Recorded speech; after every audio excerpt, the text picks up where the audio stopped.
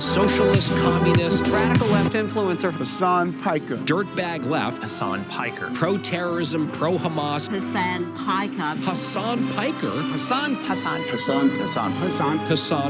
Hasan Piker, going on this vulgar rant, mocking wounded war vet for losing his eye fighting for our freedom in Afghanistan. Have you ever heard someone mention the Streisand effect and wondered what they were talking about? This phenomena is named after actress Barbara Streisand. Sometimes when you try to cover something up, you end up bringing more attention to it than if you had just let things be. We won't condemn Hasan Piker. Remember that shit? The Assemblyman will not denounce Hasan Piker, who said, America deserved 9/11, dude. The Assemblyman just said in his response, Hasan Piker says America deserved 9/11. There you go. There you have it. My friends, we have toppled a political dynasty. Now to the Michigan Senate race, where El Sayed is campaigning in Michigan, appearing on stage at 2 Michigan campaign rallies. He's proactively campaigning alongside Piker. The man who says Hezbollah's flag is his favorite because it's dope. Why would you align yourself for raging anti-Semites? Who has defended Hamas terrorists. Calling them the lesser of two Israels compared to the government evils. Lesser of two. That's what I find a bridge too far. When I went up to my good friend Chat and said, hey, can you walk me through some more controversial statements of Hasan Piker? Even ChatGPT went out of its way to soften the edges of Hasan and give me context. Thanks, but no thanks, ChatGPT. Hasan Piker is campaign poison. Placing yourself on the wrong side of a 90-10 issue is only going to make you look bad. It's going to be good for me. It's going to be good for the candidates that I work with. Turns out it was true. Abdul El Sayed at 27%. Oliver Larkin. Melon Kuros, everybody. Nice to meet you, Hasan. Welcome to the broadcast. Thank you for having me. Oh my gosh. What's going on, man? What's up, dude? Good to see you again. And I really enjoyed that, yeah. How you been? He's trying to get put out. Wow.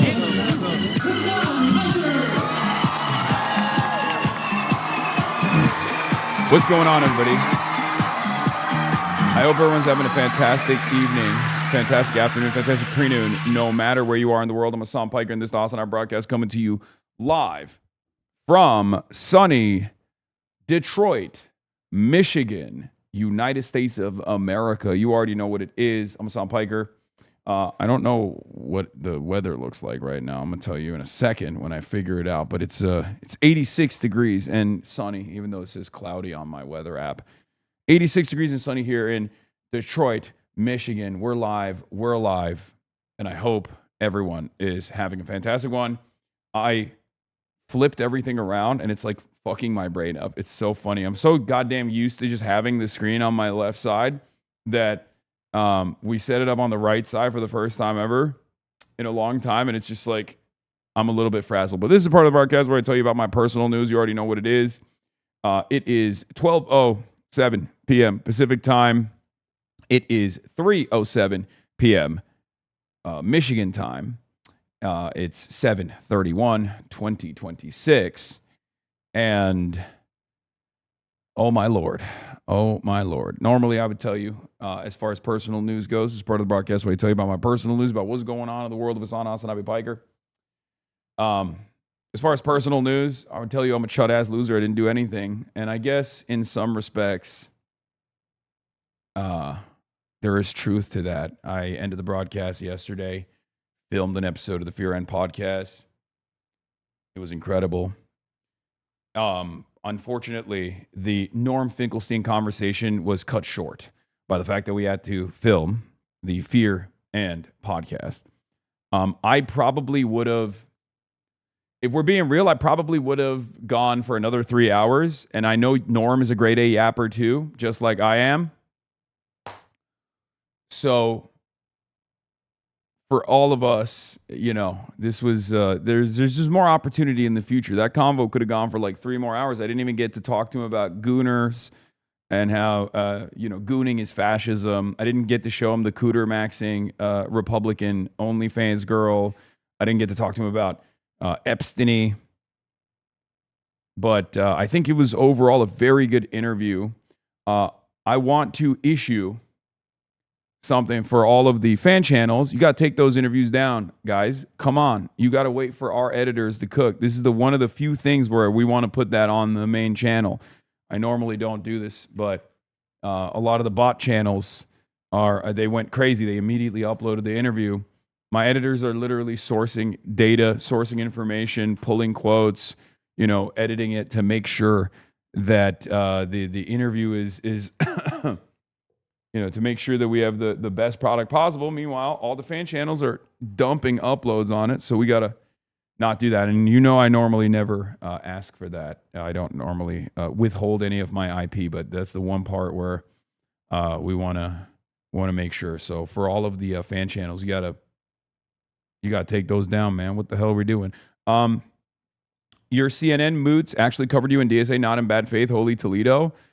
Sources tonight. Donnie, Left Insurgency. I know we're going to talk about that. Donnie is promoting his documentary that's coming out on Sunday. It's going to be about me, David Hogg, and the Left Insurgency overall, but it's mostly just going to be an opportunity for Josh Gottheimer's beautiful face to be prominently featured on CNN once again as he complains about me and how radical we are and how bad we are. I'm issuing a fatwa. It's already up on your main channel. Good. Francesca was on Fox News. We got all of that and more. We will be talking about all of that.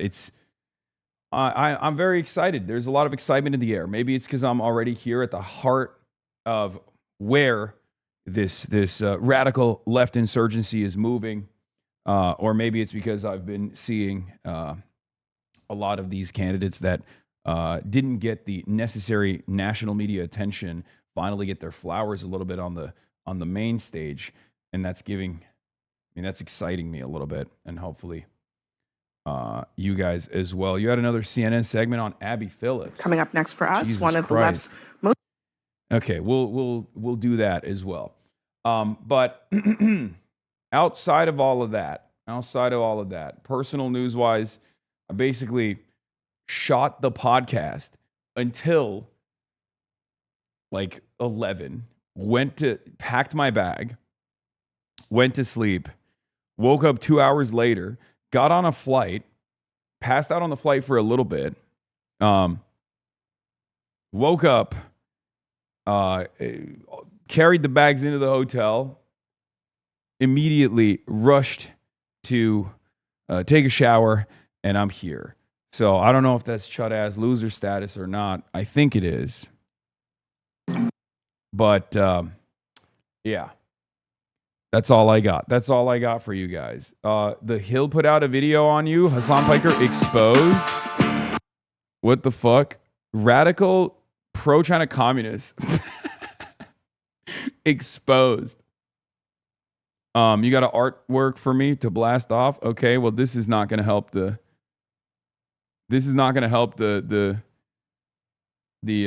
radical pro-China ties narrative, you know, but fuck it, we'll use it. Fuck it, we ball. Do we have any other blast off memes before I blast off on Twitter? Let the people know that we're live and we are alive. I have a little bit of a headache. We have a big lineup today, obviously. We're going to be going to an IRL event November 7th. later as well.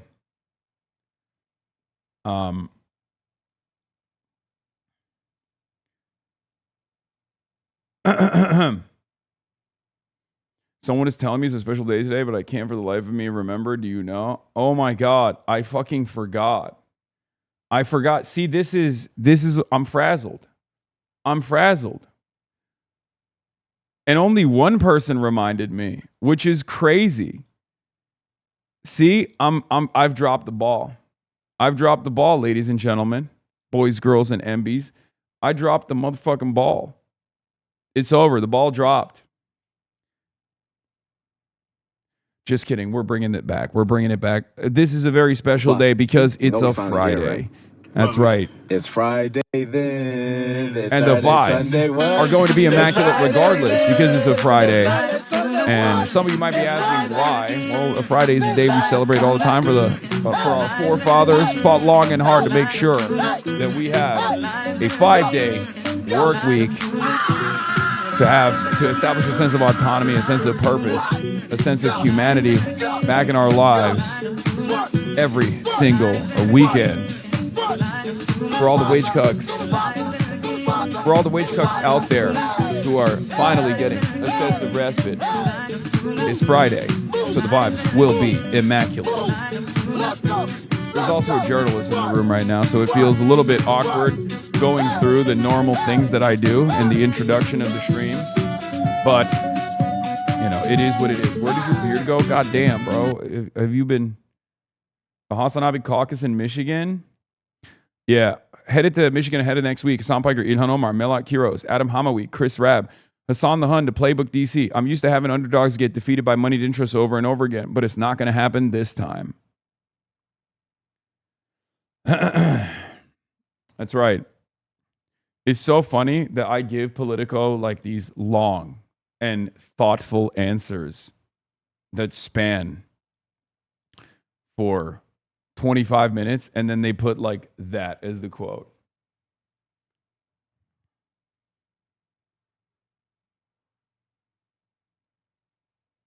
Sarah Longwell from Bulwark condemned your fans while doing a panel with Sex Pestiny. Huh, interesting. It is what it is. In any case, let's get it popping. Let's get it twisted.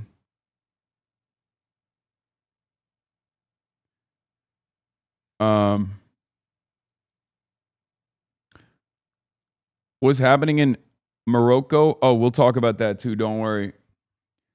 Michigan, big races next Tuesday. Straight close, situation monitored. Stevens, lame closing argument. IRL events later. Get in now. We also have a phone bank that we're going to be doing for Donovan McKinney in a little bit. Obviously, I'll be rallying the troops for everybody. We got a big race there as well. That's Detroit.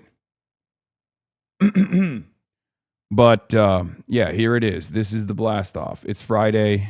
It's Friday. It's Friday. Absolute crash out from Haley Stevens. We're going to be talking about her tweet. Her closing message is literally the most online shit I've ever fucking seen.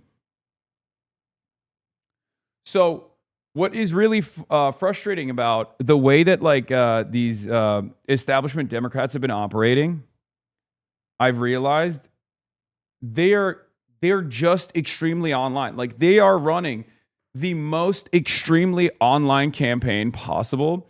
And the expectation usually from these guys, the way that they've presented themselves for many, many years, we'll start off with the Haley Stevens closing message. Okay?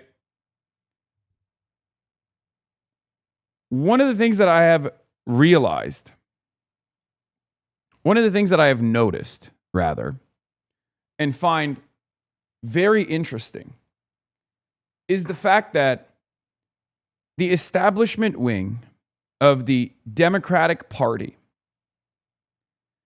used to present themselves as like the reasonable people that understood the working class. People that didn't spend a good deal of time on the internet, people that were, you know, doing the work, a workhorse, if you will, right? For Michigan. And what's been really interesting about this process is that it turns out when left to their own devices, when they actually have a real left flank insurgency that is taking out seats piece by piece, the only tools that they have in their tool belt is the old school, shallow identity politics, false smears of claiming that your opponent is like anti-black or anti-woman, and claiming electability to an increasingly smaller group of people at the heart of the party.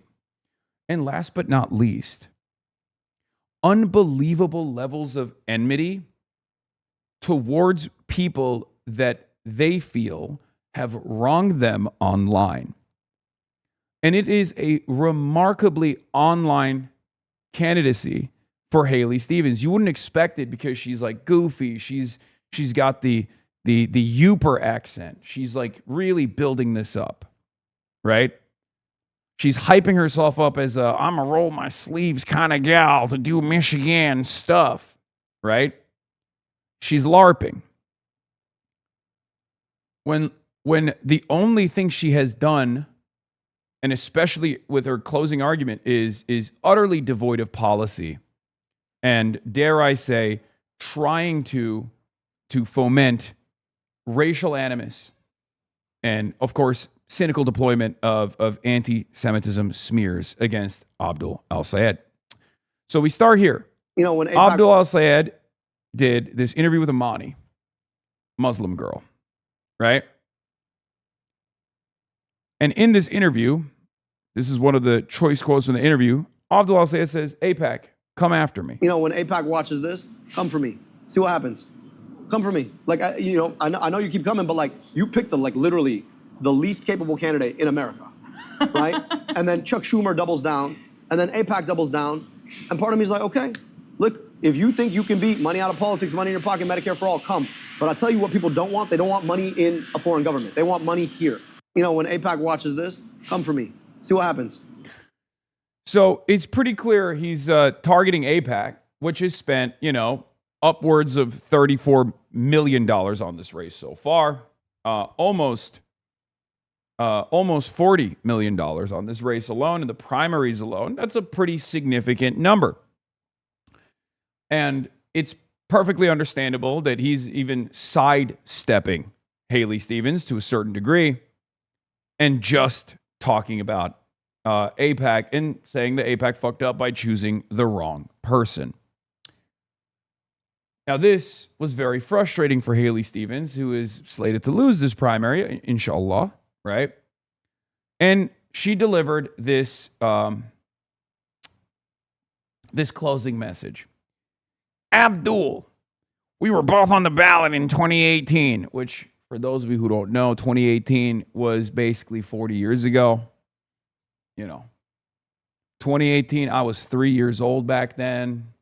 Get it out of your system. For all the chatters in here, we're going to be like, 2018, that was 45 years ago.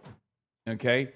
Abdul, we were both on the ballot in 2018. I was capable of winning my competitive primary and general election. You lost. You lost by over 20 points to Gretchen Whitmer, and you will lose to Mike Rogers by talking like this. Everyone in America understands you want to blame all your problems on Jewish Americans. What the fuck?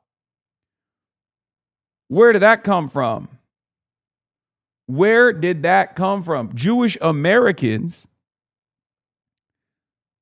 Let me tell you something. Okay? The notion that AIPAC is representative of Jewish Americans is perhaps one of the most anti-Semitic things you can say. Now, and I'm not even talking about it as like from the anti-Zionist perspective, right? I'm not even saying that as like the woke guy who's always fucking talking about how Israel is fomenting anti-Semitism. I'm just straight up looking at the objective numbers of what American Jews despise. AIPAC is up there, okay? At this point, there are few things less popular than AIPAC for American Jews. You can make a separate argument about Zionism, what it means to American Jews, or Israel and what it means to American Jews to varying degrees. Some people defend it, some people don't, whatever, right? But AIPAC is seen as this far-right, MAGA billionaire-backed institution, this organization that is unbelievably undemocratic and unbelievably unpopular. So for her to just say AIPAC is actually a substitute here for all American Jews is more anti-Semitic than anything that they have claimed Abdul al-Sayed has ever said. Not anything he's actually said, because he's not anti-Semitic at all, but even their claims do not come near the level of anti-Semitism demonstrated in this talking point. Okay? But of course, we expect that from the stick it to 'em, that's the Michigan way candidate. But buddy, let me be very clear. I will lower the cost of groceries, ban stock trading for elected officials, stop Trump's abuses of power, and protect Michigan manufacturing. And you'll just be a celebrity whining and writing books to get even richer. You're part of the complainer class looking for their next book or podcast deal. Bro. Bruh.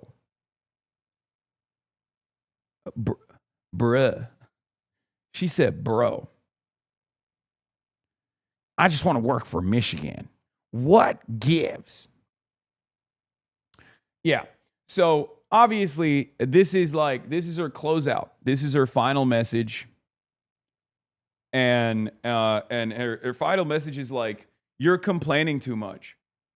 Which, by the way, given that Abdul is, running for office in a primary, she's not just saying that about Abdul, she's saying that about all voters.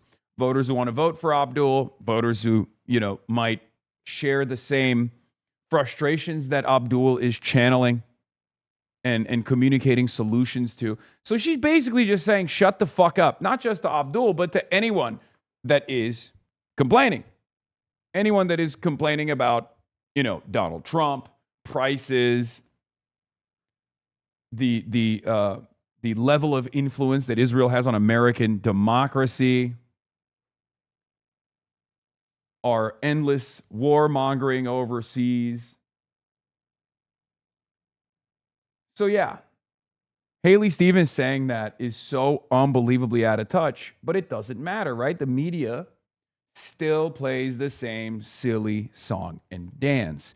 Although, if you look at this, most American Jews oppose AIPAC spending in Democratic primaries, survey finds. Most have not heard much about the role pro-Israel groups have played in this year's primaries, another survey found.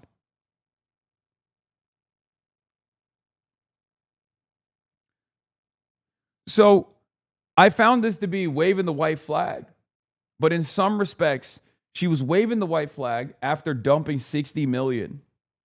Okay, dumping 60 million into this race. Is Haley Jewish? No. Contrary to what some people in the commentary sphere have claimed, and contrary to how Haley Stevens presents herself, Haley Stevens is not Jewish. She's not. She's Christian. But it doesn't end there. Here's the other parting message. And this is the part where we get really online. Are you ready for this? Haley Stevens says, they might not like how I sound, but I will make sure that Michigan is heard. There's those cool kids on the internet making fun of how I talk. But let's be real, they're making fun of Michigan. Their jokes makes me fight harder. Just like I did when I was working for President Obama. Like I'm doing standing up to Trump. Yeah, President Obama. When I was an intern, I sat next to President Obama. To stop ICE. They might not like how I sound, but I am going to make damn sure they hear us in the halls of power. Yeah. So, again, this is like an online phenomena, okay? I'm willing to bet not a single damn person in this room gives a shit about the way you sound or has heard, I don't know, barbarism critic getting a fucking viral tweet off on how you sound. You know what I mean? Can you imagine making that your fucking campaign? It's somehow even dumber than making your campaign around like Abdul El Sayed hung out with Hasan Piker. He's a Twitch streamer. You guys need to know about this guy. He's real bad. What gives?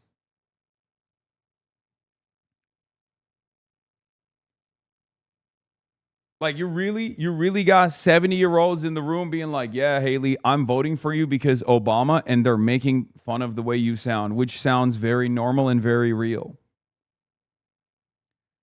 Yeah.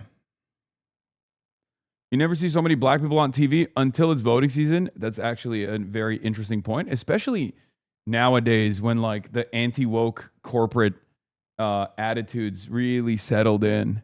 And people were running the fucking gamut on the anti-woke shit.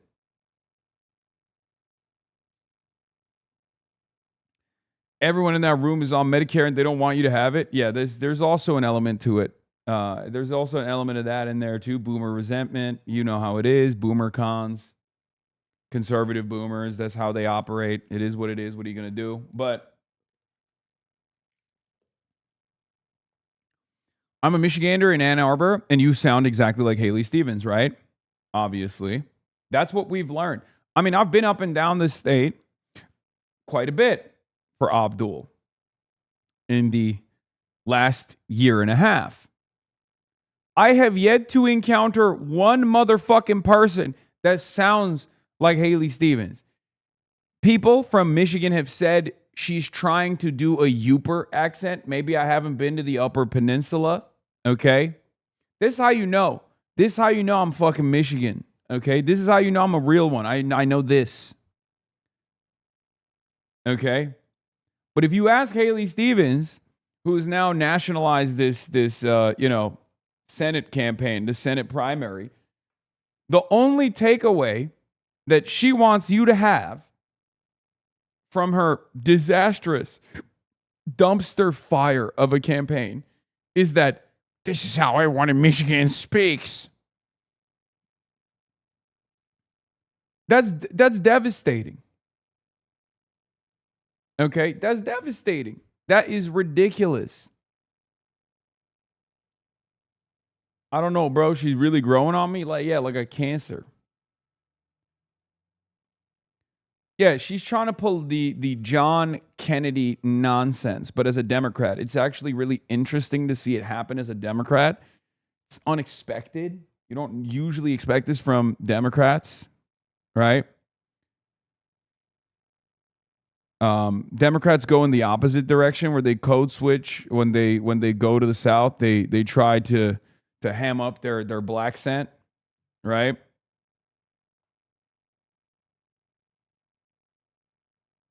That's usually how it goes.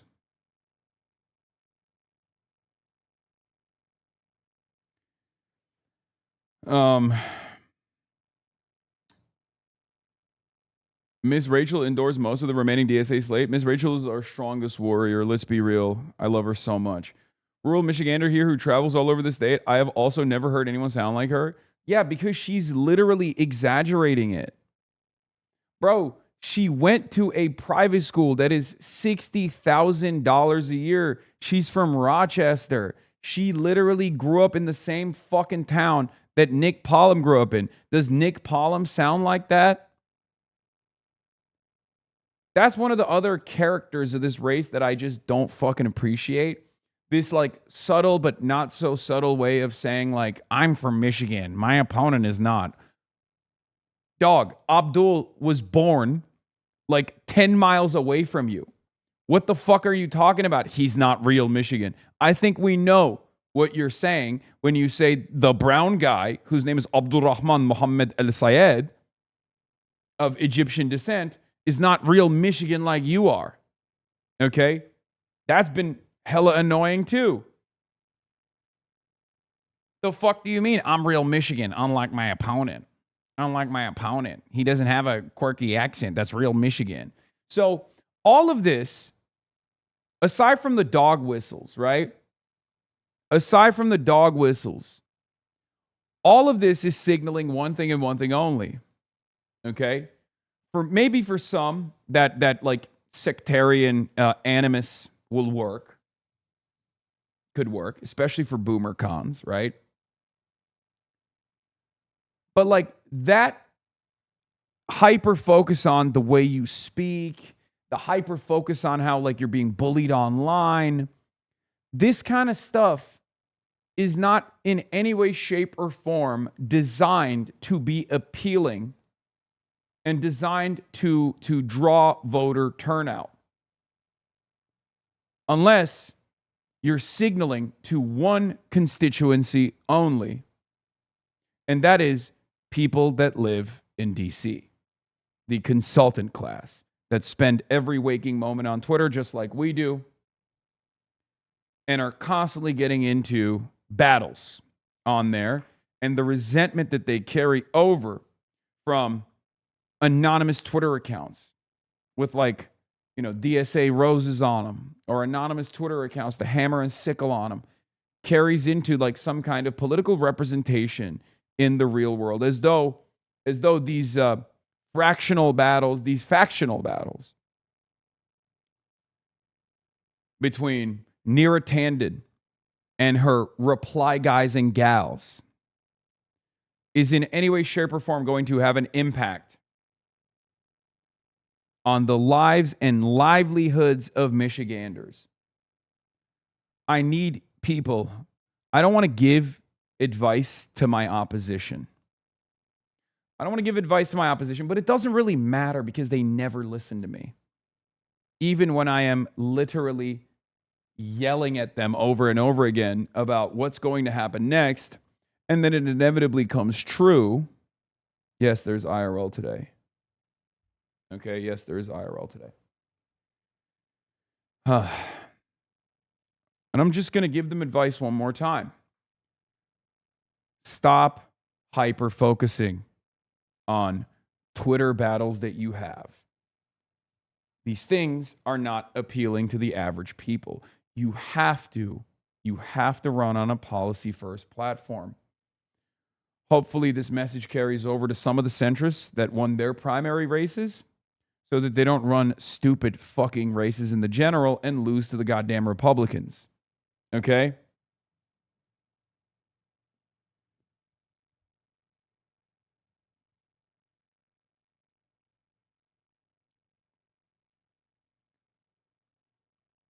Heed my warning. Anyway, there was also another Dave Weigel tweet that I think is maybe a little bit off color. El Sayed is confident to the point of cockiness in a way you don't much see from the Dems. Stevens tried to make this an issue. I really think that losing to Trump twice made the Dems think maybe we need a Laxbro who will knock their teeth out.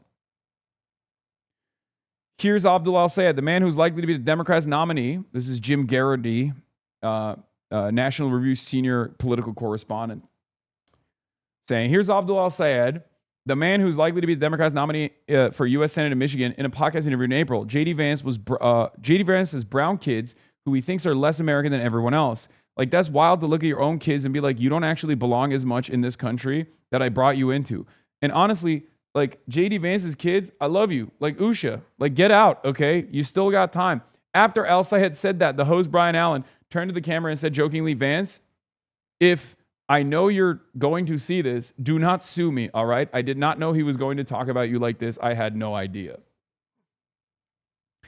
See, even for Dave Weigel, now at the semaphore, who, roams around the country as a part of his job, this is a little bit out of touch. This is precisely what voters are looking for.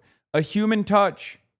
This codes as a real fighter for the voters, because real voters, just real Americans, they feel the same way when they hear about a guy who's the vice president of the United States of America, who has an Indian American wife, who has Indian American children, right? Running around, hyping up white supremacist values and claiming that his wife is probably going to go to fucking hell for not being a committed Catholic like he is. That is a very normal take. This is not an abnormal thing to say. It's uncivil to a certain degree, right? But this is exactly what most normies think. They hear this, they hear J.D. Vance and Usha, and they go, your kid's name is fucking Vivek, man. What do you mean America's getting too brown? What the fuck are you talking about? Your kid's name, one of your kids' name is Vivek, okay? Vivek. Your wife's name is Usha. You went to Yale. You are supposed to be hyping up how multicultural and diverse this goddamn country is. That's one of the best qualities of America. Our diversity is our strength. And meanwhile, Jedediah Vance over here on his 8th name change is running around being like, yeah, no, it's actually kind of bad. Maybe we got too diverse. Motherfucker, you got too diverse. You made the country diverse.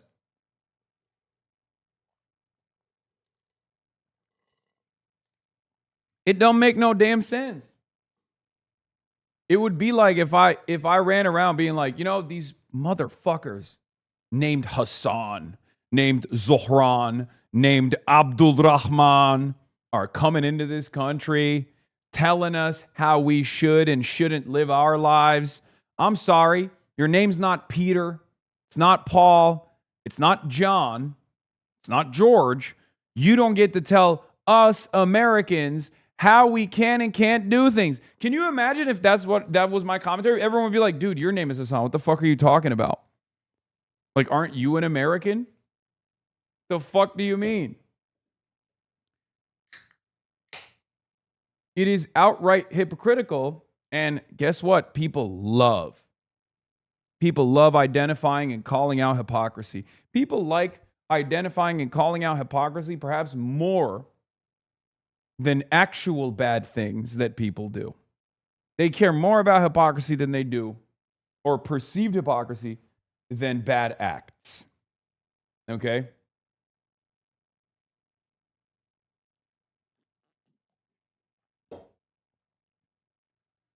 In any case, isn't that just Patrick David's whole thing? Yes, but we call it out. And it's for the average worker, it actually works a lot. it actually works against them. So yeah, CNN and Fox are going a little crazy.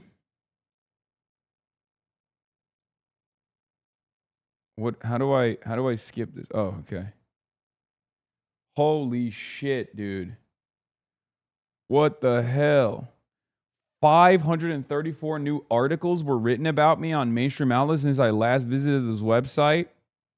Fox News, top Wisconsin Democratic socialists confronted on past defund the police rhetoric. Far-left streamer Hasan Piker guarantees Democrat nominee will be anti-Israel. Watchdog unleashes database to expose loopholes in $5 billion foreign cash flow to U.S. nonprofits. The Hill, an American ally is adopting Beijing's playbook. Politico says Piker is driving a wedge in the Democratic Party. Piker predicts 2028 Democratic nominee won't be pro-Israel. Piker makes bold prediction about 2028 Democratic presidential nominee. Yeah, that's not a bold prediction, man. That's like me saying the 2028 Democratic nominee is going to be pro-abortion. Okay? That's only a unique take if you are still in 2026 completely and utterly out of fucking touch and out of step with the actual voters. Please go outside and talk to a single person, I beg of you. Like, you cannot have your only interaction, if you're in the media, if you're in mainstream media, okay, your only interaction with the real world cannot be a DoorDasher that you awkwardly receive your DoorDash delivery from. Okay?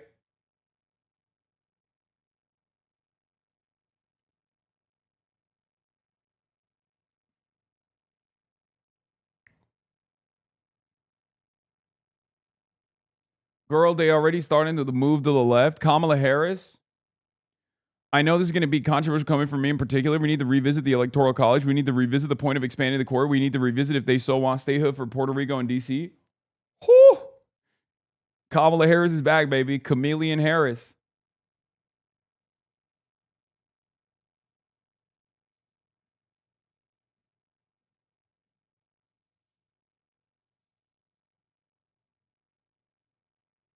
FYI, Haley Stevens is lying about where she grew up. I grew up in Rochester. Also, FYI, that's not an accent I've ever heard.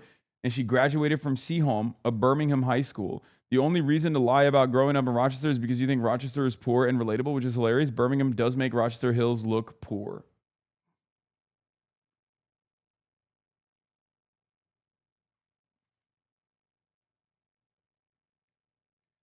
Yeah, Kamala Harris, HasanAbi hit 2028.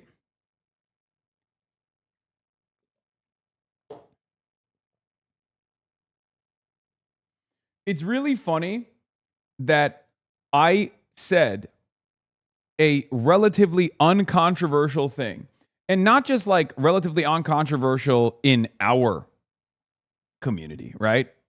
Like what I said about the 2028 Democratic nominee, I'm not going to have to worry about them being, pro-Israel. Okay? Why did I say that? Well, the reason why I said it is because I'm a normal person. I go outside. Okay? I'm in touch with regular folk. I go door knocking. I interact with my community.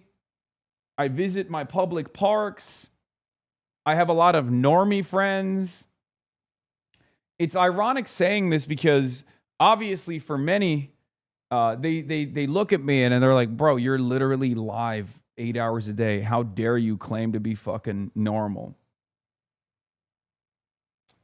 Here's the thing. Every moment that I'm not live online, I'm around regular folk, regular people, my friends, people that I meet out in the real world. I talk to them. I'll give you one example. We're driving over to the hotel this morning. Okay? An hour ago. We start canvassing the driver, let's be real. Okay? We start talking to the driver. You know how I love, hearing about people's unique political perspectives. He's a kind of older guy, maybe in his 50s, right? And we're like, what do you think about Abdul Al-Sayed? He goes, you know, I don't know much about him, but I have a 19-year-old son. And he's a big fan. And he's been trying to convince me. But even with our conversations, no, Hasan, don't do a tale to show how normal you are, please. Wait, what? No, this is not a tale about how normal I am. What the fuck's wrong with you? This is just a conversation that I had with a person. He says, one thing that really bothered me is I've heard about him from my son. Don't know who I was going to vote for, but I think after this conversation, in the end of the conversation, he said he's voting for Abdul Al-Sayed. But before we get there, he said, my son's brought him up a little bit, right? And at first I didn't know who he was. But then every time I go on YouTube, every time I watch my little clips on YouTube, every time I watch anything, okay? I am getting inundated with these ridiculous attack ads. They're calling him all these different names. And the reason, what actually pissed him off, apparently, was that they kept calling him sexist. And he's like, they kept calling this guy sexist over and over again. And then the reasons as to why they're calling him sexist is because what? He like ran against a woman in the past. He's like said things about their opinions. I don't understand it. Like what's sexist about this? And because no normies use the word inundated. No, I'm saying inundated. Okay, he didn't say those words. He didn't say inundated. Shut the fuck up. He just said he sees these ads all the time. Okay, every time he turns on the television, there's another ad calling Abdul sexist. Every time he turns on the YouTubes and he's watching his little clips, he said he sees ads running right before it. No, not a white guy, brown guy, Indian. Anyway, he was just like, it turned me off. It turned me off from Haley Stevens. It turned me off from Haley Stevens because, I think the honest assessment here is that the average person may not give that much of a shit about sexism. I'll say that. Okay? This also validates the other theory, which is boomers love when young people tell them who they like and who has got them activated enough to go and fucking vote. So that's why you have a really important opportunity to talk to your parents and to get them out, canvass your parents. And the barrage of ads is backfiring because people go, all right, well, what the fuck's up with this guy? They end up looking into it. And if they have at least one person in their lives that is close enough to them, or if there's someone who's, phone banking and it's like a young person on the other side of the phone calling them up to be like, hey, I'm, very excited to talk to you about the primaries coming up. All of a sudden, all of those attack ads just feed into the name recognition and they flip super easily. Okay?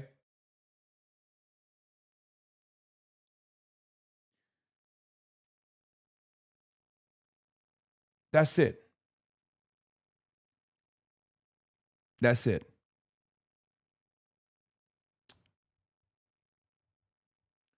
So that is part of the reason why Abdul has a lot of appeal. Meanwhile, the media is still desperately trying to present him as this like unelectable radical, and it's not. It's not working on the ground at all. It's so not working on the ground at all. But here, Semaphore wrote this article about Hillary Skolton. Abdul is going to win Hillary Skolton's district. She's a Democrat in the House of Representatives, controversial, has some allegations, some rumors that she might be She might be having an affair with the Republican running for governor. She's been saying that she's not going to endorse Abdul al-Sayed. She's not going to work to get Abdul al-Sayed elected if Abdul is the candidate. Going against the vote blue no matter who narratives. Oh, shit. What is this? Motrin? Oh, hell yeah. Thank you. That's goated. And, of course, Adam Johnson, the media critic himself, says this piece, the piece is tailored around one person, ironically enough, but it makes it seem like there's a big point of difference here, big controversy here around, like many Democrats are saying they're not going to fucking support Abdul al-Sayed. But that's not the case. Democrats are staring down the possibility that the party won't unify behind Abdul al-Sayed, who's leading by double digits in Michigan's heated Democratic Senate primary. Adam Johnson says this piece cites exactly one person refusing to support al-Sayed, Hillary Scholten. That's it. That's the only evidence. It also, once again, frames opposition to al-Sayed entirely as electability concerns, not ideology or donor pressure, even though it's ideology and donor pressure.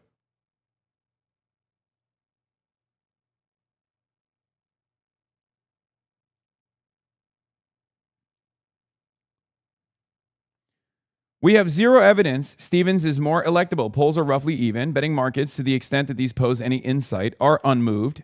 It's just racist. It's just a racist vibe, a dogma, a convenient narrative that allows pro-Israel and capitalist ideologues to launder their ideology. Okay?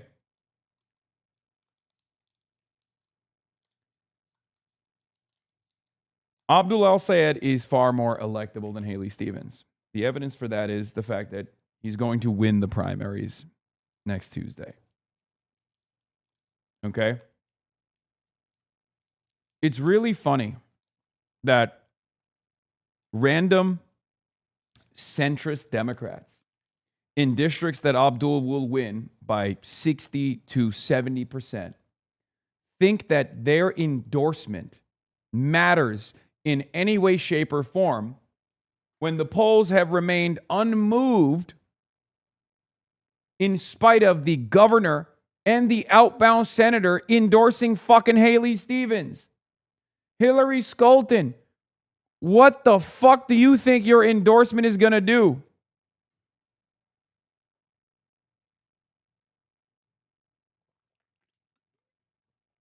Keep your endorsement.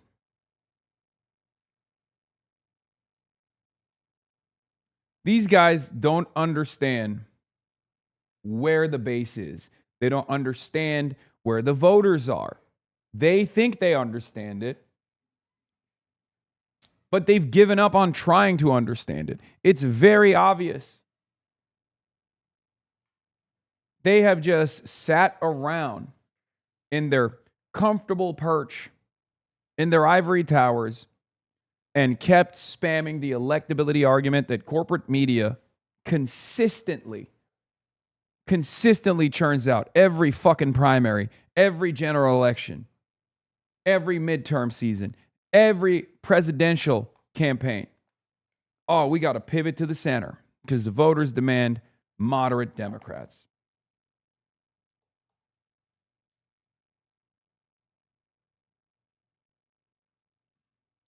Bullshit. There's also new polling that suggests that with black voters, al-Sayed is up 5, at least in one poll.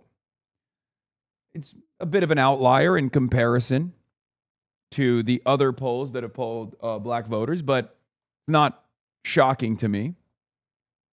These are the crosstabs coming from Mitchell Research, but I suspect if we look at the crosstabs, they might have oversampled, not oversampled necessarily, but oversampled in comparison to other to other pollsters, the youth vote, and that's probably the reason why Abdul gains an advantage in the black voters. But yes, if he is capable of bringing turnout in Detroit, Wayne County, if he's capable of bringing out the youth vote in Wayne County, then yeah, Abdul might even defeat Haley Stevens on this demographic as well.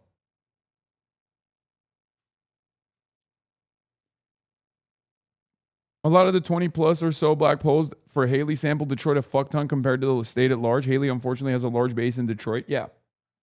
It's older black voters. The last vanguard of the establishment Democrats. That's what it is. But that voting bloc will never not vote. And they will certainly never not vote for the Democrat. Unless there is a establishment Democrat spoiler and Jim Clyburn tries to come in and tries to rat fuck the race or something, which is not going to happen because the Senate Democratic majority hinges on this race. They're not going to do that in the same way that they tried with Andrew Cuomo against Zohran Mamdani in New York and failed, right? No one is. Once the primary's over, I suspect that most of the Democrats will consolidate behind Abdul and will be pushing for it. They won't be as enthusiastic as they would for like a James Tallarico, for example, but it doesn't really matter, right?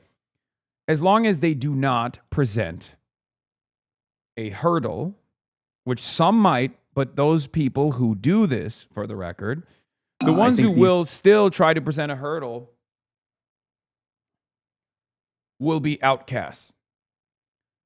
They will not have enough motion. That's my suspicion. This is speculation. Maybe I'm wrong. Maybe the Democrats will show a side. Like maybe the Democrats will show cynicism to that degree, a degree that even I don't expect, where they will just, in order to try to prove their narrative that like in swing states, you can't have a socialist-friendly candidate. They'll try to rat fuck it. They'll try to destroy the chances. They'll try to launch an opposition. I don't think so. Finally, good press value. I don't know if this is going to be good press or bad press. We'll see. It's Donny, but it's at CNN. So it's probably received as much scrutiny as anything you will ever see. It's going to be me talking for a little bit and then minutes and minutes of Josh Gottheimer calling me a monster and, James Carville being like, hey, I don't know what are you talking about. That type of shit. But this is one piece of that, which apparently hit election Twitter like a goddamn atom bomb. Okay? Everyone is very upset. Everyone is very upset about two things that have come out from this interview so far. And Donny, he's pumping it. He's hyping up this goddamn documentary like his life depended on it. And he loves it. Okay. He loves how he's retweeting everyone from every part of the ideological spectrum being like, oh yeah, this pissed you off, huh? You should tune in on Sunday to watch the whole thing. So we'll see. I have no idea what the final product's going to look like. I expect it to have to give me somewhat of a fair shake, as fair of a shake possible from the current formation at ZNN. So we'll see. But this was one clip that everyone got really mad about. These guys have failed so publicly and so spectacularly that it has caused people to seek out alternatives. I see challenges from the quote, progressive left, unquote. And these people are too hard-headed to know that they're not popular. People don't like them. Yeah, everybody likes, who everybody likes? Bill Clinton. Everyone knows if there's one figure that's popular in American politics in 2026, it's Bill Clinton. Y'all remember Bill Clinton? They don't win elections. They never run against Republicans. They just run against other Democrats. And their only message is, we're going to blow everything up. James Carville says this is all going to implode at the general election. Yeah, as opposed to previous neoliberal Democratic candidacies that have been spectacular successes so far. Hillary Rodham Clinton in 2016 and Kamala Harris in 2024. There are a lot of people who are just like, this is not working. cost of living crisis is completely out of control. Democrats haven't done anything about it. Republicans haven't done anything about it. There has to be a different alternative. I have one simple philosophy about politics. Winning is everything, stupid. Let's think of somebody. Bernie Sanders. Bernie Sanders ran for president twice. You know what he did twice? He lost. By a lot. Because for progressives, getting out of the primary is a far more difficult battle than winning in the general. This is our theory. The reason for that is because Republicans don't have a vision for change. Socialists do.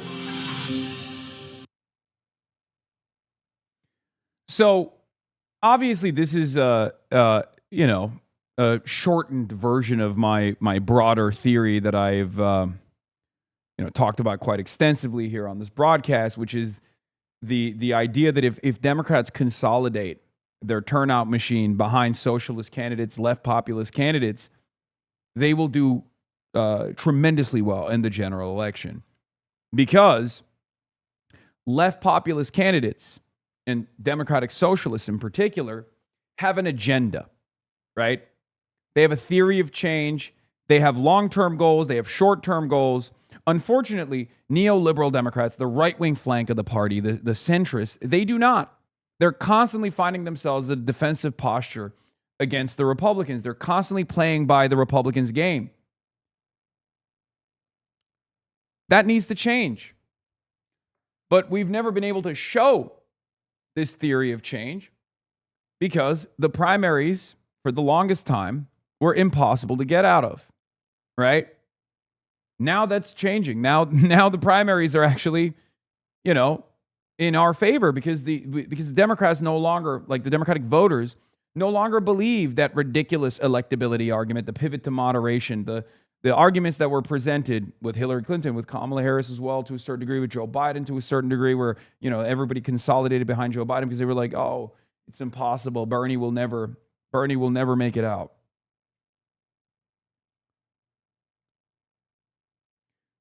Ruva Roman is criticizing you on this clip. I know. So I saw that. And I think there's a misunderstanding here. Okay. She says, strongly disagree with Hasan the Hun on this, and I'm once again strongly encouraging him to come visit the South. Both primaries and general elections are extremely hard, just in different ways. We cannot be complacent going into November. There's no point where I've ever said we have to be complacent. I didn't say that. I just said that my worldview is, my opinion on this is, and we will show the world this reality, we will shock the world, okay, that left flank Democrats will defeat Republicans more handily than centrist neoliberals with no vision. That's it.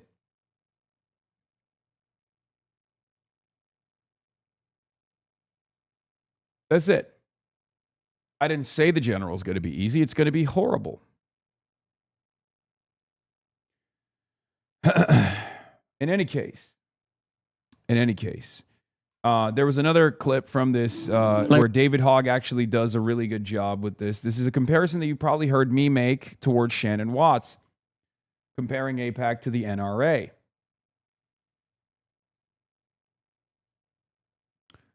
Democrats unironically gave up to the left for Democrats unironically gave up the party to the left for Israel. Yep, that's precisely what happened. That's precisely what happened. And we're going to keep doing that because that's just a pure expression of democracy. If our electeds refuse to represent our interests, then yeah, of course we're going to fucking run people that do that. We're going to run people that will represent the interests of the masses. It's that simple. They're losing because they forgot that the fundamental principle of theoretical democracy is to represent the needs of the fucking masses. Anyway, David Hogg compares AIPAC to the NRA.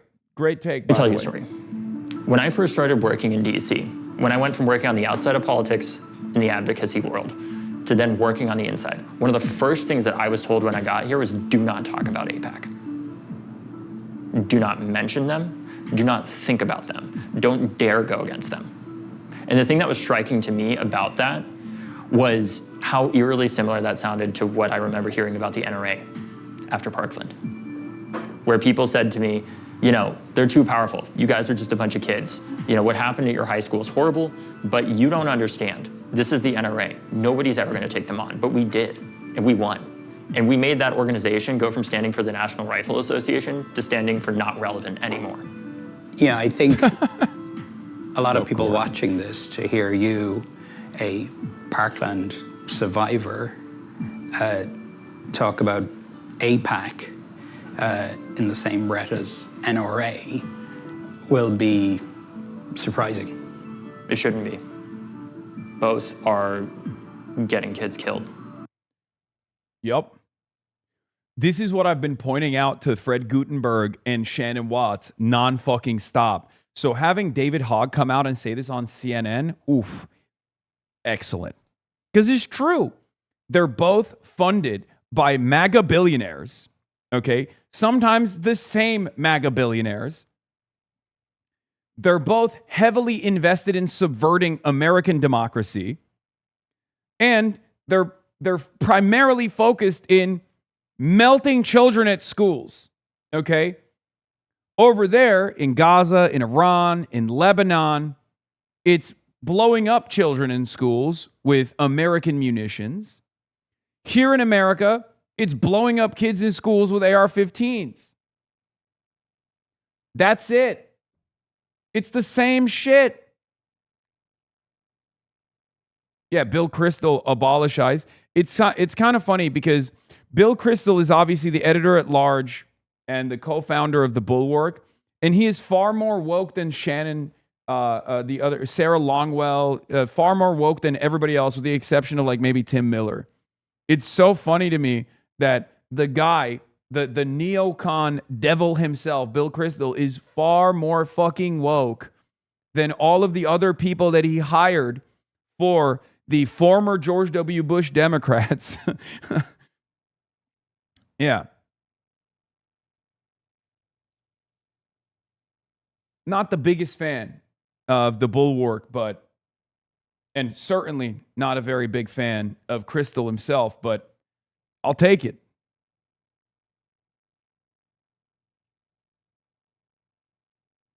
Shannon Watts reposted a tweet. What is this? Shannon Watts, a gun violence prevention activist and the founder of Moms Demand Action, reposted that account quoting this out of context clip to dissuade people from voting for Dr. Abdul El-Sayed. Oh yeah, this is people saying Hasan Piker is an op. That's unconstitutional. Man, you can fuck and suck me from the back, okay?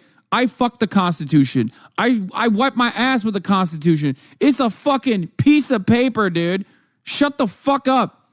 Motherfuck the Constitution and motherfuck this country, okay? You stupid bitch. I wonder what I could have been possibly talking about when I said that. Ooh, it seems like this was very frustrating. Oh, what was that?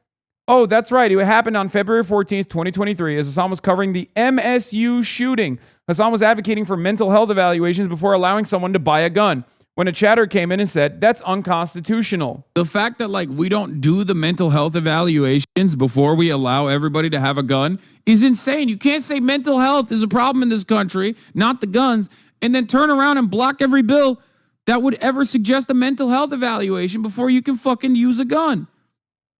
I have never understood why people think that it is crazy that we do not at least have the same level of restrictions in firearm ownership as we do for driver's licenses, okay? I will never understand that. It is such a wild thing. That's unconstitutional. Man, you can fuck and suck me from the back. Wow. Wow. You mean to tell me that the person who found Moms Demand Action, the person who founded Moms Demand Action is very upset at the language I'm using? Wow, oh my God. Again, civility fetishists that will turn around and say, oh my God, this is going to play really poorly in the election. Meanwhile, they're literally pointing to it to try and get it to play a role in the election. That was the Michigan State University shooting. I said what I said. Okay? The Constitution is a living, breathing document. It's supposed to be interpreted. And also, if it's a setback towards progress, if it's a setback that harms children in this country, then it needs to change. Who cares? I have no reverence to a piece of paper. What are we talking about?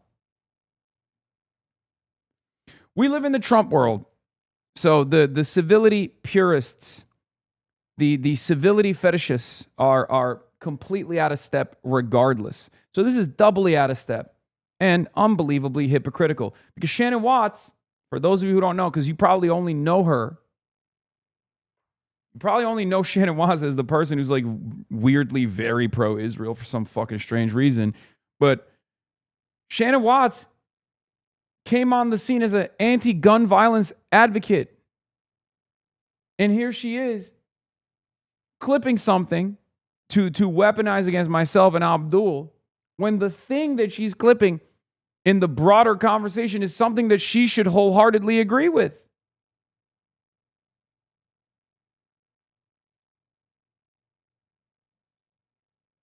And I don't draw a line between whether it's kids in Parkland, kids on any street in America, in any community, or if it's kids in Palestine. It's not okay. When you first got here to DC and you were told, whatever you do, don't talk about AIPAC. Don't come after AIPAC. You know, Big Pharma puts a lot of money into this town, big oil, whatever. Why do you think it was AIPAC you were told to stay quiet about more so than anything else? There are a few groups that had the winning streak that AIPAC had. That's the reality. What people fear more than anything are people that they perceive to be strong winners that can be decisive in elections. Yeah, and we've been destroying that narrative, okay? We have been destroying that narrative, and I'm unbelievably proud of this community for playing a formative role in absolutely brick by brick breaking that AIPAC barrier that politicians were so terrified of, which kept them quiet on these issues, on these human rights atrocities that we are complicit in. Okay? I mean, think about it. This race in Michigan is a statewide race. They claim Michigan is a swing state. It's not. It's not a fucking swing state. Michigan is only a swing state because Democrats have been complicit. Okay? Not just about Israel, but a litany of different issues as well. Democrats have placed corporate interests ahead of the interests of the population for far too long. That's why this state is a fucking swing state. Okay? But even then, in this pivotal race, in the primaries, AIPAC has dumped close to $40 million into the race. A record-breaking amount of money. And it still hasn't made a fucking dent for Haley Stevens. Okay? That's it. AIPAC did not make anyone available for an interview. In a statement, AIPAC called Hogg's comments despicable and disgusting. AIPAC said it is proud to support, quote, principled Democrats who share our commitment to a partnership that is integral to America's national security. It also pointed out that many Democrats it supports are winning their primaries. Yeah, okay. Perhaps it's because they haven't run against our guys.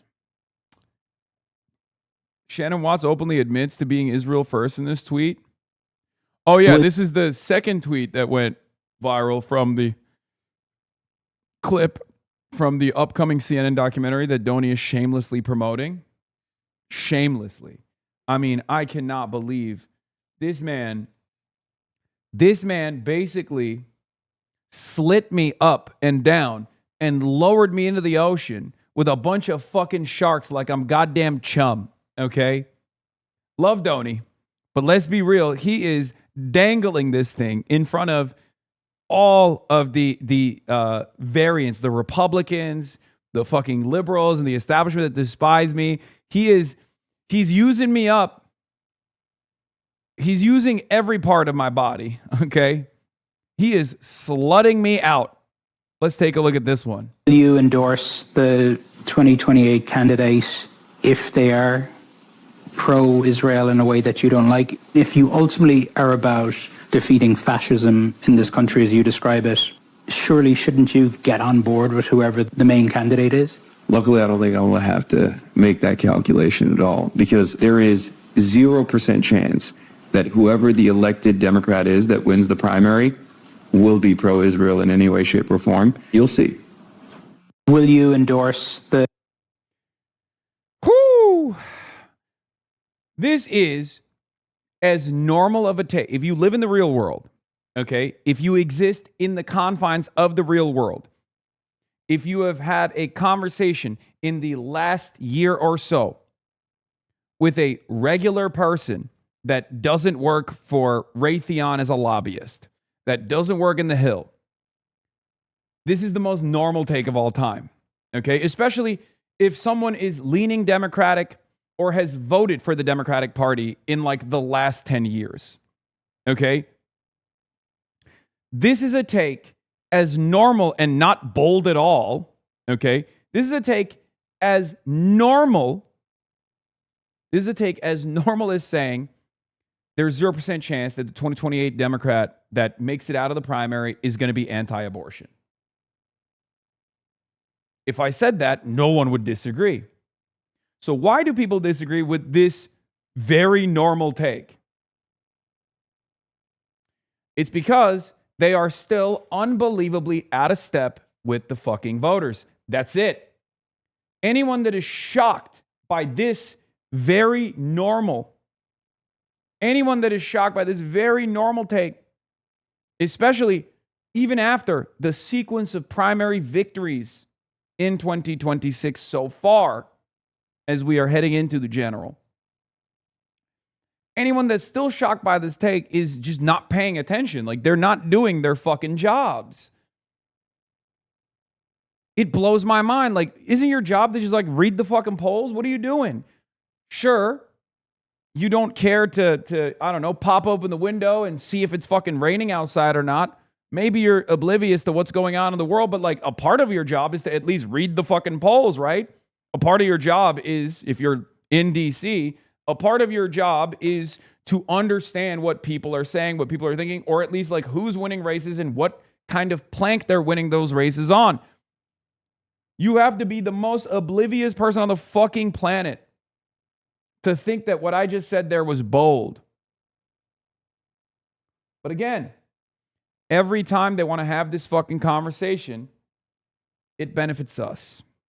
Because every time they want to have this conversation and go, that's a ridiculously anti-Semitic thing to say, I can't believe he's saying that, they show how out of step they are.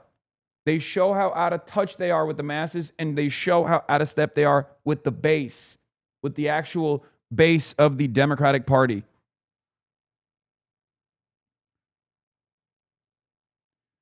While that there's a group called Democratic Majority for Israel, when there is no group in the Democratic coalition that agrees with the establishment position on unlimited, unconditional aid to Israel in perpetuity, even most Jewish voters disagree.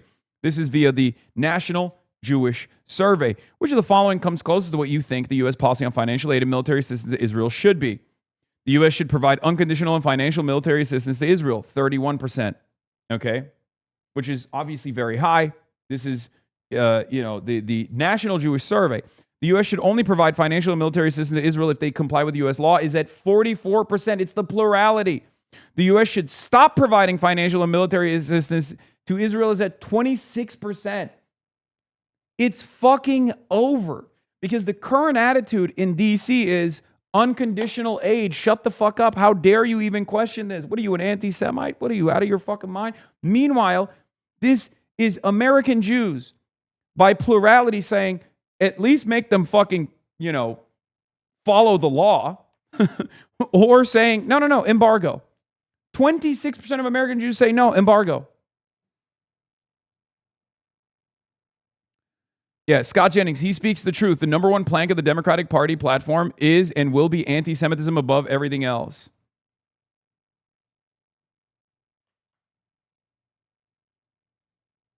It's anti-Semitic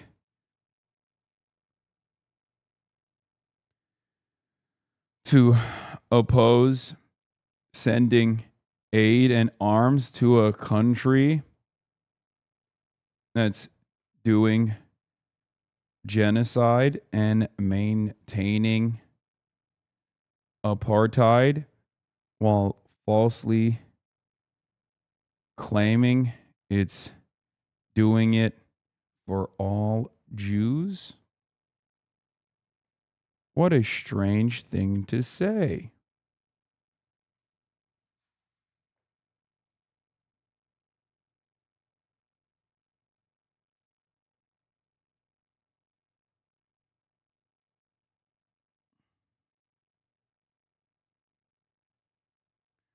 Can you tell him to suck my dick in that tweet as well? At Plaslyko? No, I'm not going to do that. Sorry, Plaslyko.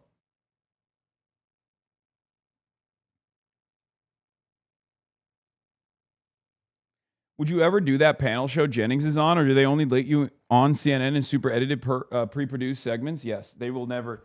They will never have me on MSNBC. They will never have me on CNN. Let's be real; it's not happening anytime soon. I mean, that might change. Who knows where we'll be by 2028? But for the time being, well, CNN in 2028 is going to be under the control of Ellison, so they'll definitely never have me on. But you are the breaking news story every day on Hannity now. What the fuck? Sean Hannity has made Hasan the breaking news story on Fox News every single day this past week. He no longer needs to explain who Hasan is because everyone in his boomer audience already knows him now.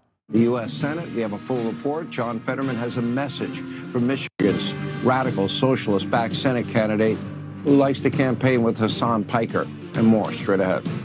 I cannot believe this fucking puffy-faced loser said he wanted me to go on his fucking podcast. I literally said I would fly out to Florida for him to do his goddamn podcast, and he backed away, and then he chirps about me every fucking day. I'm so mad. He had a goddamn war criminal on his fucking podcast that he paywalled the interview portion of before he had my ass on. Talking about me every day, never talking to me. Holy shit. But yeah, this is expected.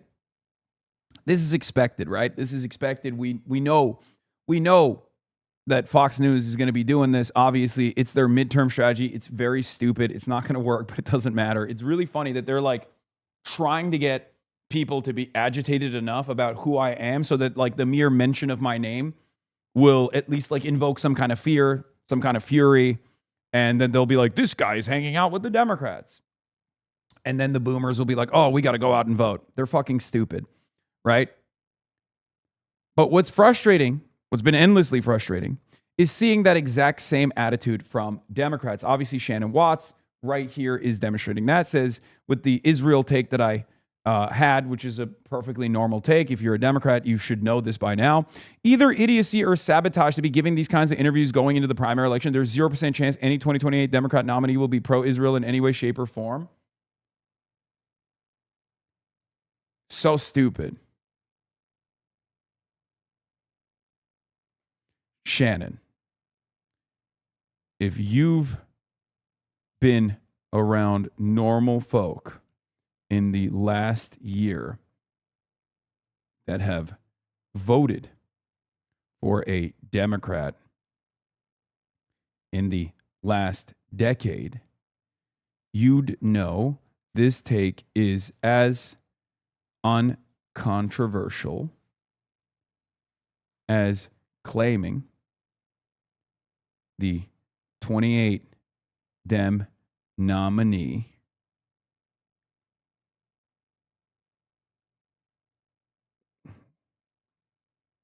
won't be anti-abortion.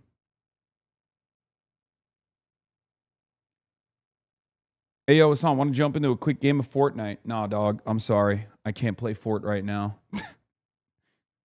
Thank you.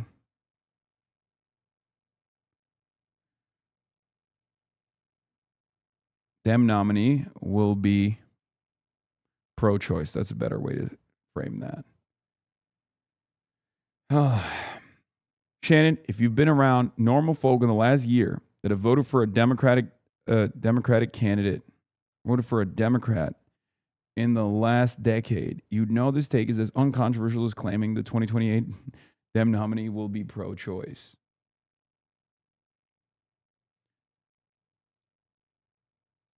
New Michigan poll dropped.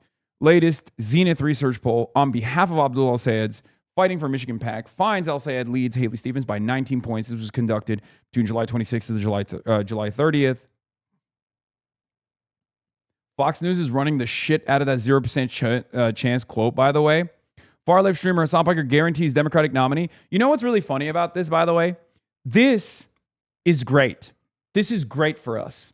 Not just for us on the insurgent left, but this is great for the broader anti-MAGA, anti-Trump movement, okay? That extends far beyond the left flank insurgencies, that extends into the Democratic base of support broadly, and even independents, and maybe even some Republicans who are increasingly more frustrated, okay? Increasingly more frustrated with the unconditional loyalty demonstrated by Trump and his allies to Israel. Why? This, once again, positions them as the unconditional loyalty to Israel party. That is so good. This is so good that, like, I sometimes feel like the Democrats don't deserve this level of promotion, okay? What have they done to receive this level of promotion? Yeah. We must internalize that identity politics extremists polarize themselves into actual racism, not because of hypocrisy, but because that's the end result of liberal identity politics, an ideology that privileges racial sectarianism and owning the left will find the red pill. Yeah, there seems to be a play to double down on racism against Abdul al-Sayed by pro-Haley Stevens posters who keep popping up in my feed. Yeah, we covered this before, right? It was the school board lady.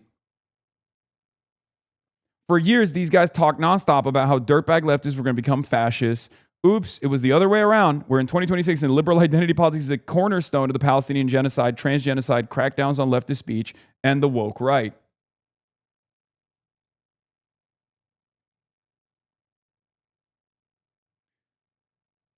I just want Larkin to win in a huge upset in Florida. Establishment Dems will commit seppuku on live on CNN. Yeah, we're going to work on that. Don't worry. Hello, Hasan. Glad you're in Michigan. Abdul's going to win by 5 to 10 points, I suspect. Have heard that from folks close to the campaign. I think it's great you are trying to mobilize your fans and followers for on-the-ground political action, says H. Bizzle. Lib Bizzle is back. AFL-CIA's very own Lib Bizzle is back. Back in the building. Now that elections are coming up, of course, our UAW champion,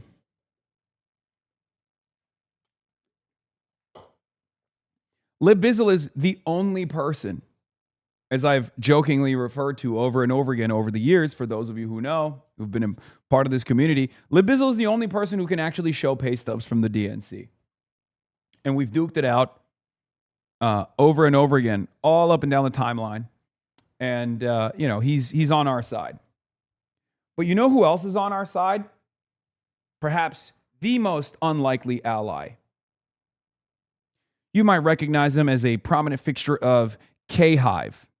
That's right, ladies and gentlemen.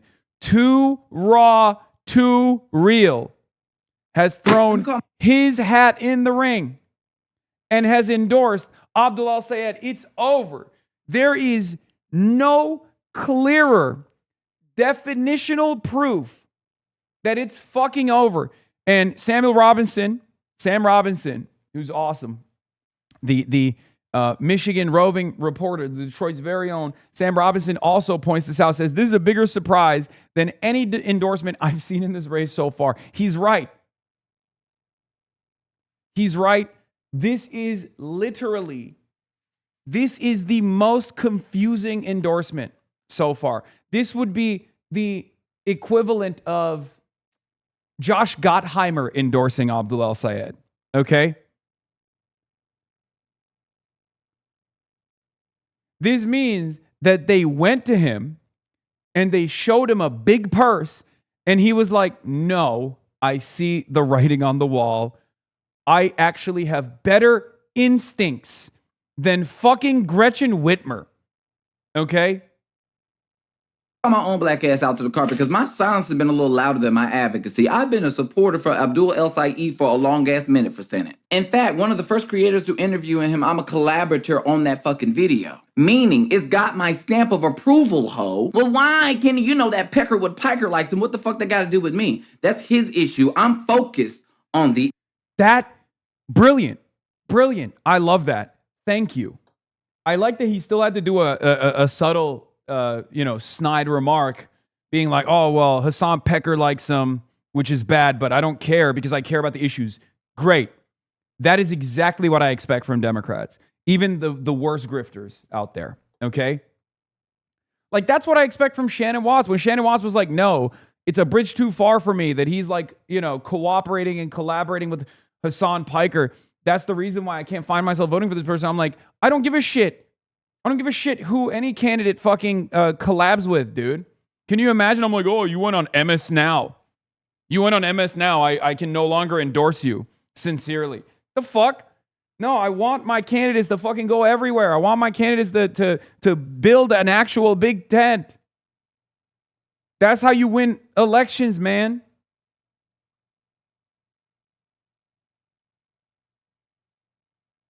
Yeah, I saw centrist liberals now indistinguishable from... Oh, this was really funny as well. Hold on. Let's finish this beautiful, beautiful moment from Too Raw, Too Real. Welcome to the insurgent left. Too Raw, Too Real. I think McKinney is going to win as well as Lawrence. Friend working in support of Lawrence told me before the Global Strategy Group poll on MI7 came out similar results. Thought margin will be bigger. The fact Syed is winning big in MI7, Slotkin's old C should be a big canary for the party. Yup. It turns out, MI7, they are going to say, for MI7, that's a big one, right? That's a big one. We're going to talk about that in a little bit. Let me finish this first because I want to keep gloating. But after that, we will get to MI7. We'll get to Donovan's race too. Obviously, there's a lot of exciting things to unpack from the projections so far. Issues. Like, this is not no click shit. This is politics. And yes. I'm not going to play politics with people's lives. Well, Kenny, I thought you didn't like progressives. Well, I don't like prejudiced progressives. I don't like milquetoast moderates. I don't like racist ass Republicans. It's all anything that stems in anti-blackness. Bitch, I don't like it. I'm politically homeless. King, you're on camera. No, it's fine. You can just go. No, it's fine. It's fine. You can just plug it. You don't have to crawl on the ground. That's so funny. He's like trying to marine crawl, so he's like off the camera. I was like, it's not gonna work. Well, here, there's hold on. I got you. Just so happen to be a black person who's registered as a Democrat. Y'all the lily whites who like to live by motherfucking labels, not me. Abdul is a motherfucking real one. He ain't like these other motherfucking progressives. He's not a class reductionist. He believes that you cannot deal with class unless you deal with race. He continuously shows up in black spaces. He doesn't diminish our experiences or chop it up as identity politics. In fact, he even teamed up and collaborated with one of the most productive women in Congress, Lauren Underwood. Well, Kenny, wasn't he a part of the uncommitted movement? Yes, he was. But he wasn't like the motherfucking crackheads that turned from uncommitted to abandoned Harris. They originally had in good intentions, but just like every motherfucking movement, there are some people who decide to derail the fucking movement and do some other shit. Let's roll this shit back real quick. Originally, the uncommitted movement was to apply pressure to the president to call for a ceasefire and to end the devastation that was happening in Palestine. When Joe Biden dropped out and said he wasn't seeking re-election, it wasn't even a day later that Abdul was calling on Kamala Harris to be the Democratic nominee. He endorsed her immediately, even before any delegates even voted for her to be the presumptive nominee. Like I said, he ain't crazy, and his ass ain't DSA neither. I know that capitalism works. I just know that it does not work when you have monopolies or oligopolies. This is so good. This is so goddamn good. I mean, I love it. Like, he is obviously one of the, like, this has been like an ongoing one-sided beef. He fucking hates my ass, right? He hates everything I represent. He constantly will cynically claim that I'm like racist, I'm anti-black, whatever. Okay? But he is demonstrating a level of sensibility here that I haven't seen from so many other Twitter brain broken pundits, dude. I don't know what the fuck's going on. Also, there's a Chan internal that shows her 5 points away from Scott Wiener. This is not great. I've already said I would support her if she wants it. It's coming close, Connie. And I'm saying that as someone, again, here's a great example of this. Okay, Connie Chen, not my favorite pick in the primary. As you guys know, I tried to lend support to Shoykot. He lost. But what did I say? After the primary's over, we can't let Scott Wiener occupy that seat. He will occupy it as one of the most viciously pro-Israel candidates who's currently lying. Okay? Who's currently lying about not being pro-Israel. Connie Chen called me an anti-Asian racist in the primaries.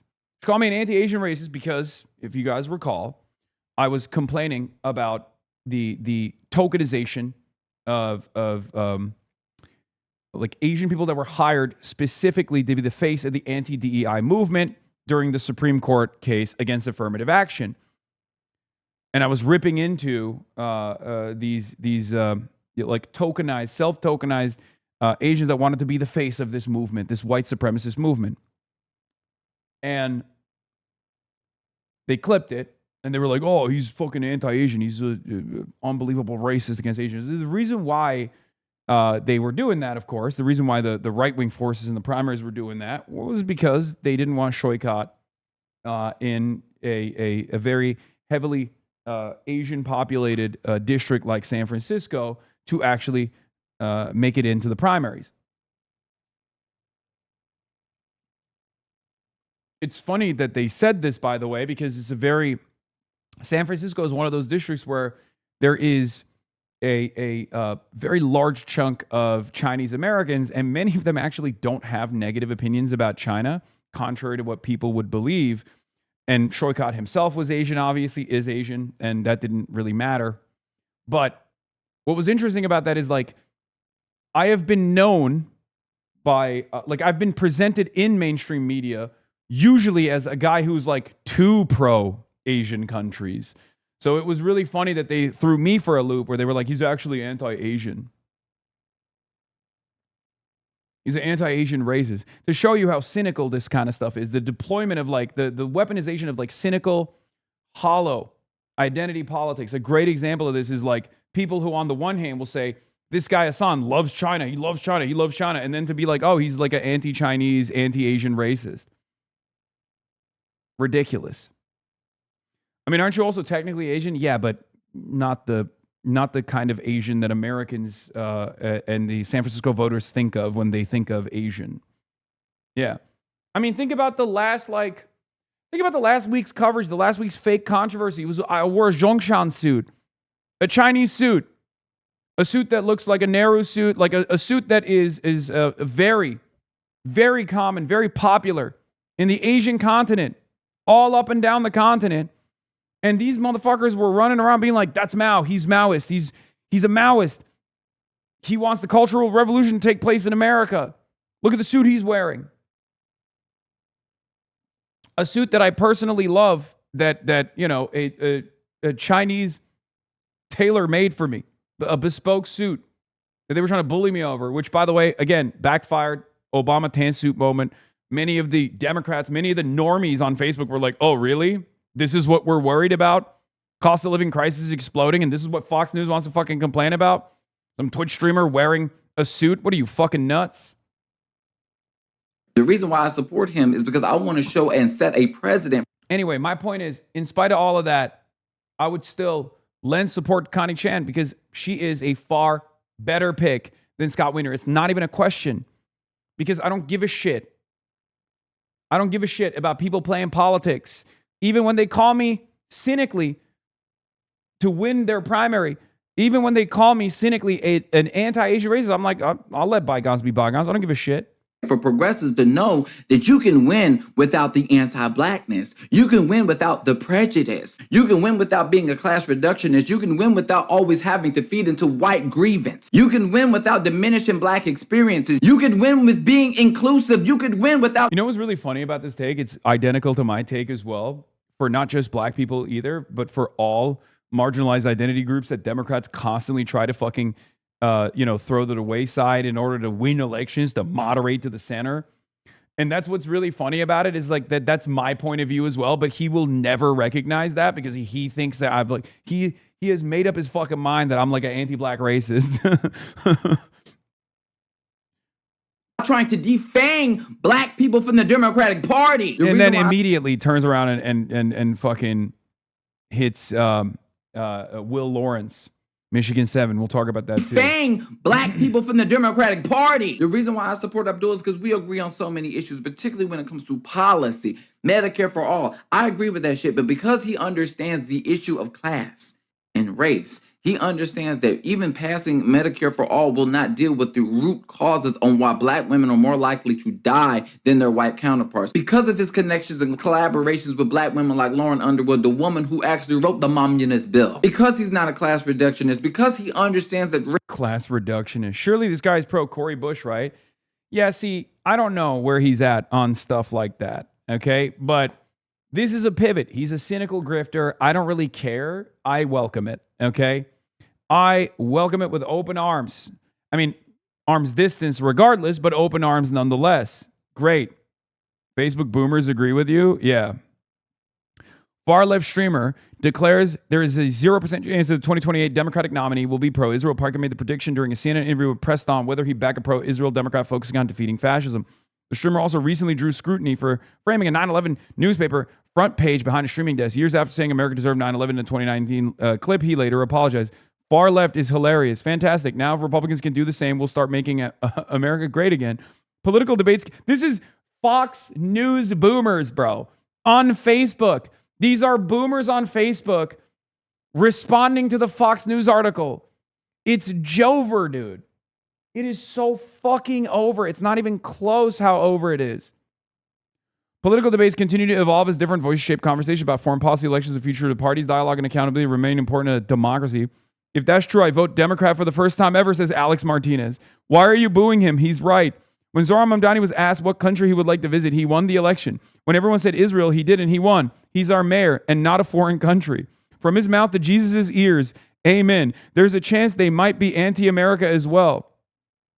I think we need someone who's pro-United States. Criticism of the Israeli government's actions, blah, blah, blah.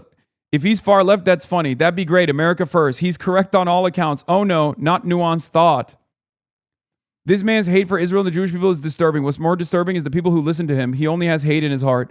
26 people laughing at that comment. That's what's really funny about this. Donald Trump tapped into populist rage very effectively, but because he's a con man, he didn't actually follow through on it. Like the isolationist perspective. No more wars. He's the peace ticket. This is the pro-peace ticket. America first. Let's rebuild our industrial base. These are not controversial ideas. These are universally positive ideas that the American voters are demanding. They're begging. Trump happened to capitalize on the Democratic Party's inability to address these demands. That's it. That's it. And now that he hasn't followed through on it and exposed himself as a fucking charlatan, can you imagine a world if the Democrats got their fucking shit together and said, look, he's not doing it. We actually will. That is the promise of the insurgent left. Hopefully he's right. Why do they always have that look about them? Sounds good. Well, yeah, they can't run far enough or fast enough to the left on any policy. If they want any chance, they'll need the most extreme Democratic socialists they can find on TikTok. I love all the photos of the boy millionaire socialist, 2K Cartier glasses. We can only hope. He's right, America first. Hakikat bombasım. He's truth nuke in Turkish. You can't really be focused on defeating fascism and pro-Israel at the same time. And that's why they will win easily in 2028 and 2032. Trump has been the best president Democrats ever had. He will hand him all three houses for years, maybe decades. No lies detected. America First is now considered far left. Oh, it's so good. It's so fucking good. Dana Bash had Fran Hong on to hit her with a litany of gotchas, but it's fucking great for us. Once again, any moment that Francesca is on mainstream news is excellent. Okay? Excellent. Racism is the root causes on why all these things are happening. So if I didn't say it before, let me say it full throated. Okay, great. Too raw, too real. Welcome to the fucking left insurgency. All right. So we'll do the Francesca Hong thing in a second. What was I going to show you? Wow, in the 18 toss-up House districts, 92% of black voters and 75% of Hispanic voters were less likely to back a candidate who strongly supports Israel and continued U.S. military aid. 61% of moderates were less likely to support a pro-Israel candidate. Holy fuck, this is the truth Samson option, okay? This is the truth nuke of all nukes. What are we doing? God, the Democrats are so fucking incompetent. It's awesome. I'll be honest with you. If they were smarter about this shit, if they tried to play their cards a little bit better, if they weren't such corporate stooges, they literally would have recognized the moment and would have at least tried to present themselves as being like critical of Israel, but in the appropriate way. But they didn't. Because they're such corporate stooges. They're such goddamn corporate stooges that they could not get themselves to say the necessary things to even lie to the base.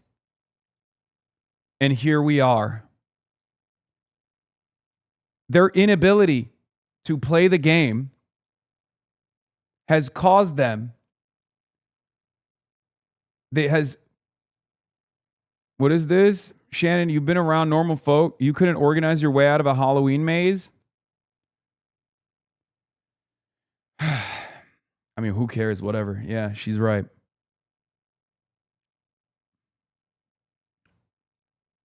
Fine. Organizing for Shannon literally means getting paid 20 grand a pop to go speak at events, oftentimes fundraised by pro-Israel donors. Okay, that's what organizing means to her.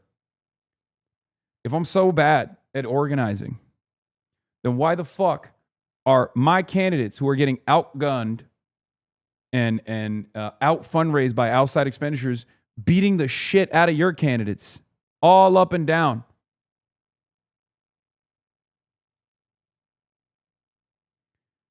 Yeah, I know. Bernie Moreno is gay, by the way. Yes, I'm surprised that people are shocked by this. I've covered it before. And that's part of the reason why he has been awfully quiet about Max Miller, who brutalized his daughter. We've briefly touched on this. I've covered it a couple times, but we'll do it.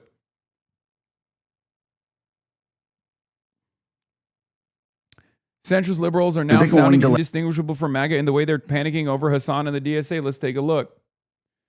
A small faction of radicals drive more people toward Donald Trump. There is a small group of far-left extremists gaining influence. Democratic socialists who now have a chokehold all over the Democratic Party. The reality is very, very scary. At this point, a majority of the governing board is controlled by people who are explicitly communist. They attach themselves to popular causes. They take real concerns about healthcare, housing, police misconduct, and use them to sell what is actually an authoritarian worldview. They want to toss out our Constitution, eliminate all checks and balances. They want to concentrate power, control entirely the means of production. Or you move in this incredibly authoritarian way, right, where you get secret police, people being rounded up and brutalized. And I'm afraid that that's what we're seeing in DSA right now.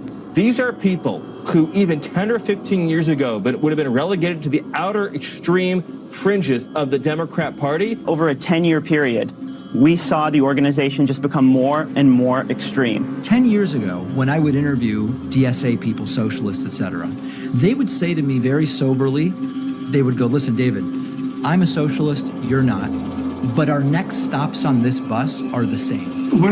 Yeah, we still say that. It's just the problem is you don't want to be on the bus no more. That's the issue. That's the issue. The issue is the bus unfortunately has been moving in the opposite direction because it's been, the driver is Donald Trump.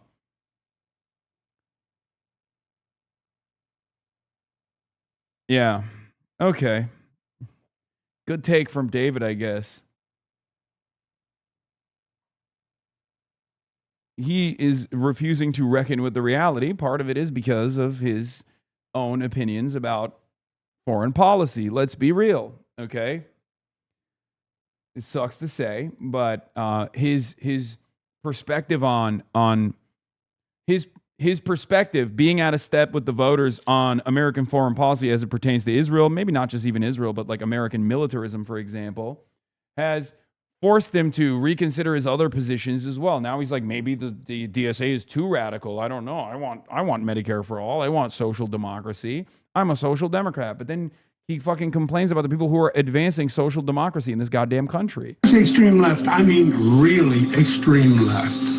You see it on the position with Israel. What's been called the Red-Green Alliance, which is definitely a short-term arrangement between Islamic fascism. Dog, I'm going to annoy the fuck out of you until you talk about DIOP Harris. I know you see this. I don't see it. And I hate when people say, I know you see this. Diop Harris?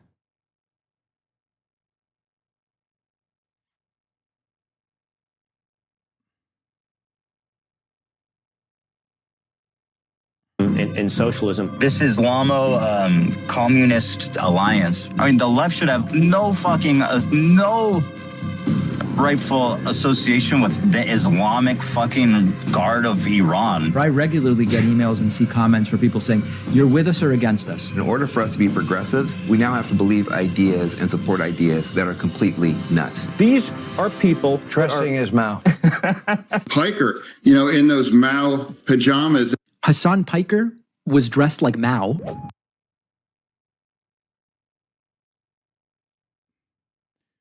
Okay, the Humanist Report. Great edit from the Humanist Report. Respect.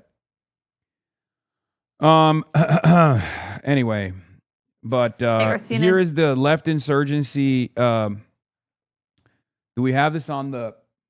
Let's see. I don't know if it's like one of the videos that's on the docket here, but this was the Abby Phillips. Most polarizing voices are speaking out about the litmus test that he believes candidates will face in 2028. Moment or a movement. A new CNN special takes viewers across the country to explore the battle over the Democratic Party's future and its ongoing debate over socialist politics. Our own. Okay. First of all, someone asked, are we going to watch on Sunday, the Sunday special? What do you think? Chatters, we will be fucking seated. Okay? No matter where I am, my ass will be parked, popcorn in hand. We will be seated. And then when Monday rolls around, the take machine is going to go nutty mode.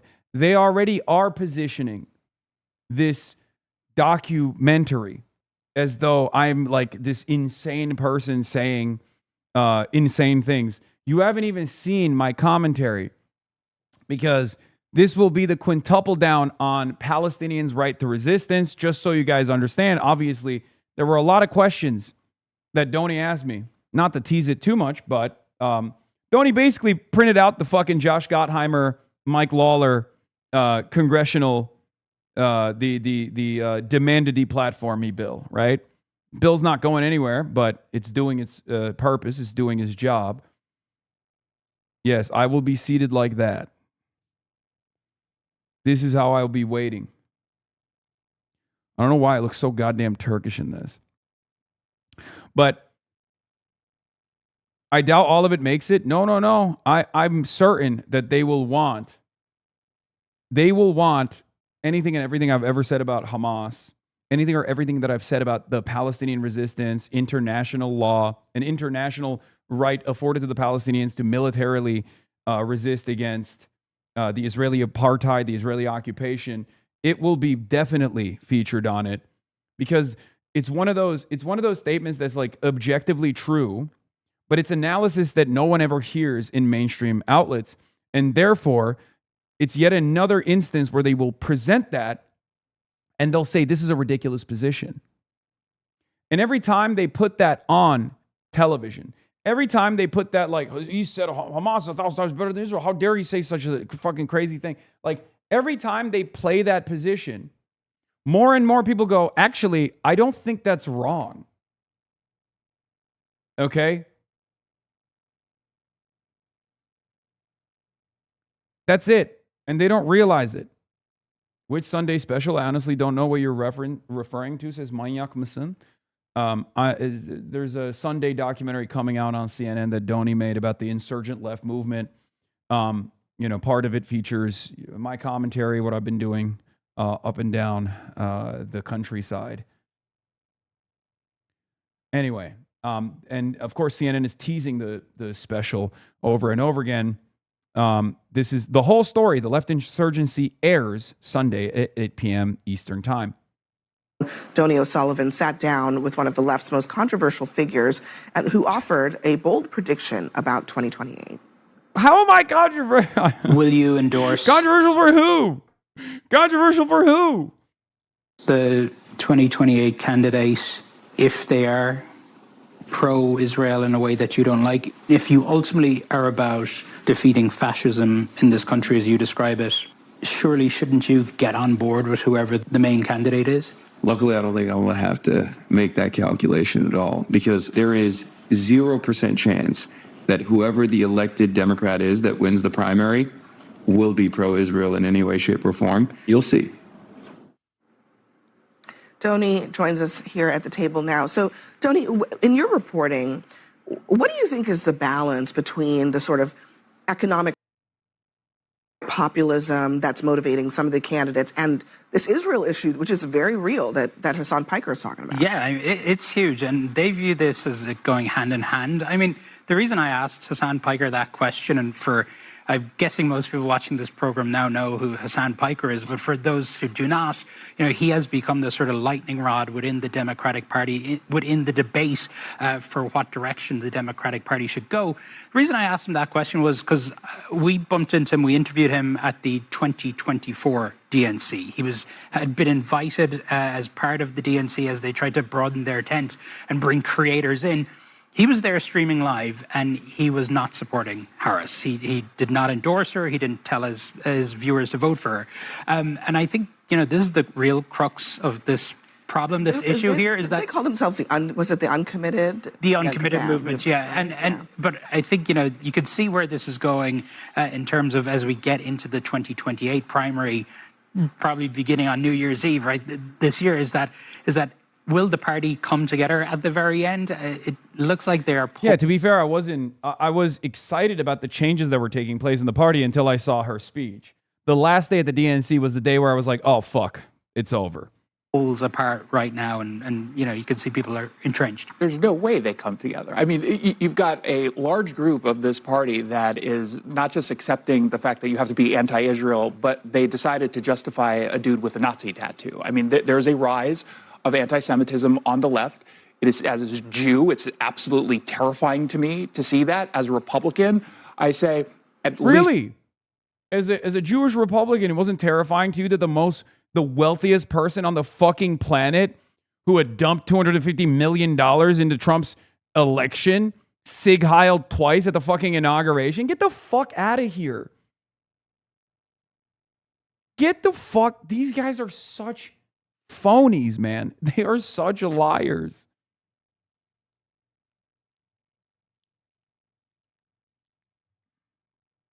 It's guaranteeing at the national level, the White House, probably going to be a lot easier for the Republicans if we're truly going to go up against either someone who is an anti-Semite or choosing to reject that and then upsetting the base that's not going to go turn out. I know I sound like a broken record when I say this, but we have to acknowledge that this movement away from Israel is not solely a Democratic phenomenon. It is happening on the right and on the left. But on the Democrats, our CNN poll finds that 69%, if you add enthusiastic and okay, of Democrats say that they are okay or enthusiastic about somebody being nominated who supports cutting U.S. aid to Israel. Again, I think it would be a political mistake for Republicans to believe that this is a solely Democratic issue. But it's so much more pronounced on the Democratic left right now, and that very polling suggests that it's a big issue for those who identify with and would support Democratic Socialists. But conventional Democrats, it's a much less salient issue. Really? Do you have any polls to back up this statement? No, of course you don't, because you're fucking lying. Keep lying to yourself, keep lying on CNN, keep lying to the fucking boomers that watch CNN. Maybe they'll trust you, I guess, even though you're very clearly the Republican opposition here as well, alongside the other guy. But, I mean, look at Abby's face. She's like, oh, interesting. Interesting take. We have seen exactly 0 polls that suggest that this is not a salient issue for all voters across all demographics. Okay? The last bastion of support for Israel in this country is not coming from American Jews. It's coming from the evangelicals. And even then, even there, the support is diminishing for Israel. Okay? So who remains in this country other than white evangelical Protestants that is at the heart of Trump's militancy, that's at the heart of Trump's base of support, that's the core voters for Donald Trump? Who amongst the American voters is actually saying no, this is, support for Israel is a fucking core issue for me, salient issue for me? It's bullshit. Democrats who receive AIPAC money are the most likely to do worse against potential Republican opponents or Democrats who oppose all corporate funding. Wow. Shocked. Also, Washington Post polling. But that's 69%. I mean, we just talked about the self-identified Democratic Socialists. It's only a third. But also, come off as myopia. Almost 2/3. But also, this whole thing. This is the problem that we've had around anti-Semitism in Israel in this political debate, is because people have made it a political football when, in all honesty, it's not. You have an entire movement, the Groper movement, Nick Fuentes, who are rooted in anti-Semitism. You have people on the far right. I mean, Marjorie Taylor Greene talked about Jews controlling the weather in space lasers. So let's not act as if the difference is that I'm perfectly comfortable calling out Marjorie Tayller Greene, Nick Fuentes. Disagree, but if the Democrats let that Maoist poseur lead their party, who are we talking about? Talking about Hasan. Yeah. Who are we talking about? Now, it's really funny because he's an op of mine as well. Okay? So for him to go, who are you talking about? Even though he very clearly knows who I am as well, because he also hates me. Everyone on this panel, from the liberals to the Republicans to the far right reactionaries, they all are actually united under the umbrella of despising what this movement represents, who I am. But I love that even Bakari Sellout turned around and was like, who are you talking about?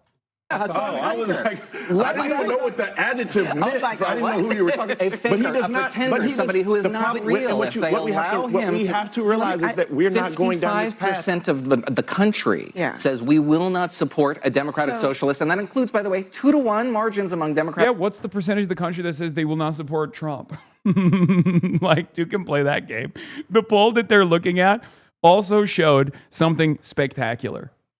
A lot of people immediately, a lot of the centrists, a lot of the Republicans, immediately went and cherry-picked data points. They're being like, the DSA is so unpopular. The DSA is so unpopular.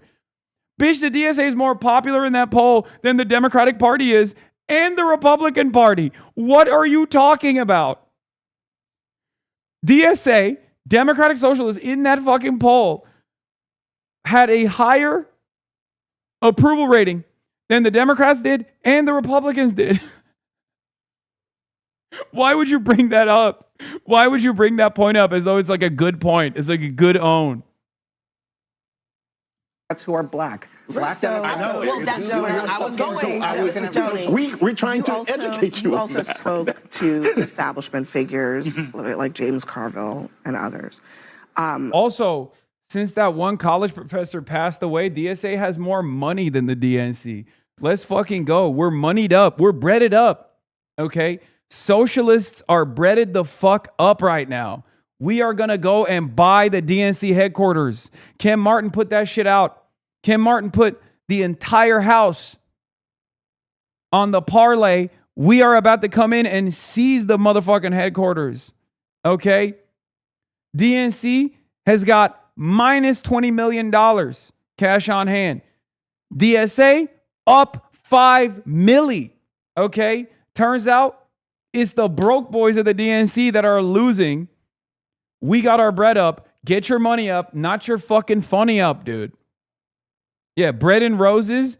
Bread and roses means real bread. Breaded the fuck up. He pawned the DNC crib, dude. That's what I'm saying. We're about to fucking foreclose on that bitch. We're about to move like Citadel on that situational awareness guy who fucking put the house on one fucking AI company. Okay, we're about to move. We're about to make big money moves. Yeah, that's right. Why do you think I'm wearing the suits, baby? Import, export. I love when straits are open. I love commerce. I'm a big business man. Do you get the sense that they understand, they fully grasp what is happening right now in the party and how to address it? Well, I think, to this point, there is, and it's hard to even call it the fringes anymore, right? Because a lot of these ideas are becoming very mainstream. I mean, I think Hasan Piker was a sort of fringe character a few years ago. You can see he's sort of central in this debate within the party now. What you see on both the right and the left, I mean, if you're watching Tucker Carlson, as millions of people do every day now, I was at CPAC earlier this year speaking to many of those young MAGA guys who were very disappointed about the start of the Iran war. They have the same feelings towards Israel, right? I mean, this is a thing that's happening on both sides of the party.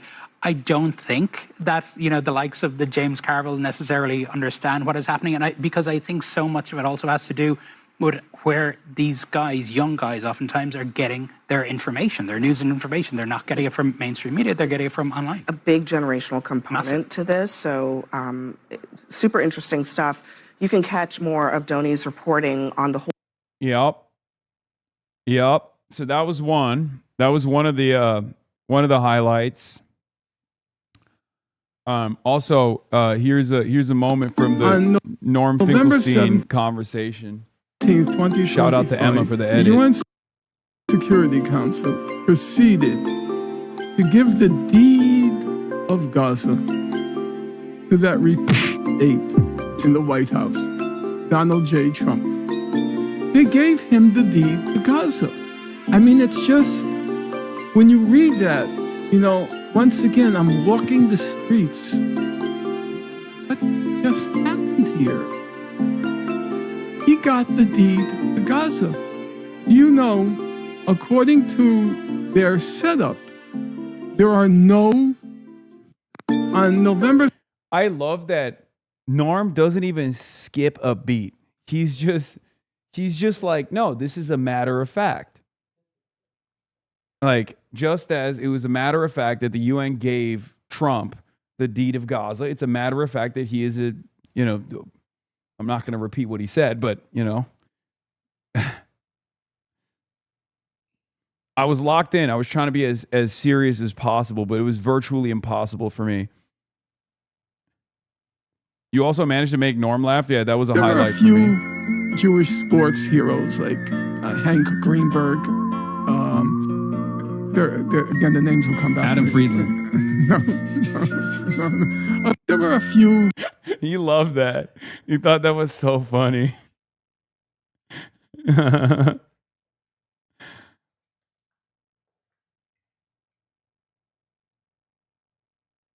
Oh, I have drama.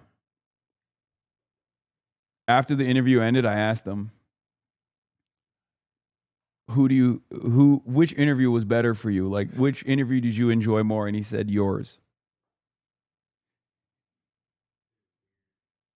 Yeah, he said Adam was weird. And then he said that Adam was a lot smarter than he lets on, which of course we know already, but it was funny.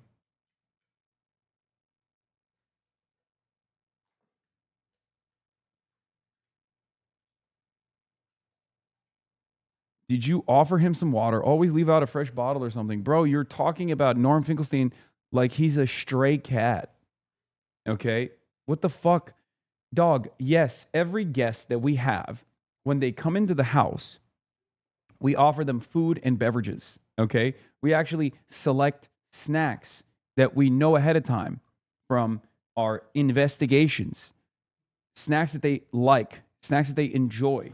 We lay it out, okay, on a table. Jesus fucking Christ, you guys are so goddamn parasocial. It is unbearable. Oh my Lord. Cheesegate? Okay, except for Francesca Hong, which I went out and you know, made the major mistake. I know, I fucked up.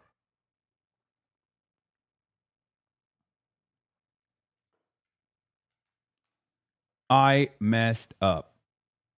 Okay? All right, where were we? There was another like CNN one. Oh, see how informative the conversation is when that Goldberg dickhead is not spewing lies as he sweats fear. Also, W for Hasan the Hun chat's cameo. Sources tonight are CNN's senior correspondent, Donny O'Sullivan, who has a new documentary on the left insurgency for the whole story with Anderson Cooper that is airing this Sunday night. And also CNN's chief data analyst, Harry Enten, who is digging into the new poll numbers that came out today. And Donny, you've been spending 6 months traveling the country, looking at the rise of the Democratic Party's progressive movement. What have been your biggest takeaways? Yeah, Caitlin, I mean, obviously they have momentum right now, and we saw that especially since the start of the summer with the New York primaries. There is an overwhelming confidence, I would say. And also, I mean, one thing that's really stuck out to me is this is really, I think, underlined just how sophisticated the Democrat side, or the left, however you want to look at it, that their media infrastructure has grown. You know, I think we've seen this sort of MAGA media universe of the Steve Bannon show and things like that explode over the past few years, and just how effectively Trump used that in 2016 and in 2020, and of course in 2024. You can really see how these campaigns are, you know, rather than relying on mainstream outlets, which of course they still speak to, and they have the debates. So big a role is the YouTubers and the streamers and the podcasts, Pod Save America, all those types. So I think it's both. There's the confidence there, but there's also this infrastructure behind it for them to get their message out.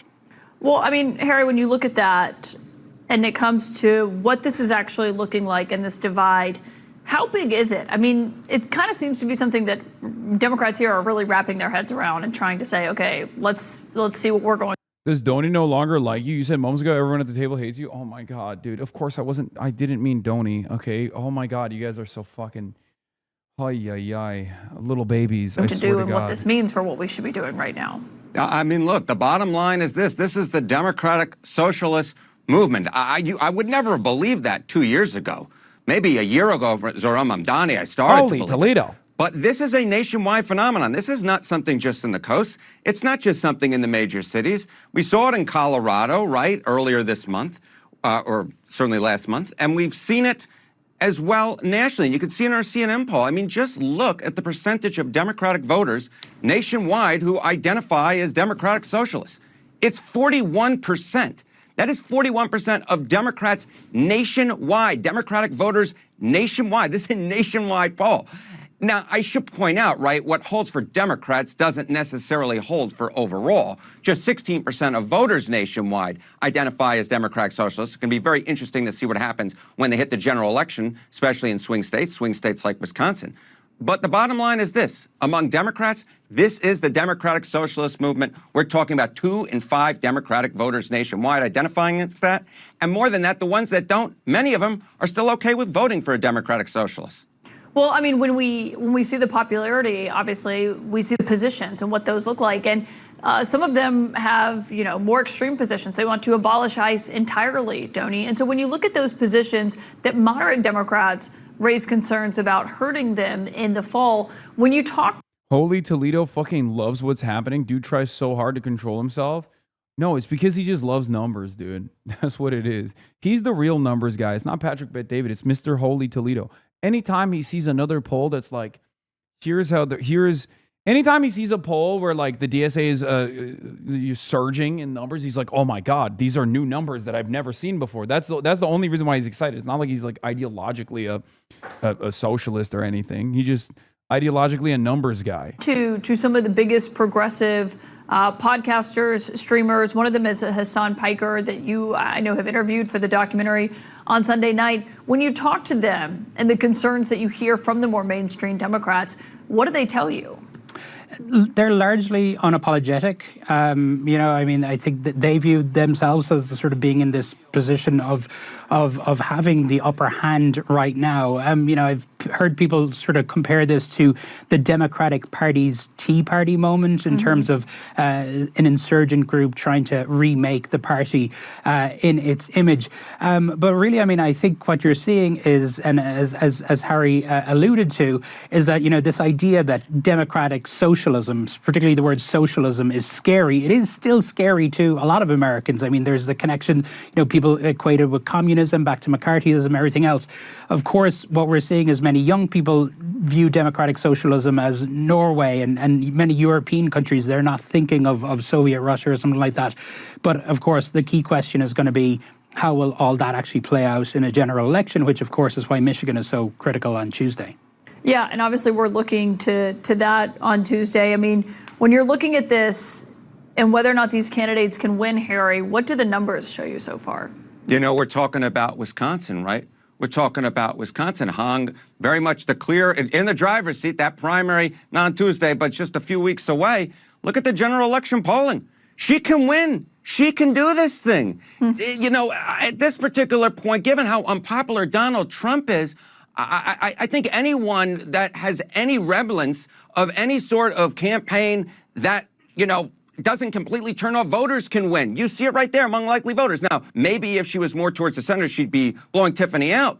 But the fact is, in a year in which Donald Trump's approval rating nationwide in our latest CNN poll was, 34%, just 1 in 3? And we're talking about 2 in 3 Americans who disapprove?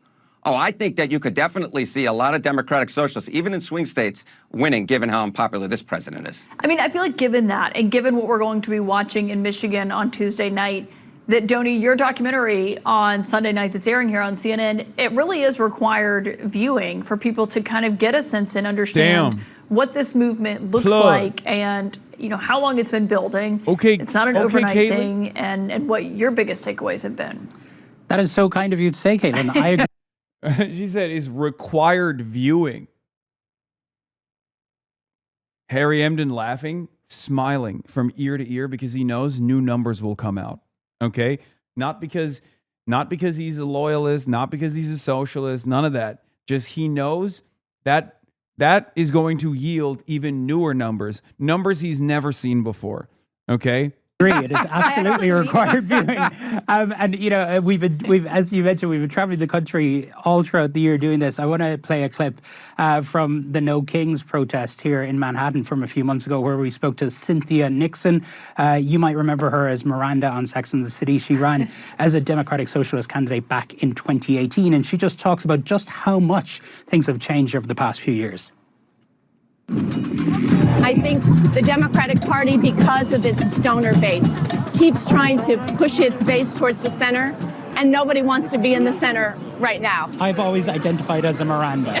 Well, thank you. What has, do you think, changed within the Democratic Party since you ran for governor? I think not enough has changed within... Is Caitlin low-key a Marxist? You guys are insane, dude. You're actually insane. No, she's not. What the fuck are you talking about? The Democratic Party. And I think the Democratic Party is a slow, lumbering giant, very slow to wake up. No Kings! No Kings! No Cuomo! No Cuomo! No ICE! No ICE! The election of Zoran Mamdani. It's a Democratic Socialist, which is a dirty word for a lot of people. We've got... Yeah, remember that? Wow, Zoran, he smiles so much. He's so nice. Why can't anybody else be like him? Is so funny because they just completely wiped out how vicious Zoran could be at times. Necessary, by the way, during both his primary and also in the general for the mayoral race. Like, people just completely forgot how Zoran was and how he got and what kind of attacks he received as well. But like, it is really funny where they're like, well, look at Zoran. He's like, he's playing ball with the rest of the Democrats. Why can't you guys be like Zoran? It's like, trust me, I don't even think Abdul has done half of what Zoran did during the fucking primaries in his primary, okay? People totally forgot how aggressive he was, which was totally valid. It was totally valid. More and more people like him running across the country. New York City. And you can see more of Donnie's new documentary, The Left Insurgency, for the whole story with Anderson Cooper this Sunday at 8 p.m. Eastern. You want Zoran Prime? Let's see To what he Mr. was like. Cuomo, I have never had to resign in disgrace. I have never cut Medicaid. I have never stolen hundreds of millions of dollars from the MTA. I have never hounded the 13 women who credibly accused me of sexual harassment. I have never sued for their gynecological records, and I have never done those things because I am not you, Mr. Cuomo. And furthermore, the name is Mamdani, M-A-M-D-A-N-I. You should learn how to say it. To Mr. Cuomo. The beauty of that last line, the name is Mamdani, spell it out, you should learn how to say it, is that the line doesn't actually end there. Okay? The line actually is, you should learn how to say it because I'm going to be your next mayor. But he doesn't have to say that last part. That's the trick. That's the beauty of that bar. Okay? It's perfect. Now, people just kind of forgot about how my man was running, how my man was moving, especially in the primaries.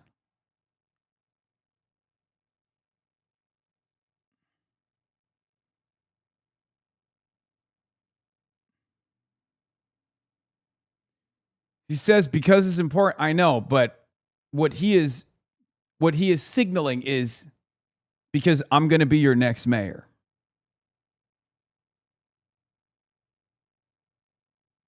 He doesn't say that. It was a missed op. He said, we got to get it right. No, I'm not even going to get into this, guys. Okay, whatever. Sure, you're right. I'm wrong. Okay? Why did they cut it like that, you think? Why did they cut it like that? What is the implication? Okay, Mr. Rap Genius. I'm not the rap genius. He is. Okay? No longer your man since he denounced you? Yes, he hates me now, and I hate him. This is a very real thing that schizos on the internet have not designed in their minds.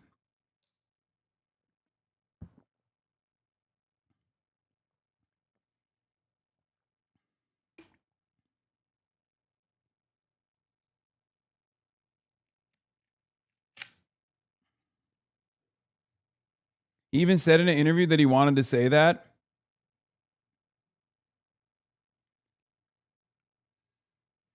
He literally said in an interview that that's what he wanted to say, but decided to pivot.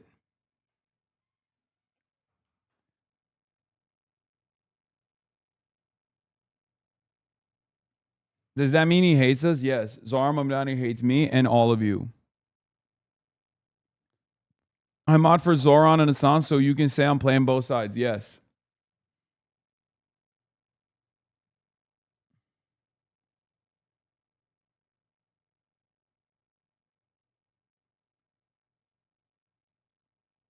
Mr. Piker, why are you a Democratic robot puppeteer by a small man named Morris Katz as part of the Fight Club? Yeah. That's my favorite schizo. The schizos have been out on the timeline. I don't even want to give them any attention, but I can't help myself. I can't stop myself ever. But I saw they were loving the Norm Finkelstein interview because they were like, Norm Finkelstein destroys Hasan with, maximum anti-Israel takes that Hasan clearly is too afraid to recognize and admit. His chat, well, literally chat is like spamming base. He's like, his liberal chat is freaking the fuck out. They all killed themselves after this interview.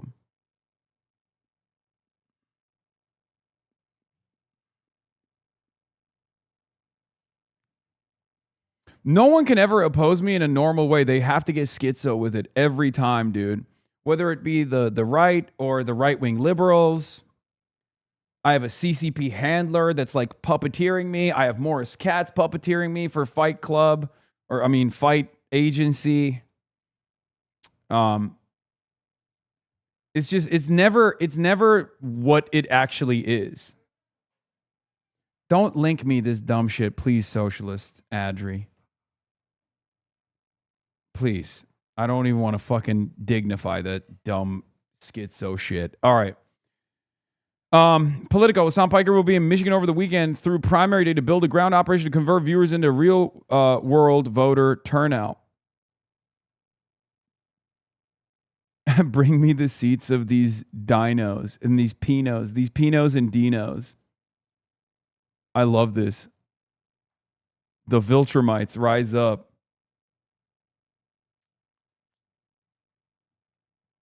Don't break the first rule. Yeah, that's why I can't say it, because Morris Katz is puppeteering me. I can't. The first rule of Fight Club is to never talk about having a CCP handler who also... I have a CCP handler and a Fight Club handler who's working for the DNC and is actually very pro-Israel secretly. I think I might literally be the only person who is simultaneously the biggest Zionist and also backed by the IRGC, simultaneously is anti-Asian, but also backed by the CCP. I'm all of it. There is it's full spectrum. It's full spectrum. If you're like, if you are a Maoist third worldist, you're like Hasan, you are insufficiently in support of Mao Zedong. If you are a, Republican, Hasan, you are a loyal servant of Mao Zedong. You are a Maoist third worldist. I'm everything all the time. In many respects, I'm the perfect centrist. Okay? I'm all of it. Anyway, where was I? Okay, so let's get to another incredible sequence of interviews. Okay?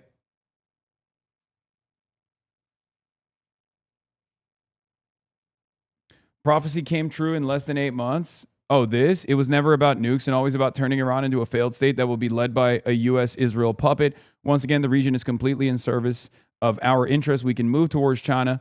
U.S. intervention beyond what we've done so far seems like an inevitability. Yeah, that's what it is. That's what's going on. I'm really surprised you didn't ask Norm about the conversation with Sex Pestany. It's irrelevant. Utterly immaterial. Meaning, by the way, speaking of which, breaking, the United States and Israel is planning to bombard energy-related targets in Iran, sources tell CBS News. Here is why I don't think this is real. You want to know why I don't think this is real? You want to know why I think this is fake? I mean, hopefully I'm not wrong, okay? So there were 3 plans that I think were presented to Donald Trump. Either the first plan, situation monitoring is happening right now, by the way, for those of you who are listening to the situation monitors, it's time. Wee woo, situation monitor o'clock. Okay, let me explain something to you. There is speculation that there were 3 different plans that were presented to Donald Trump. One was continue bombing targets in a tit-for-tat, escalation ladder tactic that we have utilized thus far, which is, yielded no military results. Guys, I can hear what you guys are saying, and also I can hear everything you guys are saying. Yeah, and they can hear you as well. Probably. Okay. Sorry. Number one. Tit-for-tat bombing campaign. Iran maintains primacy over the Strait of Hormuz. Then the United States of America goes back and strikes, southern targets. All this stuff. What we've done for the last 160 days in this back and forth that has been an abject failure as far as achieving any of the military goals that the United States of America wants to achieve. Okay? The second option is going through the process of trying to establish a military foothold in the coastal area of Iran and potentially the island chains that are like approximately 20 to 30 kilometers off of the coastline of Iran. Keshem Island, Karg Island. There are numerous different islands that the United States of America believes it could potentially hold with boots on the ground military warfare. Okay? with a full-blown invasion. Now, that's less likely because this would require a tremendous amount of American casualties. And Trump, so far, is not invested in the American casualties. He doesn't want to do this big military conquest. But who knows? As the situation worsens for him, he could get more erratic because he's an insane person. Okay? The third option is even funnier, and that's the one that they're presenting right now on CBS News as the likely scenario. U.S. and Israel are preparing to bombard energy-related targets in Iran, sources say.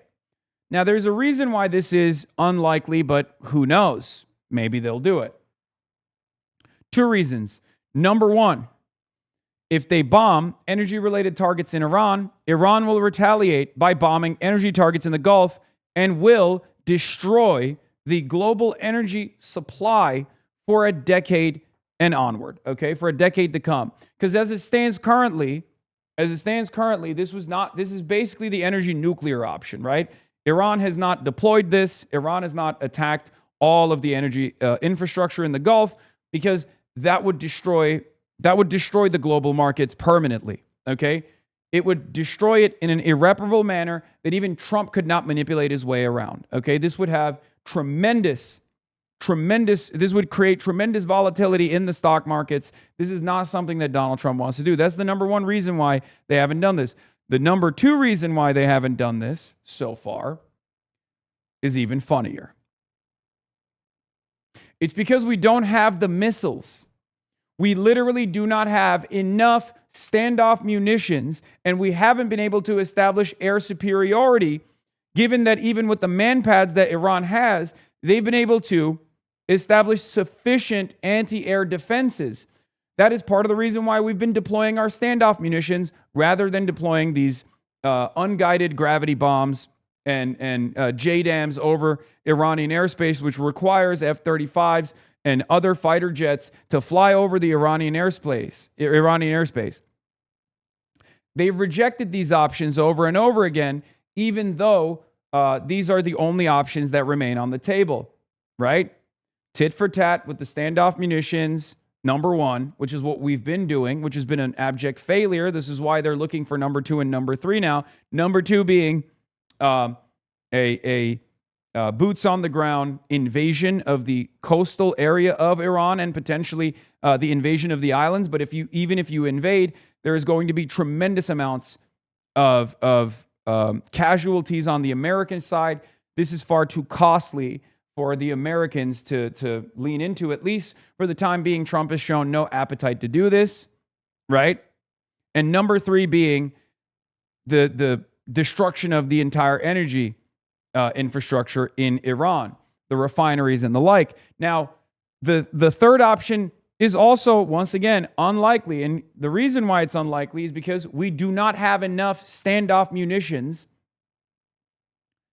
to destroy the entirety of the Iranian power plants, to destroy the entirety of Iran's critical energy infrastructure.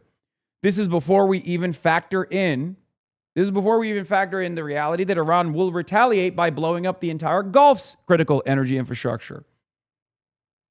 So we don't even have the missiles. We don't even have the offensive capabilities to continue deploying sufficient munitions from afar to destroy the entirety of Iran's critical energy infrastructure. Think about that.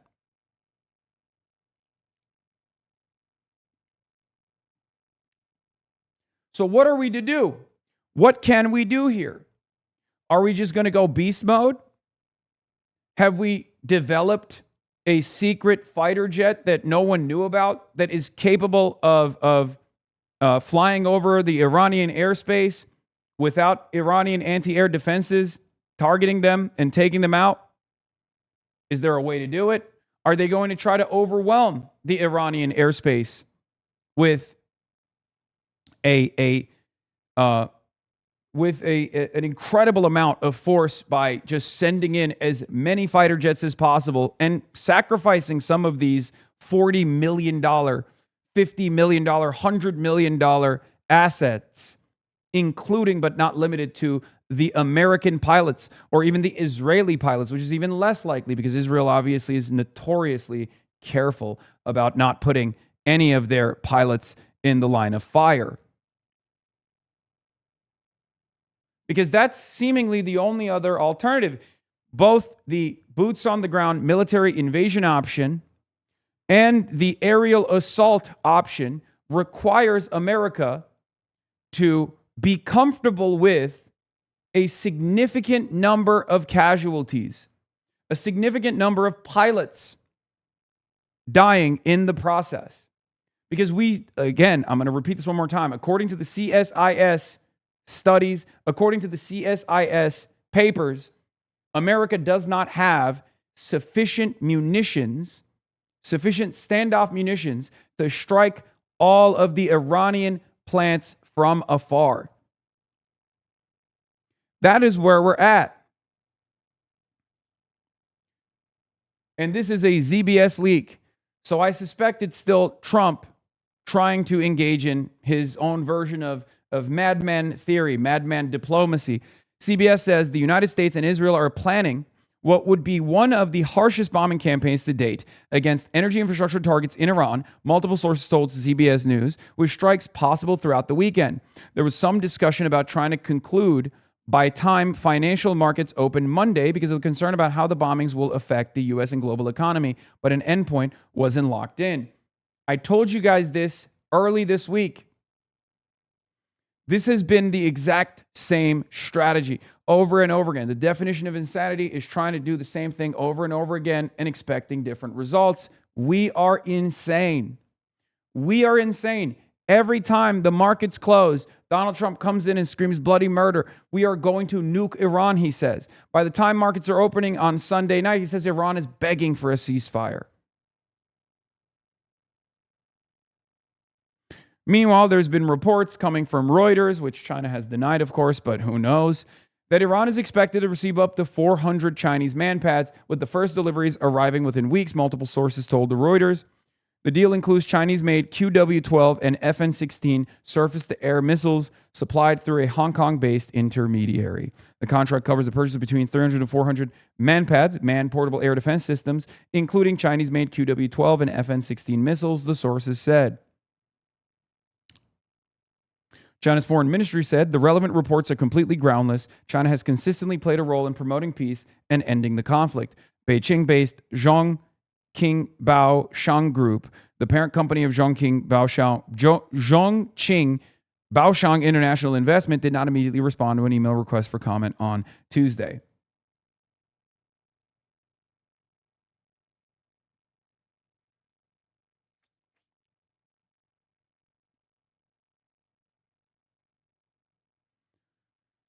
China pulling a Lend-Lease America-style arrangement here, as America once did for the USSR, is not shocking, I guess. I don't know. Very interesting predicament.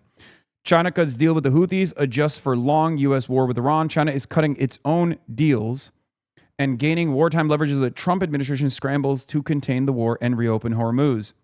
China also has another weapon here. Okay? Not only does China have a tremendous amount of resources that they could send to Iran, okay, in order for Iran to defend itself sufficiently in this war of aggression that started through perfidy, okay? Not only can they do that, but China also has numerous tools in the tool belt. China has numerous cards that they have not played. China has spent the last 160 days stabilizing the energy markets by destroying their own demand or destroying their own imports by more than half. They've cut their imports by more than half, leaning into their strategic petroleum reserves, which no one in the world knows how big they are, for the record. That is leverage for China. China could turn around and tweak the dial again. China could then increase demand one more time. China could turn around and start increasing their imports. Their imports of oil. all of a sudden the Asian market would collapse. China also obviously has strategic export controls that it could deploy. If you recall last year in the Day of Liberty, the tariffs regime that Donald Trump tried to implement against China and against China's trade partners to try to decouple the rest of the world from China.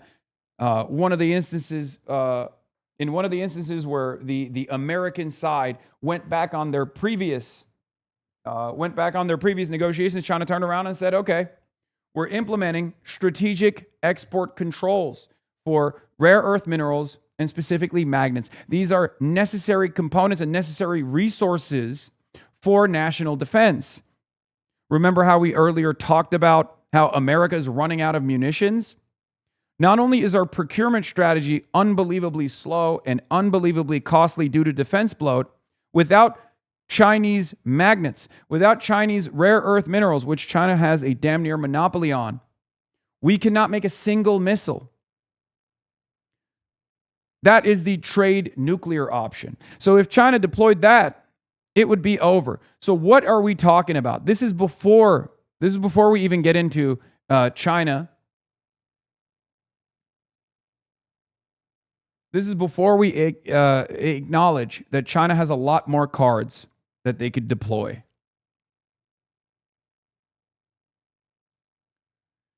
Here is Jennifer Jacobs of ZBS News. During his Tuesday Oval Office meeting with Netanyahu, Israeli officials were struck by Mr. Trump's serious and very clinical approach to the Iran war. Netanyahu counseled the president on 3 options for the war: an enforceable deal focused on removal of the nuclear material, a blockade with added economic pressure, military strikes focused on attacking land routes used for transporting supplies. Now, what's really interesting about this is none of this is relevant. As we covered last week, Iran has decided, or as we covered a couple days ago, as a matter of fact, when I had a conversation with Trita Parsi of the Quincy Institute, Iran has now decided to take a new posture where they want to now maintain control over the pacing of the current battle. Iran struck first at U.S. military installations in Jordan without being struck by the American side first. This is what's causing panic in Washington, D.C., because this is new. For the longest time, even throughout the Operation Epic Fury, Iran has always taken a defensive posture, only striking back at the Gulf or striking back against American targets whenever America hit Iran first. The only time Iran established any kind of deterrence, any kind of military deterrence is to reassert its primacy over the Strait of Hormuz, oftentimes against commercial vessels that are trying to transit the Strait of Hormuz at direct odds with the Memorandum of Understanding through the Omani coastline. This is the only time Iran strikes first, right? Never towards American military installations, never towards the Gulf. They only strike towards the Gulf and at American military installations after America responds. So Iran controls the pacing of the battle now. Or at the very least, Iran is saying that they want to control the pacing of the battle now. That's very different than the posture that Iran has represented thus far.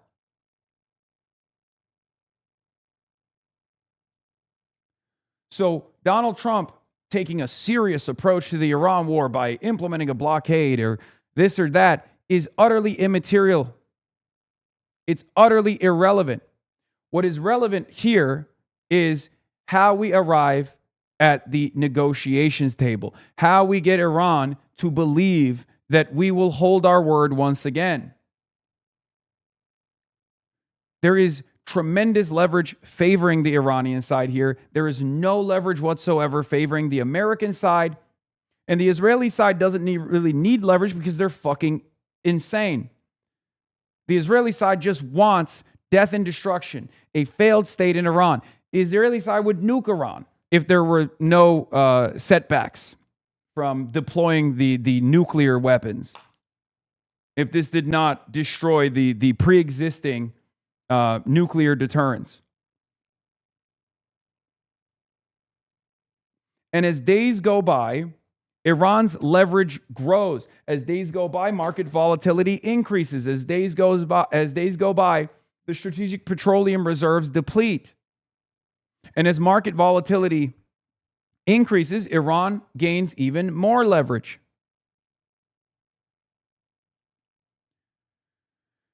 So this information strikes me as odd. U.S. and Israel preparing to bombard energy-related markets in Iran, sources say.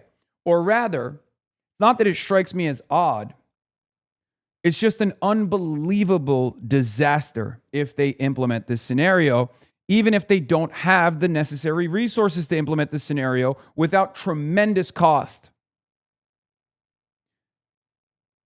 Either we just destroy what remains of our standoff munitions and never really achieve our military goals here, because as I've repeatedly explained to you over and over again, we simply do not have enough missiles.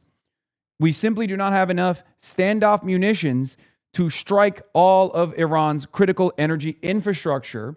And then on top of that, Iran can turn around and blow up the entire Gulf's energy refineries, which would destroy the global markets permanently in a way that Donald Trump can no longer manipulate his way out of.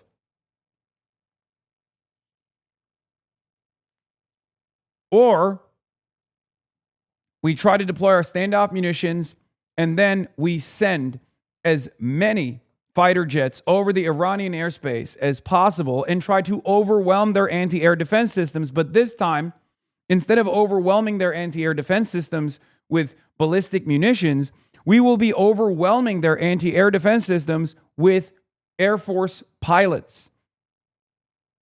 We will be sacrificing American fighter pilots and potentially upwards of $1 billion worth of very complex machinery, very expensive machinery with proprietary technology over the Iranian airspace. We'll be throwing bodies into the pile, Russian meat grinder style. It makes no sense.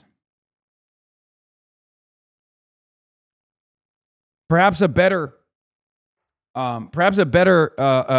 analogy is not Russian meat grinder style, but Imperial Japanese kamikaze style. So I don't see any realistic military scenario. And I know if I can't see one, the American generals also see that same reality. No American general, regardless of how loyal they are to Donald Trump, is going to put their name on a mission like this, especially considering that there is no guarantee of success at the end of this, and only a guarantee of failure. Okay?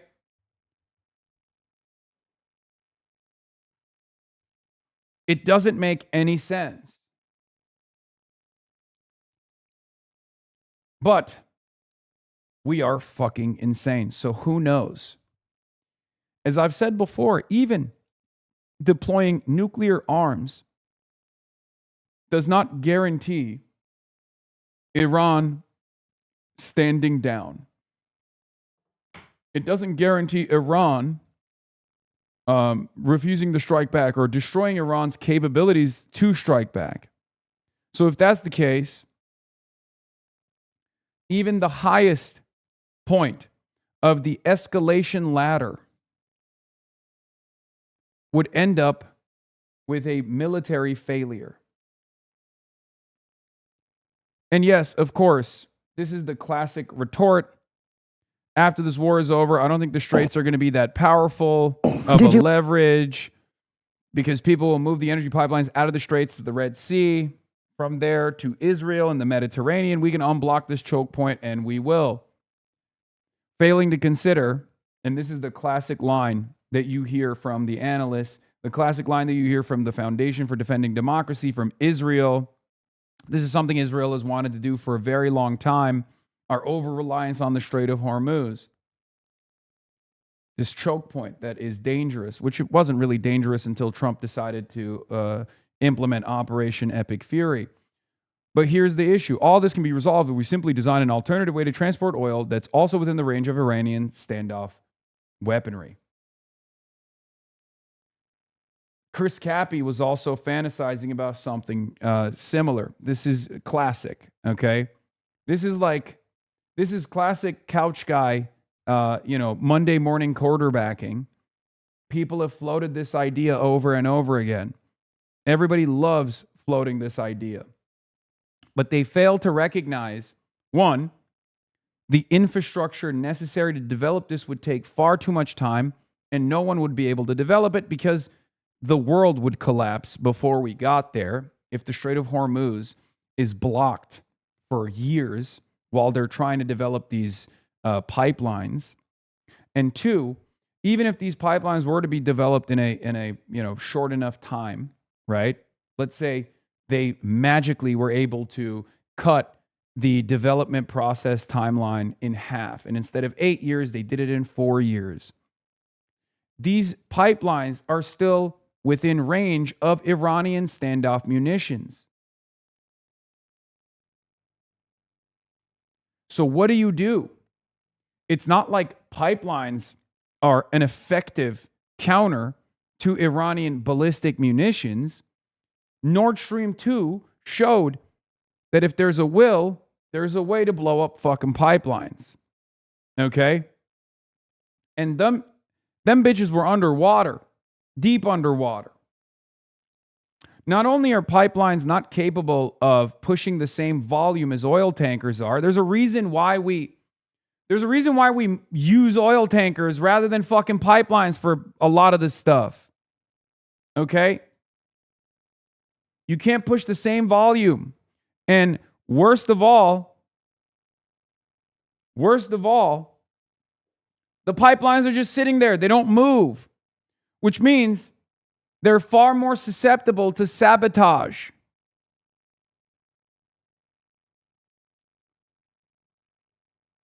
They're far more susceptible to a barrage of missiles from Iranian standoff munitions.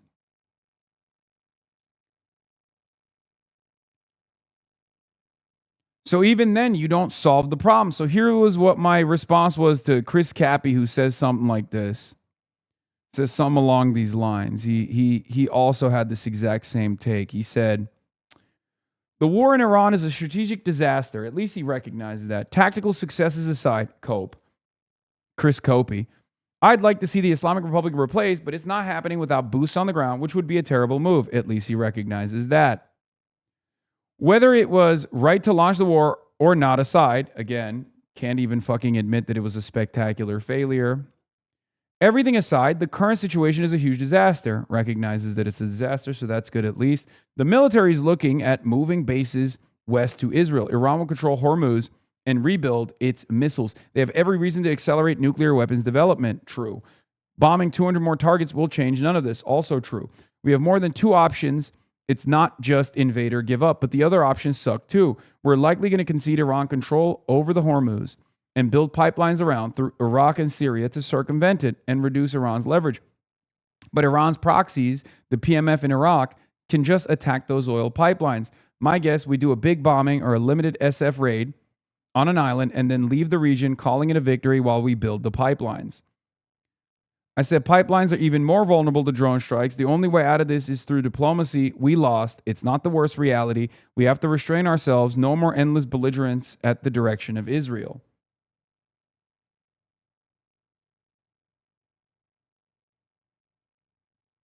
We being the IRGC that supported all your favorite Islamic terror groups, the one that kills tens of thousands for protesting, that's not the same we. You're on your own. Who's we?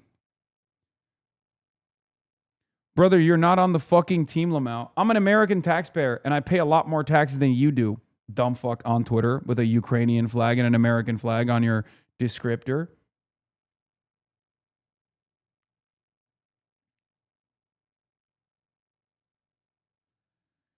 Here's the other, I guess, alternative issue that the Americans are throwing in.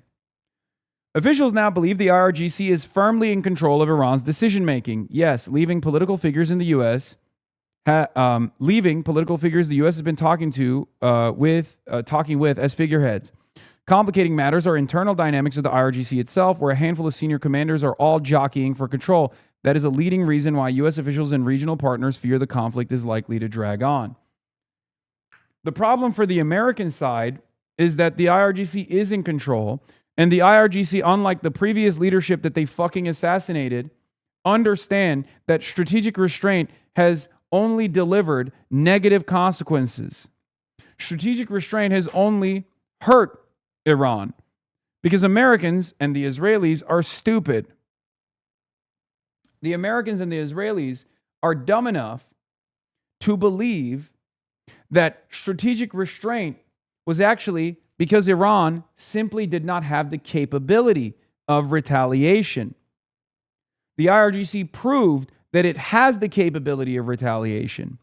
Now, the disagreements that exist within the IRGC, we don't obviously know what those disagreements are, but the speculation from people far smarter than the American side is the disagreements are ultimately marginal. The hardliners are in control. The ones who want to fight back are very clearly in control. It's just how much they want to fight back. There's one school of thought that is more pragmatic. They're still hardliners. They still want to fight back. They understand the necessity to fight back, but they're still saying we need to use the leverage that we've developed through military strength to inevitably teach America a lesson and to, get them out of the region. The other group is saying we have to fight until Americans no longer exist in the region. And same with the Israelis, until they are no longer a real threat. The problem for the hardliners that want to fight until it's an inevitability that everybody understands that America and Israel can no longer exist in the region is that they don't have the munitions to be able to keep up that battle. Okay? Now, in between the situation monitoring, we are going to get to a phone bank that I'm going to be launching for Donovan McKinney. Okay? We have a phone bank for Donovan McKinney. There's a donation link. The reason why we're doing the phone bank and the donations is because Donovan is he's doing pretty good. Okay? He's doing great. Having said that, his race is unfortunately a lot closer as far as we understand than the Abdul al-Sayed race. What is a phone bank? Okay, good question. We've done it before. Hopefully the Zoom application works because there's always issues with that. So we shall see. Feels to me like the microphone. Okay, the microphone is working. Start virtual camera. Okay, that's working too. Okay, that's good. Yeah, all right. I'm in the... All right.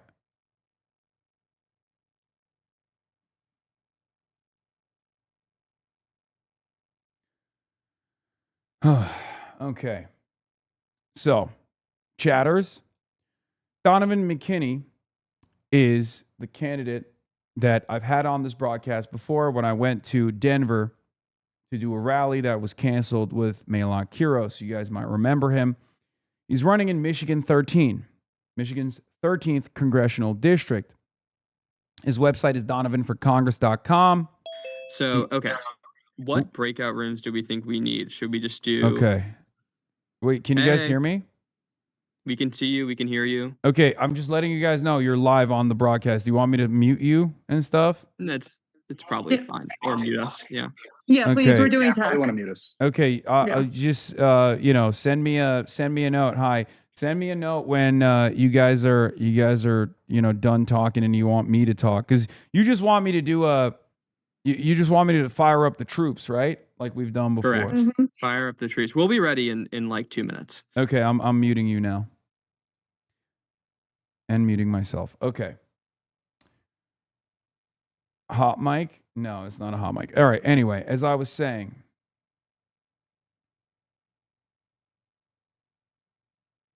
so Donovan McKinney has a bunch of great endorsements. Senator Bernie Sanders, Congresswoman Rashida Tlaib, former Congresswoman Brenda Lawrence, former Congressman Andy Levin, Lieutenant Governor Garland Gilchrist, Wayne County Executive Warren Evans, SEIU Michigan, Working Families Party, Justice Democrats Michigan, AFL-CIO, Sunrise Movement, Our Revolution, NUAW. Okay? Election day is obviously August 4th, as you guys know, from 7 a.m. to 8 p.m., and the early voting period is between July 25th and August 2nd. Michigan 13th Congressional District is a United States Congressional District in Wayne County, Michigan. It's currently being represented by the incumbent Sri Tanadar. Sri Tanadar is known as having probably the worst hairpiece in all of the House of Representatives. Okay? The district includes portions of Detroit and some of its suburbs, and from 2013 to 2023 was the only congressional district in Michigan to be contained within a single county. District boundaries were redrawn in 1993, 2003, 2013, and 2023 due to the reapportionment of the following respective census. Okay? Sri Tanadar is a controversial figure. This is also a black district as well, and yet Donovan McKinney is black, Sri Tanadar is not, and the Congressional Black Caucus PAC, which is very pro-Israel, of course, has endorsed Sri Tanadar, and yet some of the senior representatives within the CBC. Wait, what is this? They're have endorsed Donovan McKinney, splitting with Hakeem Jeffries and numerous others. One of the biggest issues for the region is obviously economic security, living wages, and union jobs. Okay? Donovan McKinney, as a legislator, has in Michigan, with a Democratic trifecta, Donovan and his colleagues were able to raise the minimum wage, reverse right to work, and pass a prevailing wage. As a state legislator, Donovan partners with labor to expand workforce development and protect collective bargaining rights. Donovan is also endorsed by the Democratic Socialists of America. Okay?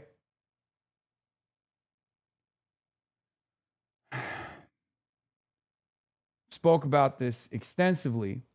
Donovan is another one of our candidates that is running on the insurgent left ticket. A candidate that places the interests of the working class over the interests of corporate donations. Sri Tanadar, on the other hand, is profoundly wealthy and has been using his own personal wealth, is also very pro-Israel. Miss Rachel also recently endorsed Donovan, Will Lawrence, and Abdul as well. Okay? He's in favor of healthcare and housing for all. I'm going to be doing, Donovan is my cousin. I love him so much. Such a cool guy. Yeah, he's great. I'm going to be doing an interview with Donovan McKinney tomorrow, but before we do that, I wanted to fire the troops off and do this phone bank. Okay? Now, why are we doing this phone bank? Because this race is close. It's far closer than it should be. Okay? And another reason why we're doing this phone bank is because this is how we can make a major impact. It's the greatest bang for your buck. And we've shown this already. We've proven that this is an opportunity for this community to make a tremendous amount of impact. With the Daria Liza Avila Chevalier's campaign, we had 600 phone bankers from this community in the DAC campaign that was running against the incumbent Adriana Espaillat in a very close race. And those 600 phone bankers actually made up the difference that DAC won. This was 2 nights prior to the actual election. Here is DAC's campaign recognizing your impact on the night of her election victory. First of all, I'm Christian. I'm on the NBC DSN. Hell yeah. That stream, so when we did that phone bank last night, we were kind of like, maybe we get lucky, maybe not. No, we pumped 600 fucking people. 90,000 calls. If Darwin wins this race, that bang. You hear that, Chad? That bang. I fucking told you. Y'all did this. We did this. Yes. Everybody did this. How he responded to some of the toxic rhetoric he and his staff faced over the past couple of days. So first of all, I'm Christian. I'm on the NBC DSN. Hell yeah. That stream, so when we did that phone bank last night, we were kind of like, maybe we get lucky, maybe not. No, we pumped 600 fucking people.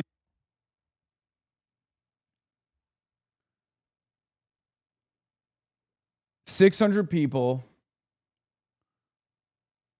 Do we get to talk to girls? Girls and boys, yes. 600 people made 90,000 calls on the first night. And then hundreds of thousands of calls throughout the next 2 days. And there were 2,000 yeses that they got out of that, which happened to be her margin of victory. Okay?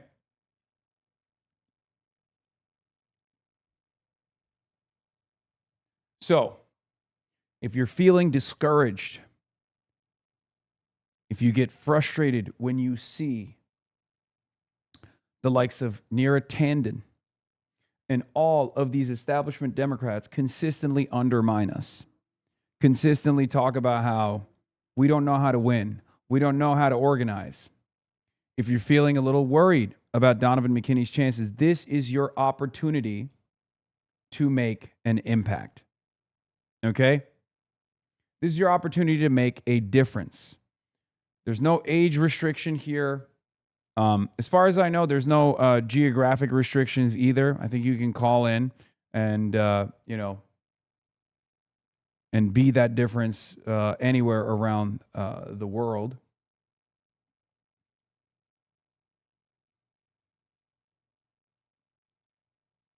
But this is our opportunity. When are you going to start wearing Vice City suits like Norm yesterday? Oh my God, Norm was throwing looks, man. Norm looked great.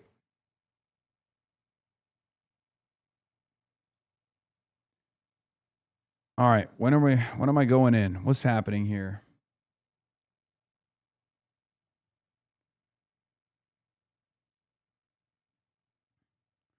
Norm suit mogged you? Yeah. Please restrict that one chatter from talking to girls. Yeah, Norm came in with the Yeezys. I was like, damn, you got Yeezys on. He's like, they're fake. I got them for $20.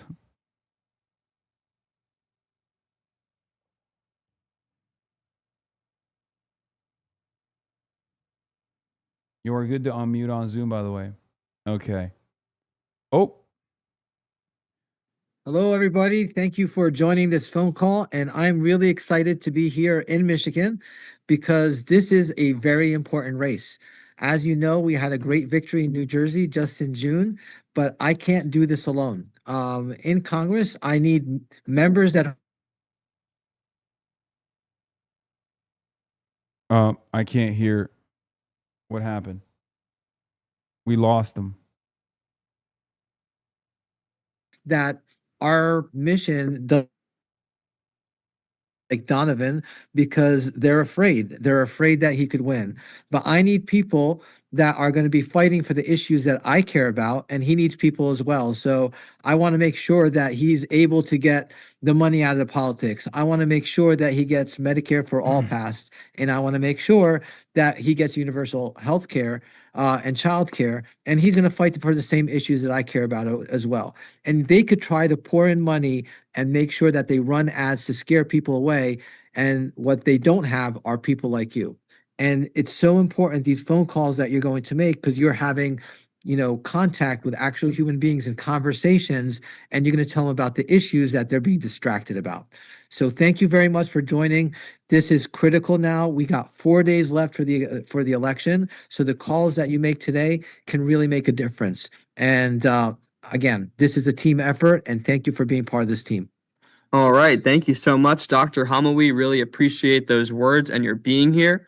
And next up, I want to pass it to our friend who is live right now, Hasan Piker. Hello. Hopefully you guys can hear me well. It says it's a low network bandwidth. I'm coming to you live from Detroit, Michigan. Ladies and gentlemen, boys, girls, and Ebbies, we're live with approximately 30,000 people watching right now. And I just want to say it's a great honor to join the battle once again and smile and dial. We've seen a tremendous amount of impact out here. Your voices matter, okay? This race, much like many of the other races that we've been a part of, is a race where a leftist, DSA-aligned or DSA-endorsed candidate, in Donovan's case, DSA-endorsed candidate, is going up against another corporate Democrat, another do-nothing Democrat.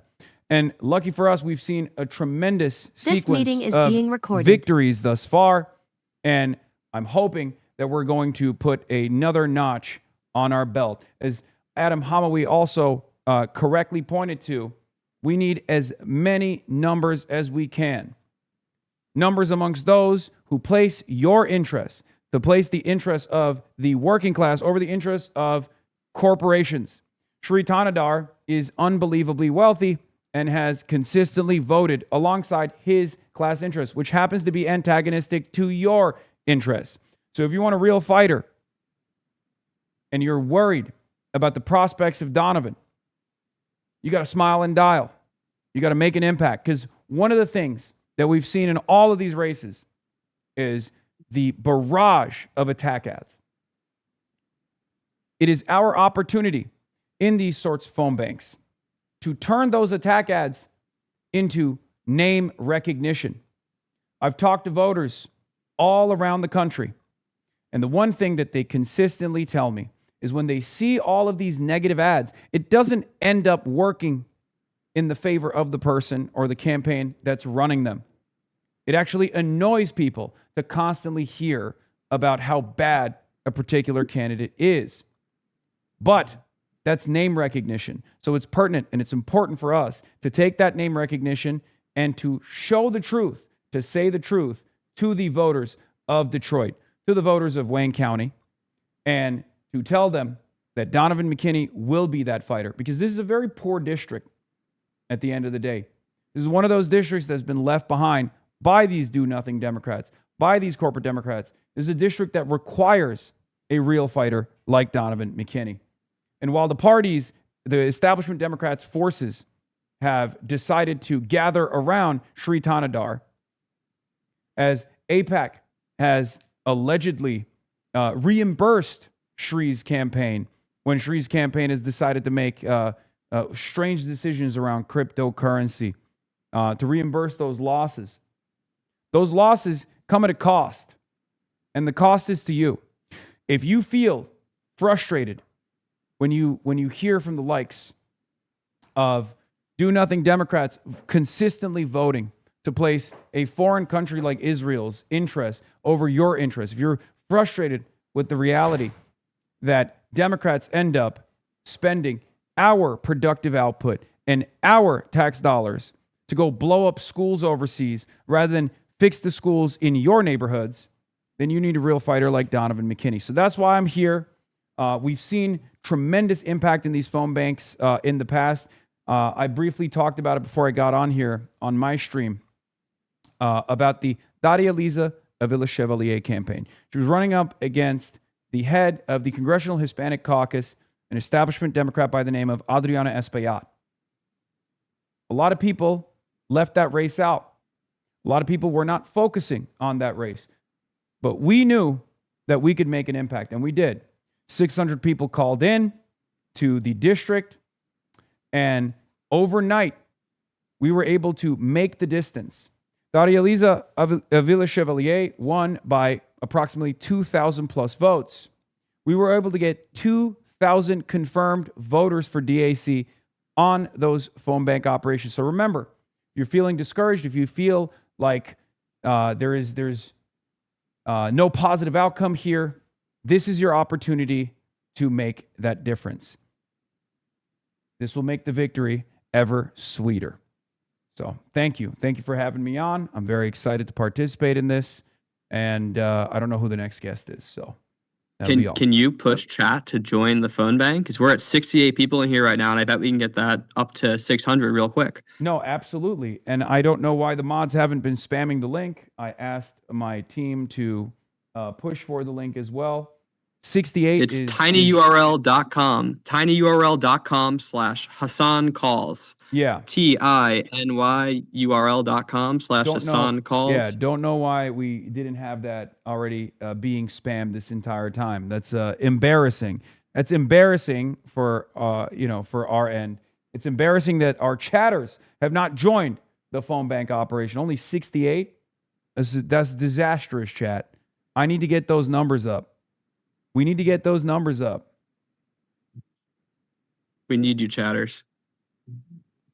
Tiny and URL. while we wait for folks, no, not URLs. tinyurl.com. tinyurl.com/Hasan calls. You're slacking. And while we let folks join, it's starting to grow. Let's hear from our guy, State Representative Donovan McKinney. Hey, everybody. Just appreciate you all for taking the time out and being here. Hasan, man, thank you so much for your support, for your voice, for your leadership. Right now, we are in the midst, in the thick of this fight. 4 days left. All we have is 4 days to make some noise, to make as many phone calls as possible, knock on as many doors as possible, raise as much money as possible to go against the grain of what's happening.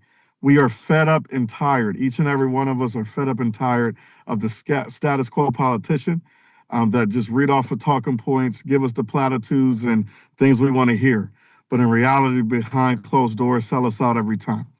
And I was on Hasan streaming before, and I talked about people in these positions of power and influence that lack courage. And courage to me doesn't necessarily mean the absence of being afraid. Courage to me means even when you're afraid, you still step up and do the right thing on behalf of the people you represent. And damn it, that's what the hell we're going to do every single day as we become the next congressman-elect in Michigan's mighty 13th district. I got to give a shout out to the congressman-elect, Adam, out of New Jersey. He's on the ground with us right now in Michigan as we go out here and battle fight in Michigan's mighty 13th district. I got to give a shout out. Our message is out there. New Jersey. We have to get on with us right now in Michigan as we go out here. And so this is chatters. We need y'all to do these phones, to knock as many doors as possible if you're in our state, but make these phone calls. Let them know that the way we change our society is through the vote, and we have to get the vote out. And we have to tell people, utilize your voice by utilizing your vote, because if you don't use it, you lose it. They're spending countless dollars against us right now, tens of millions of dollars. I just got confirmation that between Abdullah Syed is running for the U.S. Senate here in Michigan and myself, just our two races alone is the most expensive primary in the history of our country. And so we want to show the rest of the world that this movement isn't just a coastal movement from New York, New Jersey to California, but this can happen in the middle of America. This can happen right here in the state of Michigan. We need everybody to stand up to show the rest of the country that our movement means business, and that it's time that we elect people that's going to work on our behalf and put working people first instead of sending resources and our taxpayer money abroad for war. And I got to give a shout out to Tupac, man. I say his quote all the time. They got money for war, but they don't have any money to feed the poor. What in the hell are we doing? The world we live in it's like the Twilight Zone right now. We're drinking water out of a fire hose, and we need everybody on this call to make sure that everybody knows that we're going to care for them and we're going to put working people first. So thank you so much for your time. I appreciate you all.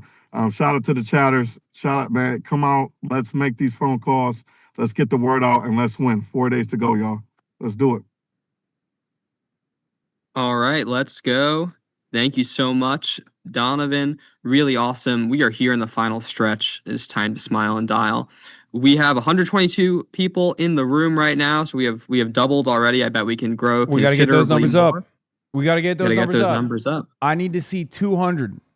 I need to see 200 or the tank top stream is never happening, chat.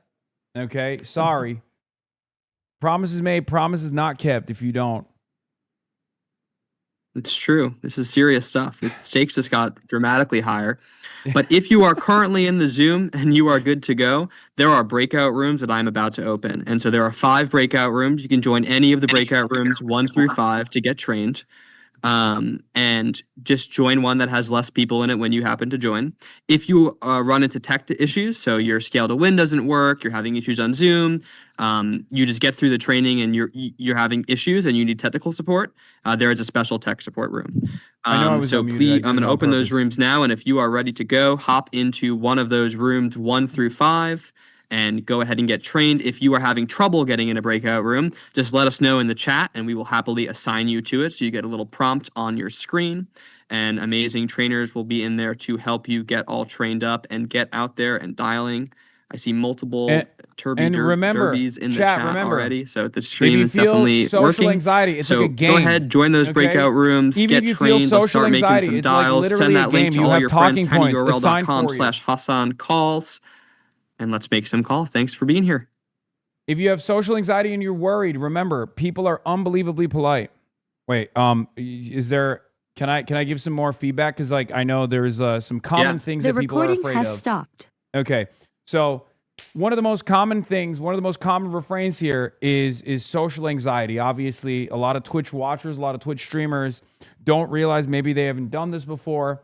Some of you have already participated in phone banks before, but it's basically like a quick time event. It gamifies the process of making these phone calls, and it makes it unbelievably easy. Very, very turnkey solution. Okay. So you have to remember that, because many of you will be like, oh, well, I'm a little worried. I have social anxiety. I don't want to talk to people on the phone. A lot of Zoomers hate talking on the phone. Okay. I'm not a Zoomer. I'm a millennial. And even I hate talking on the phone as well. This actually forces you to have these conversations on the phone with others in a very productive way. And once you get the hang of it after the first couple of phone calls, you will not believe how easy this process is. Most of the people are not even going to pick up the phone. You're going to leave a voicemail, okay? But there are going to be those who actually do pick up the phone. And the reality is those people are always incredibly polite and incredibly invested in what you have to say. When they hear someone like yourselves, when they hear younger people, what do I always say?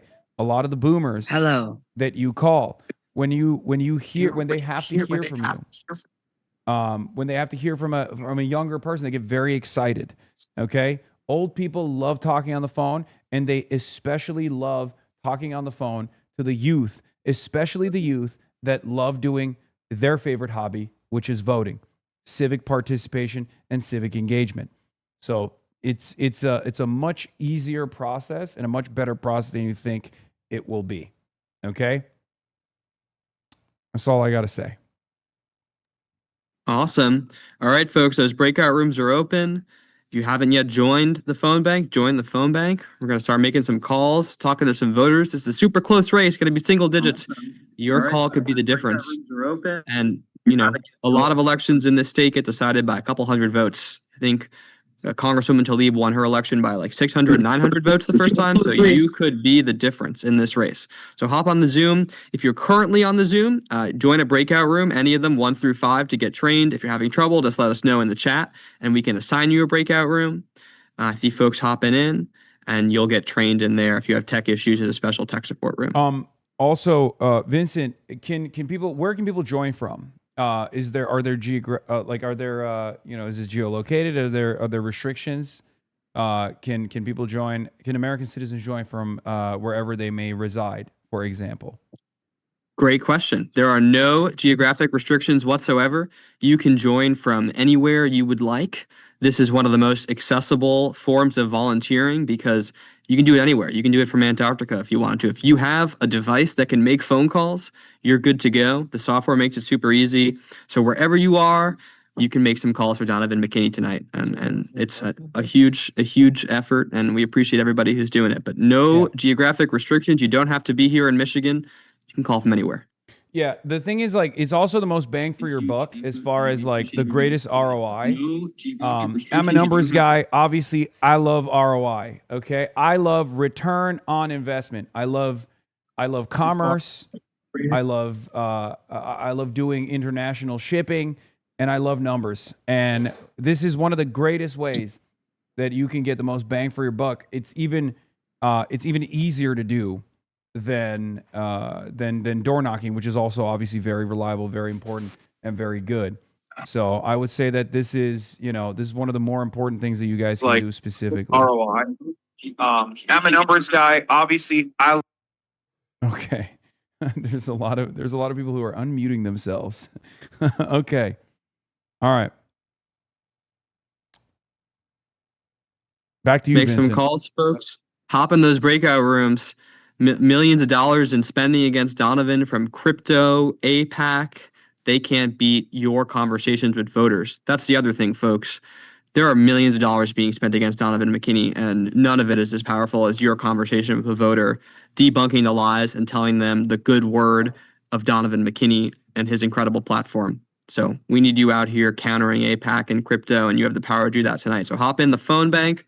Make some calls. I see folks are trickling into the breakout rooms. What are we having at? any issues? We are at, let's see, how many people total? There are 178 people in this Zoom. I think we can do better than that. We haven't gotten to 200. That's crazy. Okay, Tank Top Stream cancel, chat. You did it. Total, there are 100 and really horrifying to hear my own voice. Okay. I don't know how you do it. Chat, you did it. Okay, folks, numbers are ticking up. I see if you're currently in this Zoom and you're having issues getting into a breakout room, just let us know in the chat and we will assign you to a breakout room and something should pop up on your screen prompting you to join. Otherwise, you should be able to just select a room. Any room 1 to 5 will do. You'll get trained on how to make calls and we'll get you all set and ready to go. And for folks joining now, welcome. American. You can join if you're not Go in ahead and America. You can join any from anywhere breakout you room. want. You can call from anywhere in the world, and we're thrilled to have you here. Join any room 1 through 5. If you're having issues getting into a breakout room, just let us know, and we'll assign you to a room. Okay, we're getting there. Welcome, folks. Welcome, new folks. Thank you so much for being here. Welcome, welcome. How long If is you the are just session? joining It's as now, long go as you ahead and want it to join any be. breakout room. We're thrilled to have you. Any room 1 through 5 will do, and that is where you will get trained. Super happy to have you here. If you are unable to get into a breakout room, if you're not seeing it for some reason, let us know in the chat, and we will get you in a room. The wonderful, incredible, charming, illustrious Casey is working hard on doing just that right now. We appreciate Casey so much. So please go ahead and join a room. If you are having technical issues of some form, feel free to join the tech support room where the incredible and illustrious Hannah will help you get your technical issues resolved. But welcome, welcome. If you are just joining now, go ahead and join any breakout room. Any room 1 through 5 will do. If you are having trouble joining a breakout room, please feel free to let us know in the chat, and we will get you assigned to a breakout room. Welcome, welcome. Glad to see the numbers increasing, chugging along here. We are about to hit 200 folks in this Zoom, folks. Just let us know in the chat if you're having trouble joining a breakout room. We will get you in one. But really appreciate your being here right now. Thank you. Keep joining. Welcome, everybody. Welcome, welcome. If you are not currently in a breakout room, please feel free to join any breakout room 1 through 5. You'll get trained in that room on how to make calls tonight. Super grateful for your being here. If you are having issues joining a breakout room, just let us know in the chat and we will get you assigned to a breakout room. Any room 1 through 5 will do. Thanks, guys. Really appreciate you being here. I see new folks popping in. We are over the 200 mark, folks. Thrilled to see that. Welcome, new folks who are joining now. If you just join any breakout room 1 through 5. We'll get you trained on how to make calls tonight. If you are having trouble joining a breakout room, feel free to let us know in the chat and we will get you assigned to a breakout room. So afraid, but I'm going to try. Glad to have you with us. Thank you. Also, another thing is, Okay, at welcome least in our folks. experience, Welcome new folks joining I now. also If you're joining love right now, hearing just go ahead and from join the any breakout conversations room. that you Room guys have 1 through had. 5 will do. And it We'll get you also trained on helps how to make calls to us voters out here identify in where the Michigan. voters are. You can do it from anywhere in the world. So really, Okay, it helps us identify where the voters are as well. So one of the most fun experiences after doing these sorts of phone banking operations is the next day, where people come in and they're like, "This is a conversation that I had, a personal anecdote, like a personal experience that you had with a voter." A conversion is really fun, but then also there will be people who are like haters as well. So.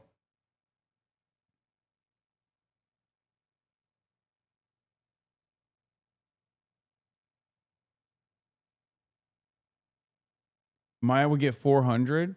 How long does the training take? It's not that long. It's literally like 5 minutes. It's not even like this is an unbelievably easy process to be a part of. They make it so easy that you can know nothing and just join in randomly, and they teach you in a matter of 5 minutes like exactly what links to click. Everything else. No, it doesn't show your phone number. It's all an automated process. The entire thing is automated. It's turnkey. You just click on a link and that's it. And then it starts making those calls for you. It is super simple. Okay?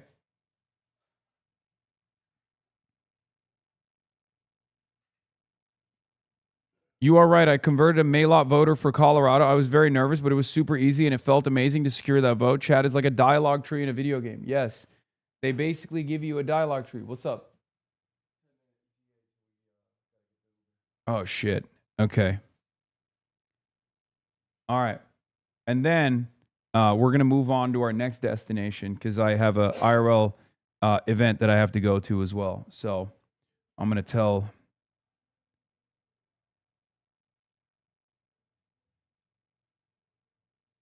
Hold on.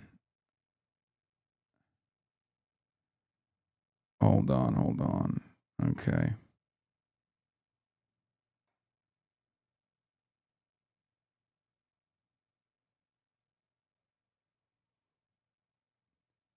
Yeah, they give you a script, no voicemails, and it auto dials the next call. Okay?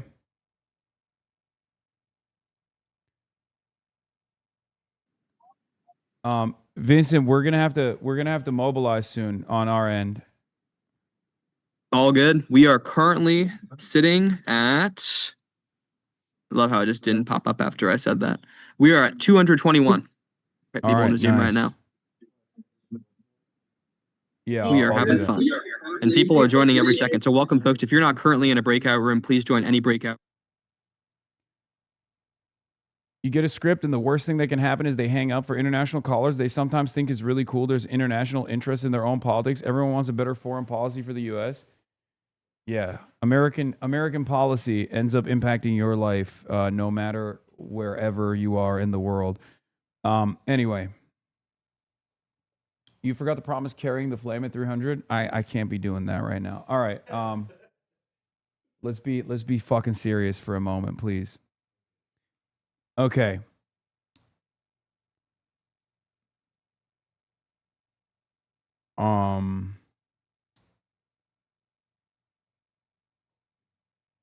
Where was okay? Let me turn on the boom. I'm flipping the camera. I am. All right. We're good to we're good to go. All right. I gotta go. Good luck, guys. Okay. Hold on. You can just take the whole thing. Fine.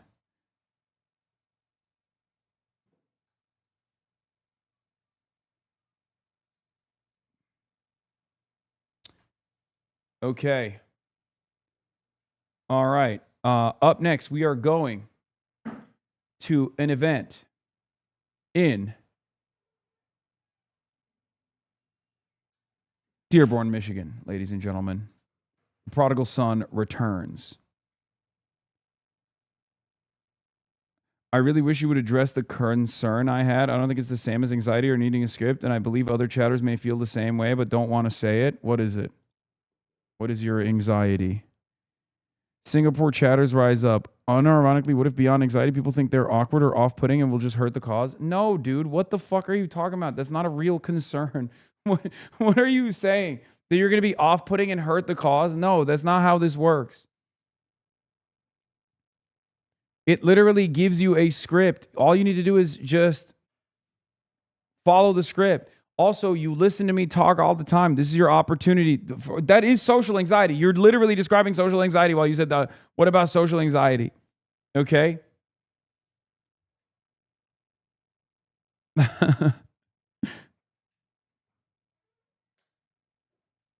It's so funny. Chad was like, look, this is not social anxiety. It's a very different concern.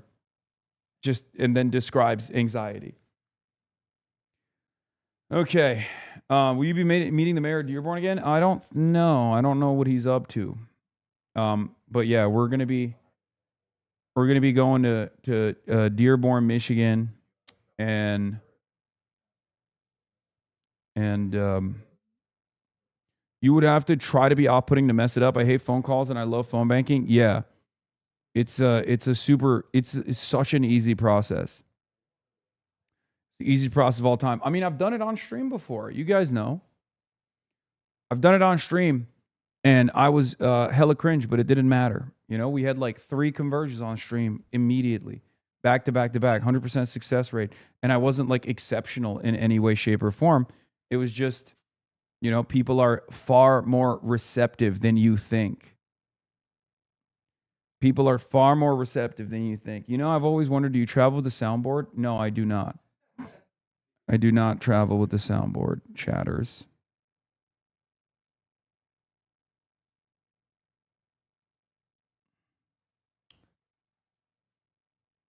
Will you be meeting Roop Raj? It would be an honor to meet local news legend Roop Raj. I don't know if I will have the honor to meet him, but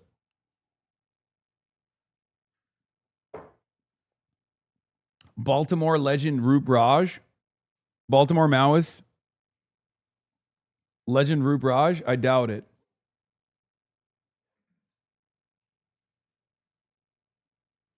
Remember, even with canvassing in person, even with door knocking, which we've done on stream as well, I can't explain to you how good it feels to go out and engage in a canvass operation and you talk to some voters from, you know, communities that are rarely ever represented. Okay? Communities that are rarely ever represented. And the successes are mind-boggling, where people literally hear for the first time. People hear for the first time from someone who is just interested in what's going on in their lives. Okay? Interested in offering a solution.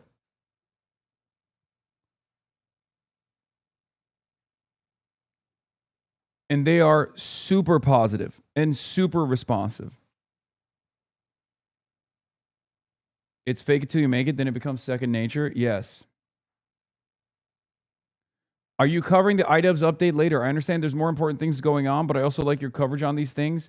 Yeah, we'll take a look at stuff like that later. Not right now, obviously. Maybe on the way over. Maybe on the way over to the next event that we're going to.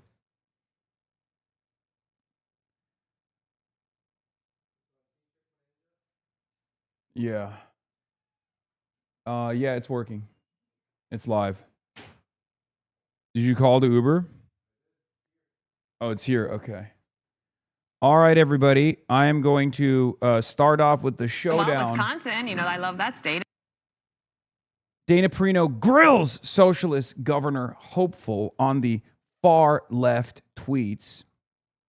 This is, of course, for the Wisconsin gubernatorial primary. Okay. It's seen as one of the most competitive toss-up states this November. The primary is less than 2 weeks away. Polls show my next guest as the Democratic frontrunner for governor. See you on the other side. She's a state assemblywoman and a Democratic socialist, and she is not shy from far-left proposals. Take a listen to this. Rapid fire. Do you support repealing Act 10?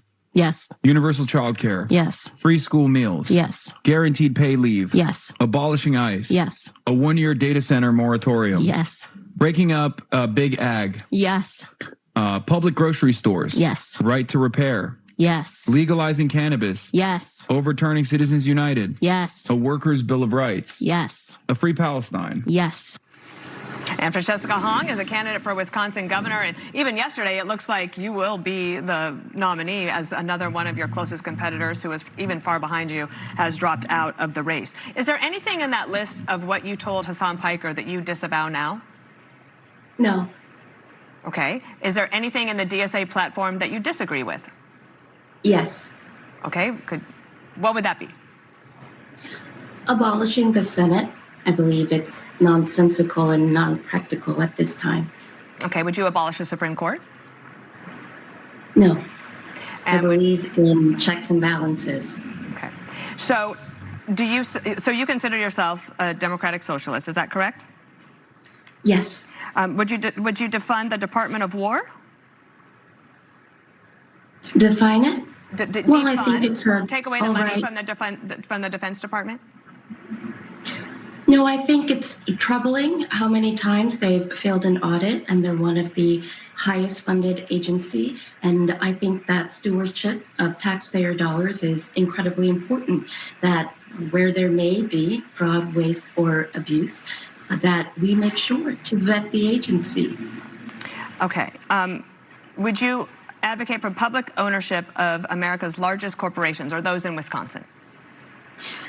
I have to say, first of all, we are incredibly proud of our Green Bay Packers, a publicly owned NFL team. But I believe there are some manufacturing and corporation that is irresponsible to have full public control. Well, like what? No, I think it depends really on the type of mega corporation. We know that here in Wisconsin, we'd like to bring more middle manufacturing, that when jobs were sent overseas, when there was more desire for profit over the people of Wisconsin, that we can be selective and put working class people first when it comes to jobs and mega corporations. Do you think you would be able to recruit corporations to come to Wisconsin to then be taken over by the state government? No, I don't think that it would be responsible for the state to bring in a mega corporation that would potentially be run by the state. I think that we want to create good jobs with good benefits and ensure that people have the freedom to pursue the type of life they would like. And I think when I talk to voters all across the state, it is so much about being able to take care of themselves and their loved ones. There is deep concern about people who get to age with dignity in our state. I care a lot about our seniors and making sure that we're one of the states where there's a great opportunity for great public education. Okay, so you say people want to take care of themselves, and I agree, but the socialist program is for the government to take care of people. And I know that you've bristled a little bit about anyone pointing out previous things that you have said, but I just want to show everybody on the board here. This is some of your far left posts. I would say they're pretty far left, right? It's, for example, you say abolish the Senate. You want ICE out of Wisconsin. I understand the abolishing ICE is something you probably still want, but you also said to defund the police 4 times. And you want to defund the police as a first step towards abolishing the police. Now, President Trump won Wisconsin twice. It is the ultimate purple state. I set my novel there for a reason. It is the place where you have to have the most appeal to both sides or to independent voters. Why shouldn't people take you at your word when you say that you want to defund the police and go towards abolishing it? Dana, first of all, I have to say thank you so much for featuring my home state in your novel. And I believe that as a democratic socialist, what that means is that I would like to put working class people first over mega corporations. How does defunding the police put working class people first? I mean, I think that you're about to enter into a general election, likely with Tom Tiffany, the Republican. That's not going to be an easy race. It's going to be very easy for people to put up on the board and say, you said abolish the Senate, defund the police, abolish the police. And why should they not believe that you would want to do that you would try to do that if you became governor? I believe that people can evolve. We meet Trump voters from previous elections who now would like to vote for me, who have a sign in their yard. So who needs to evolve, the voter the or governor you? cannot defund the police, and I won't defund the police. So but you I have will evolved. invest in the things we know prevent crime, like getting guns off of our street, making sure there is victims for justice, that there are, places where our kids can go after school and thrive. We can't be tough on causes. We have to be tough on causes if we would like to be. Yep. Everything good? It looks good? Looks good. Okay, flipping it. The ice in the tunnels, but it's okay. Okay. Yeah, we can turn on the lights. All right, ladies and gentlemen, we're back. And I'm sorry to take you away from Francesca Hong. I know you were probably listening to her. But, David, this angle is crazy. You don't like it? No, it's super, super low. What are we doing? It's like people what they want. It's like a crotch shot. Anyway, as I was saying, we are on our way to a Dearborn, Michigan event where we are, we're not that far away. We're on our way to a Dearborn, Michigan event. It is going to be the Dearborn Heights Hamtramck Muslim Knockout the Vote Tour. There are a lot of superstars that are at this event. Someone was asking, are you going to see the mayor? And I told you no. It turns out I was wrong. The mayor will be there, and he'll be speaking in a little bit, as a matter of fact. So will Adam Hamawi, so will Rashida Tlaib, Ilhan Omar, and then Abdul El Sayed, the star of the show, will be there as well. I will not be speaking at the Knockout the Vote tour. I'm just going to be there hanging out and talking to the folks that went there, talking to the people on the ground, and seeing what the level of enthusiasm is. Yeah, what a lineup, I know.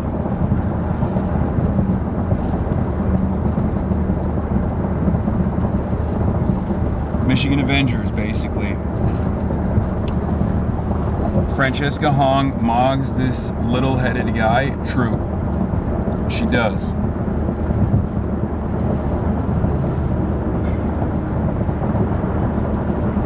Lamau, they're going to shove you on stage? Probably not. They already have pre-designated time slots for the people who are speaking. I want the Hosborough leg spread, Hasan. It's not going to happen. Okay? It's crazy. What? That's what they're calling it now? The cooter maxing.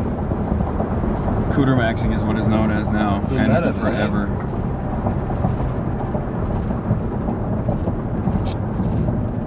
I love Dearborn, one of the best coffees of my life. I'm hoping, I haven't eaten yet today, so I'm hoping there will be some food at this event, because I am starting to get hungry.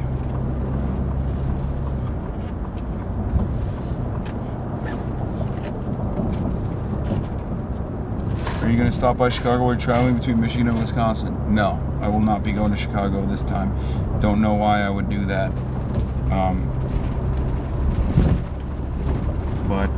Yeah. It does have some of the best Arab food in America. Dude, you're telling me. I know already. I've had it. I've had it last time I was in Dearborn with Abdul, as a matter of fact. And with the mayor, too. We went to the coffee shop, which I assume this will be a coffee. This will be everything. The Dearborn economy is run on coffee shops owned and operated by Yemeni people. That's what it's kebabs and coffee shops. We're getting Detroit pizza tomorrow. Are we? Dinner. Oh, hell yeah, with Donovan McKinney. Yep. Perfect. I actually do fuck with Detroit pizza. Me too. Pizza. This is gonna piss off a lot of Illinois folks, but I prefer Detroit pizza to Chicago deep dish. Wow. Yeah, I said it. I think it's really good. I don't know if it beats New Haven. You're not wrong. No. Connecticut pizza is, I think, Connecticut pizza is you're competitive. a truther. I think Connecticut pizza, at least the Connecticut pizza I've had, is competitive with New York slices. Damn, they're better. I agree. Yeah, definitely better. There's a reason why people say they're better, because it's technically not wrong. And I think even the likes of Dave Porkboy have even admitted that. This is the truth nuke of all truth nukes. Is New York pizza is very good.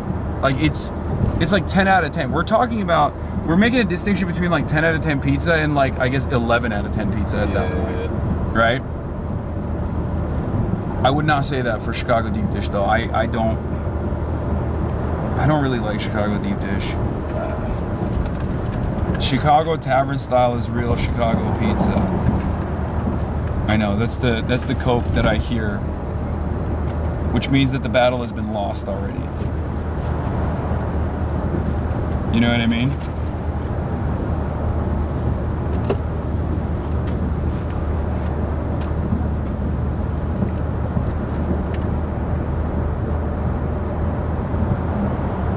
I am Coochie Maxing, yes.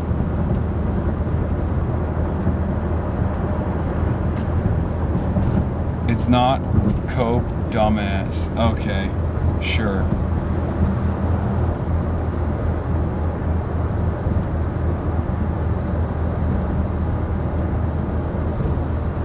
Deep dishes are Haley Stevens? Okay, dude. Okay. Yeah.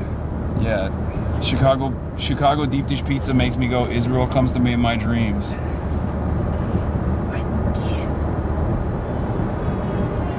Oh my gosh, shut up, tavern style in Jersey. You've also never developed taste. Deep dish is legit tourist trash. No one eats deep dish. Why does Chicago have so many tourist trash things though?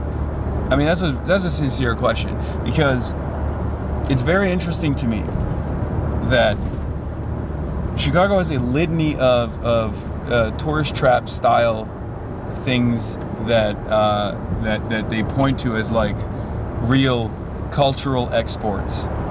Okay, the fucking Malort as a drink. Oh, dude. Malort as a drink. I mean, deep dish pizza. The real like, this is gonna piss off all the Chicago people, but I don't prefer the Chicago hot dog. Yeah, I think there's the thing that they have on it that's like strange. What is it like? I get the whole. Is it the celery? Oh yeah, but like it's not quite a pickle. Line crossed. It's a pickle. No, tomato I like. I don't have an issue with a tomato. I just prefer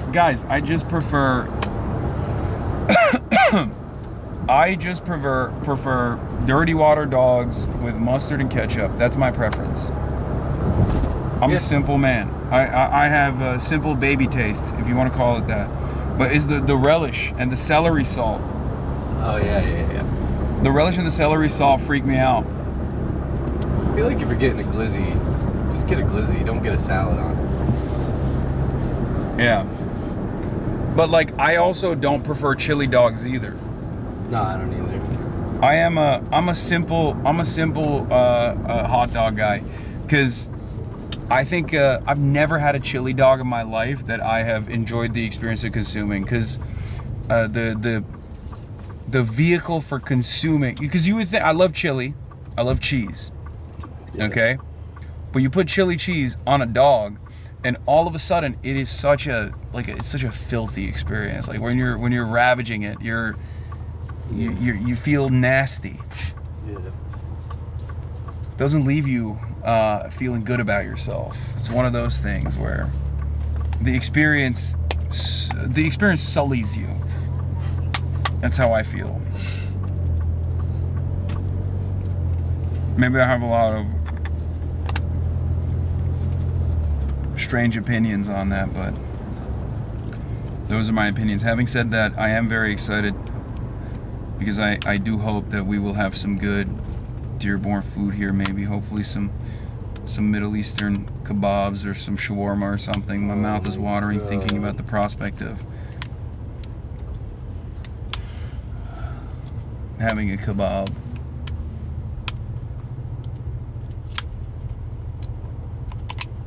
Smudge. I'm not taking food advice from Cheesegate. Okay. You serve kalbicim with cheese. What was the Cheesegate? Cheesegate is Francesca Hong came to my house.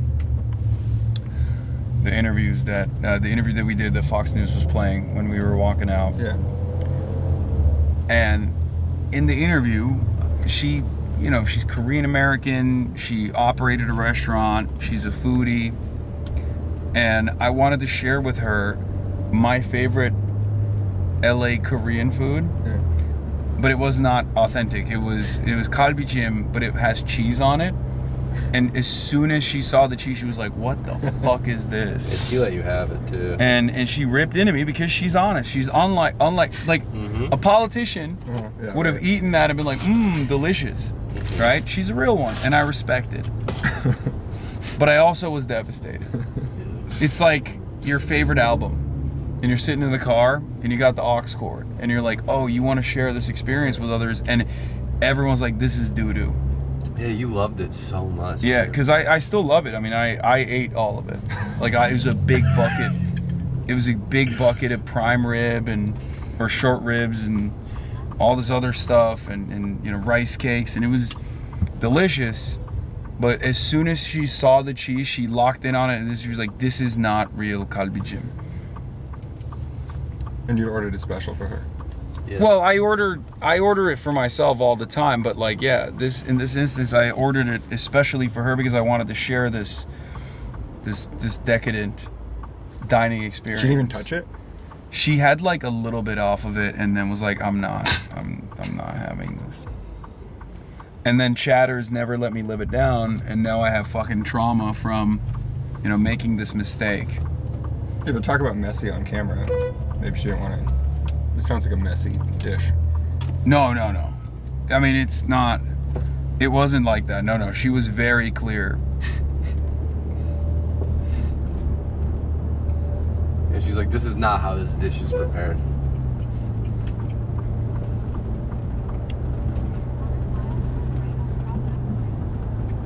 Yeah, I think we're almost here. Oh my God. Okay. As someone adopted by a Korean family I work for, some Koreans add cheese. Yeah, I mean, chili dog take. Not to eat like a classic dog, but I do chili dogs like spaghetti, in that I put 2 hot dogs of buns and toppings on a plate and then cover them in chili and cheese and then eat it with a fork and knife style. That is the most autistic thing I've ever heard anyone say in this chat. That's quite a statement. You are officially banned from Chicago, just like the UK. Okay, put that on the... yeah.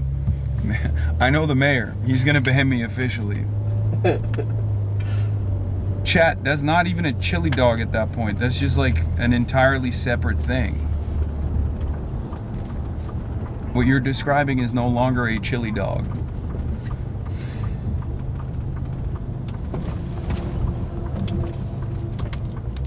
Dorito liquor detected. I don't even know what that means. Ew.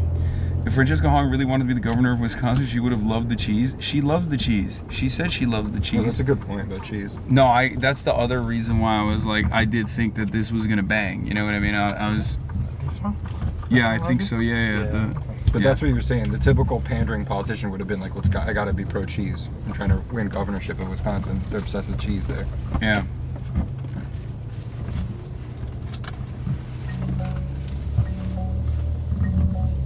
Oh, Francesca. Yeah, that's Francesca I Hong think you're getting a call. definitely banning you from Wisconsin over Cheesegate. First thing she does in office. First of all, that would be the most problematic thing that she would endorse as a policy platform if she was banning someone who was a cheese lover. And secondly, no, she won't, because I'm gonna be in Wisconsin on Sunday. Hey. So. Hasan, I made 20 calls. Hell yeah, neurodivergent. If you're not done, you can finish before you step out. You're done? Done. Okay. Thank you. No problem. Y'all have a nice one. All right. Just a second, yeah. Let me get the ISO situated.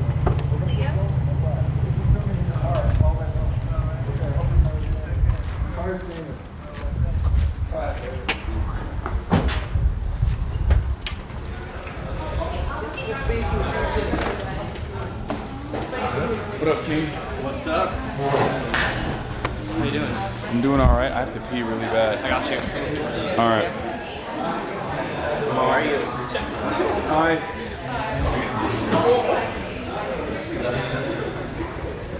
When it comes to what you say, I can tell you from experience, you will be 100 times more effective as a teacher if you do two things that are not about memorizing talking points or scripted language at all.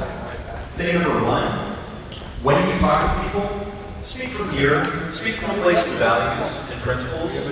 Like, there's probably over 100 people in this room easily. You're all here because you support me. You're all here because of engaged super soldiers. What's going on? Nice to meet you. Nice to meet you.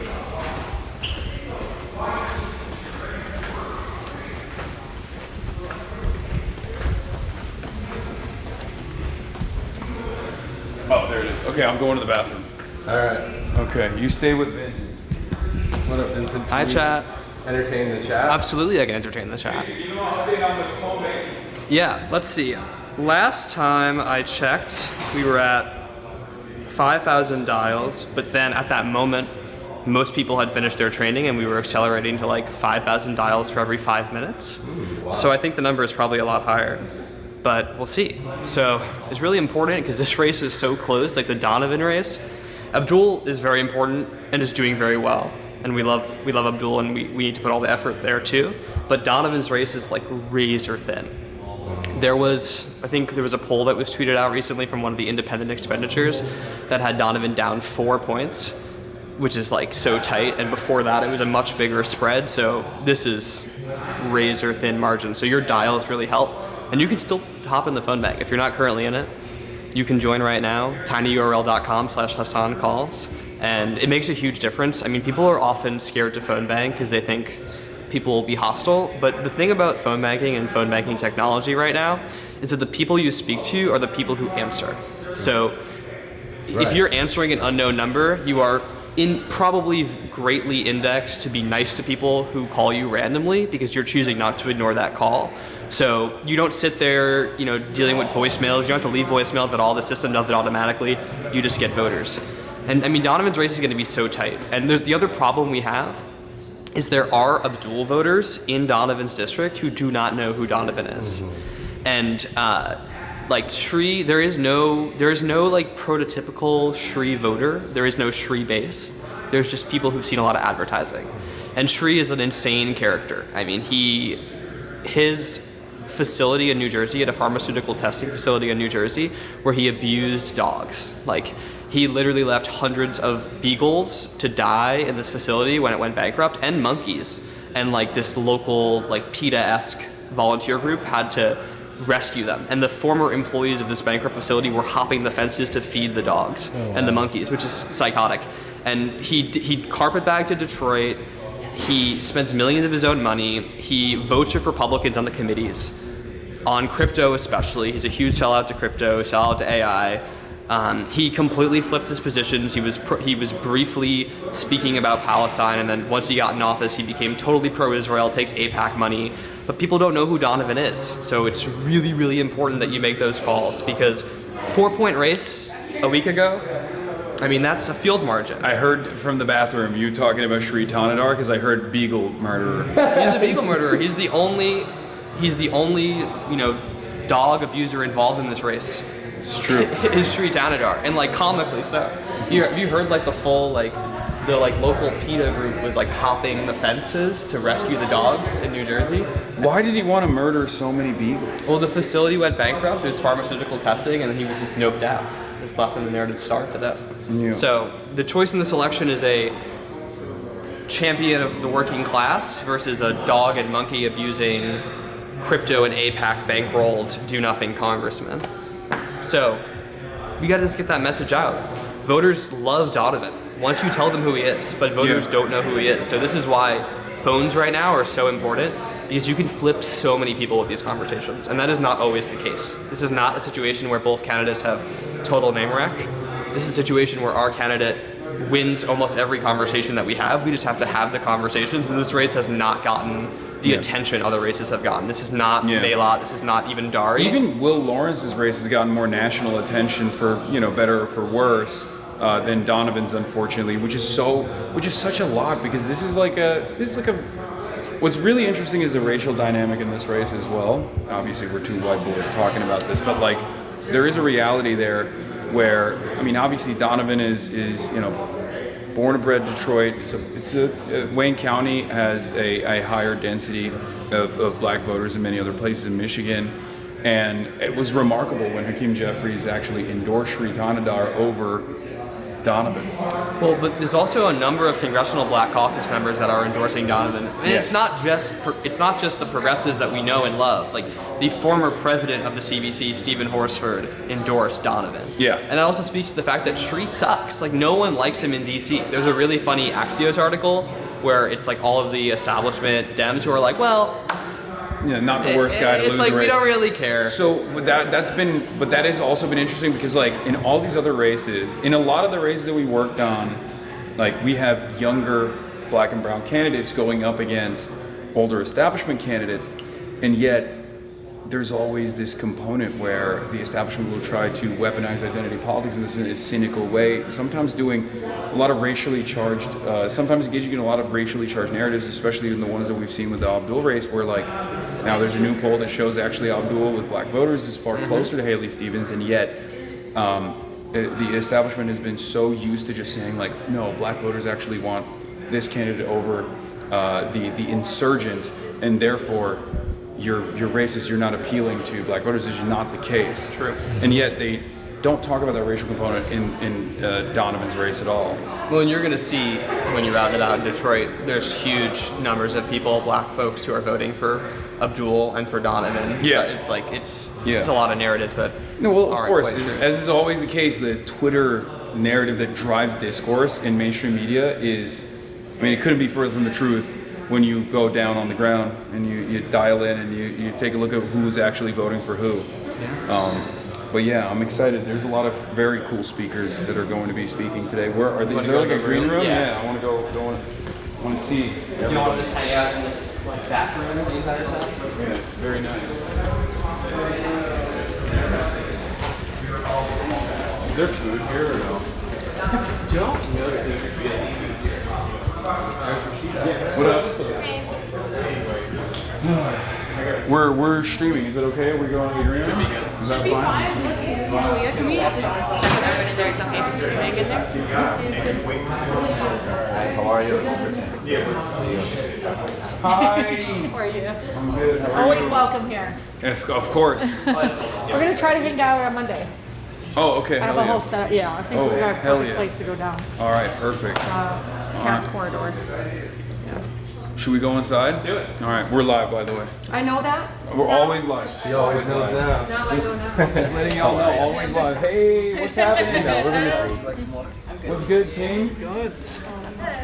How you doing? All right. How are you? Good. Good How to see you. Oh my God. That's very cute. Hello. Oh, you. Good. I'm good. Very You look exciting. good. Oh, thank you. Yeah. You always look great. Oh, thank you. As always. A little surprised. What? Yeah, you did put some stink on it. That was a little. You were like, you look good. Question mark.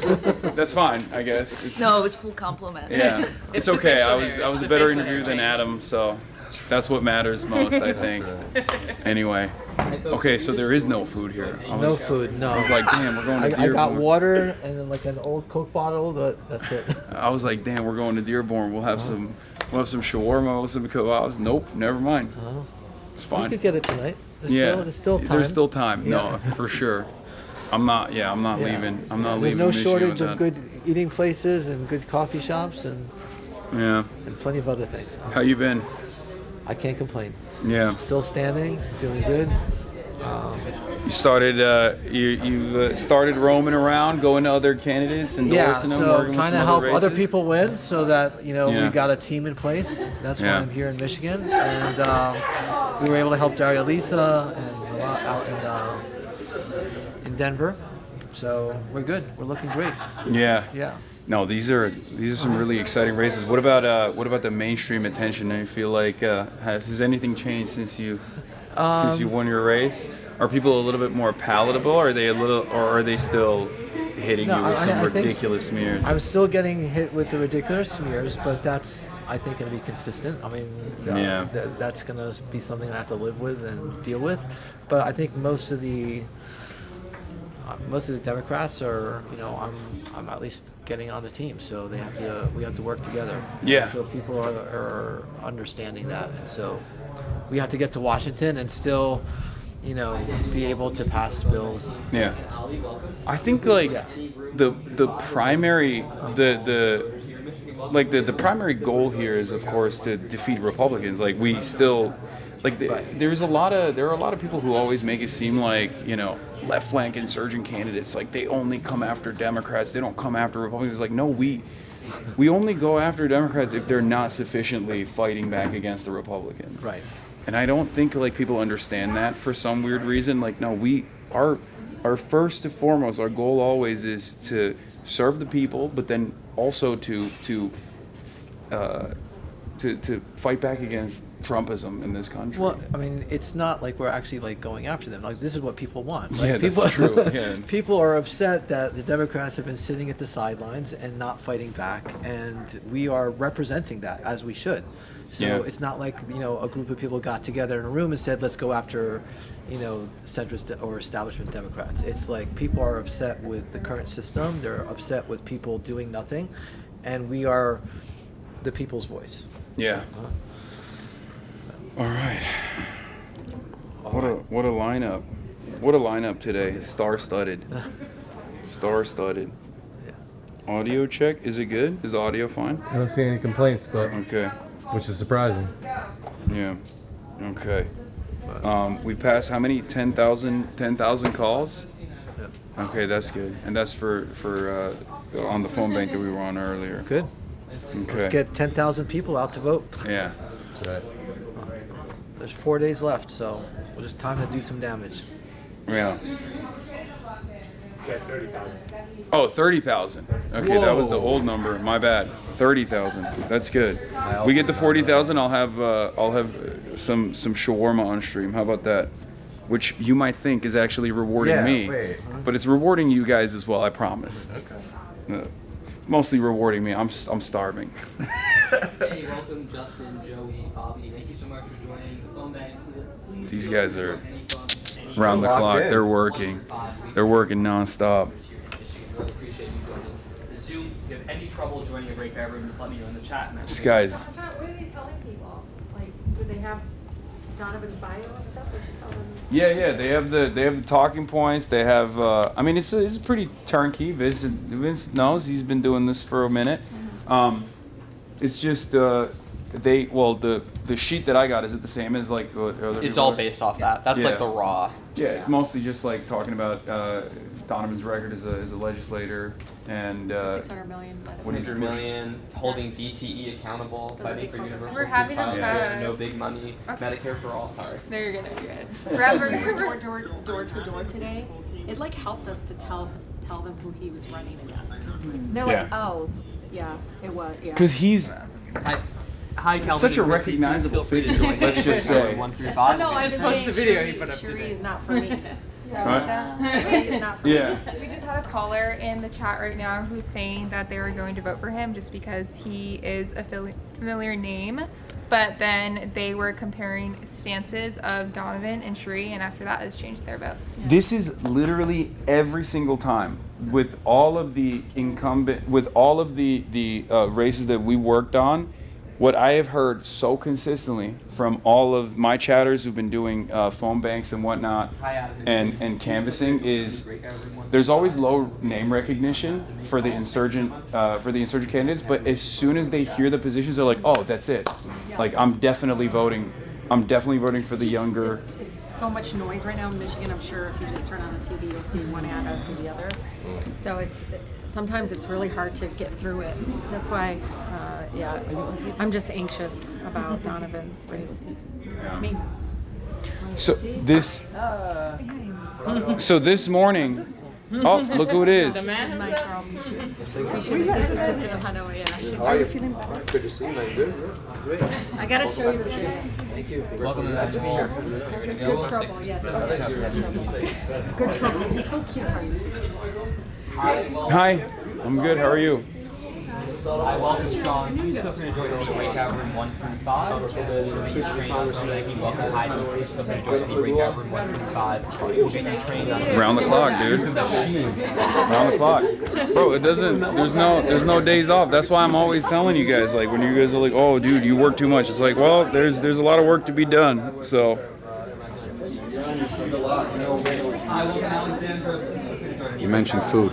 Shawarma, we got it. You can't leave Dearborn without eating good shawarma. Of course. Nice but no worries if there's nothing here. You don't have to. You don't have to worry about it. I'll have some. Well, Food's I will. a must. Of course. Welcome, Michigan. Welcome back. I know. How you finding it? It's fucking awesome as Good. always. Did you get some kebab? What? You get some kebab? Not yet. I'm gonna figure it out after this. Yeah, we gotta. That's one of the important things. I did think that there was gonna be food because you were like, "Oh, Dearborn event." I was like, "Of course, there's gonna be some kebab." There's definitely food close to here. Yeah. I feel like GOTV rally is not quite the food spot, but yeah. No, it's all good. We'll get you fed. We'll give you the Rex. How you feeling? I feel good, man. Where'd you go before this? You've been all a series, up and down. a series of meetings. I don't even know what I did today. Series of meetings. We did some went to Friday prayer, a couple different places. I think we did 4 different Friday prayers. Nice. GOTV at the mosque. So yeah, man, feel good. Appreciate you being here. No, of course. Yeah. Of course. This is what a change of pace from the first time you came to my house. I mean, this is.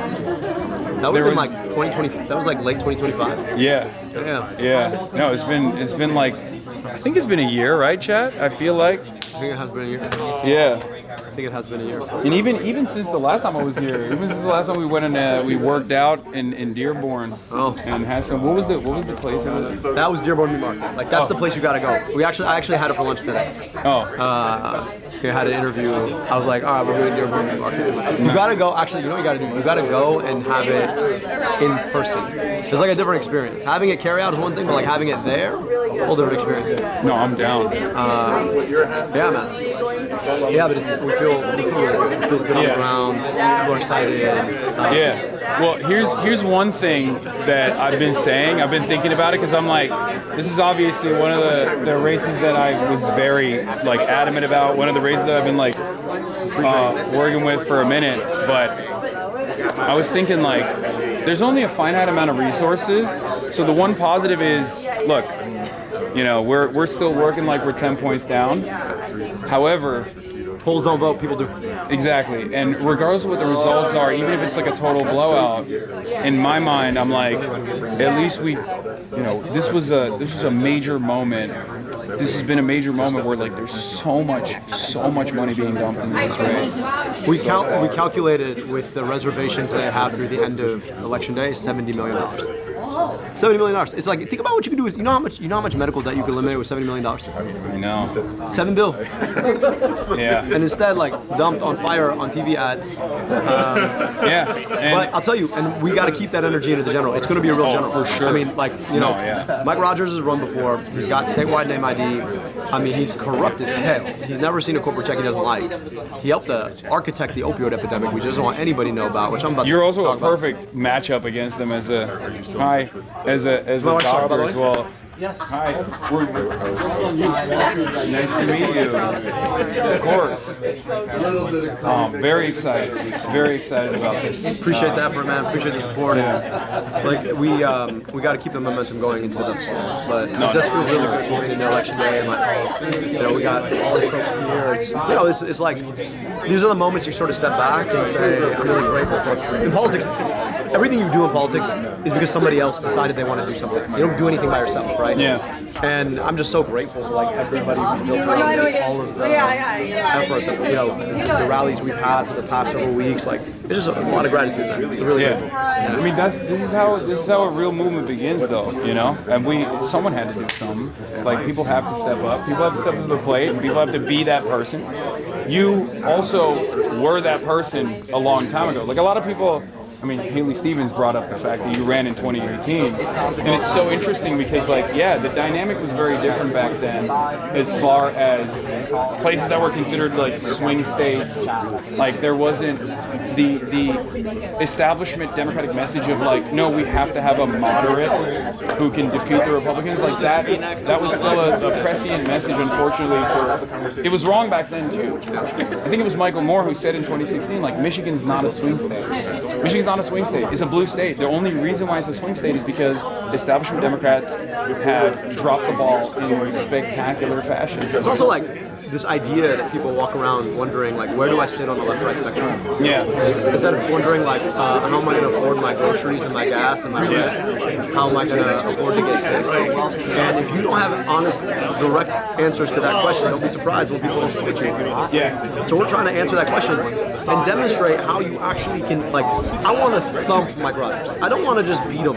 I want to thump him. Yeah. I want to send him back to Florida crying, right? Like, at the end of the day, that's what this is about. This is about demonstrating what happens when you actually have a positive affirmative message about the world can be like when leaders aren't bought off by corporations. No, I think that's a huge part of this. Is like, this is a battleground where we won't just show that we can win in swing states as progressives, but that we can win all around the country with a message that unites the base across the board. Because you're delivering for people. I mean, that's the thing is, like, if you can actually credibly fight for a solution to somebody's life, what's the point of politics in the first place? I know. Why else do this? Wait, I don't understand. I thought it was about winning instead of power. How you doing? Good, right? And then collecting paychecks. You know, for your. This guy, I've never met him before. Of course I know this guy. Come on, this guy is the most interesting one. Well, I mean, I'm just wondering, like, if you like know each other personally. We know we went to a couple of college classes together. But Abbas is the state representative from Germany. So oh, hell yeah. He's running for re-election. You know, Vintage Bell in South Lebanon is the capital of the resistance movement. Yeah. Here we are. We're live, by the way. Well, hey, Dearborn is the capital of where we disrupt and really overtake the Democratic establishment, and we do away with business as usual. What's going on? Good to see you. Oh yeah. What's up, sir? How you doing? Good. How are you? See you again. Do you know the significance of the place you're standing? Oh, see, he's gonna do it now. No. Tell him. Do you know what this place is called? Let's hear it. What is it called? This is the Vintage Vale Cultural Center. Okay, what does that mean? You know what Vintage Vale is on the front lines. Okay, right on the border right there, where our school was just destroyed, homes are being systematically erased, and folks here locally understand, like the houses, if you walk outside, right, every one of those houses has had people killed in Israeli airstrikes, U.S.-funded Israeli airstrikes. Folks feel that in their bones here, right? This isn't a faraway thing. Me and Abbas have attended funerals right here for people who've been killed in South Lebanon. What's Vintage Vale's nickname? What do we call it? What is it called? Okay, you're live, by the way. I'm just letting you know. I'm just letting you know, like this is a very special place. Yeah. And so this is exactly the type of place that we can change the politics of our country. Yeah, that's right. All right, I gotta pull you guys real quick to debrief you. Nice to meet you. You know, I've been telling. He told me that you texted him that he's like, it sounds to me he's live. Like, Layla, what does that mean? I was like, As always, we're always live streaming. Always. yeah. 40,000 dials, chat, for Donovan McKinney. Let's go. Let's keep those numbers up. Let's get those numbers up. Oh, you phone banking? Yeah. Well, I wanted to let you know, my sister really wants you to know that you're welcome to the DSA Long Beach Summer Social. She loves crazy. DSA Long Beach. That's crazy. So I just had to tell you. No, it's all good. So your sister's in DSA in Long Beach? Yeah, she's Okay. the comms director there, and I just wanted you to know. They are always in my chat. They're Always always inviting in me. your Always inviting me to DSA events in Long Beach. Okay, well, just want you to know they love you. Okay. They love you. Okay, Nice to well, meet you. it's so nice to meet you. Nice to Thank meet you you. Thank so you for your much. work. Okay, thank you. And thanks Yeah. for getting on the phone. Of course. I'm gonna grab a coffee. You want one, Dave?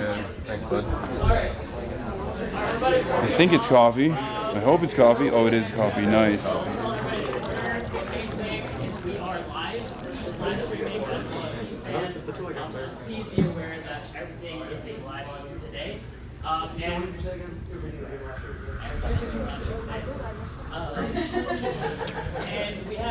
They're talking about you. No, they're talking about C-SPAN. It's also being live streamed on C-SPAN. Once you hit the 1 minute warning, we'll do like a little wave or something like that. I broke my C-SPAN. 2 minutes, yeah. It brain bugs. Smashed it. Angrily? No. After the Illinois primaries, actually. You and Troy Jackson. The Troyota-thon. Cut off signal is this. Alleged. Everybody got cut off signal. We gotta really keep it tight today. As you operate secret troll accounts, though, for sure. We're really done now. Oh yeah.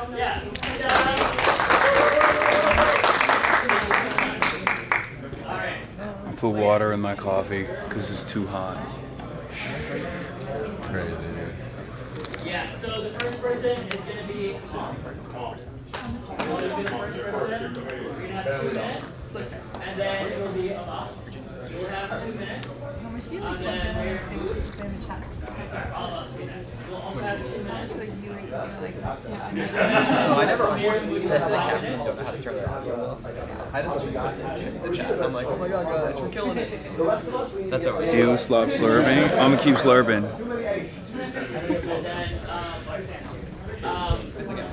And then Dr. Sully, you'll have 10 minutes.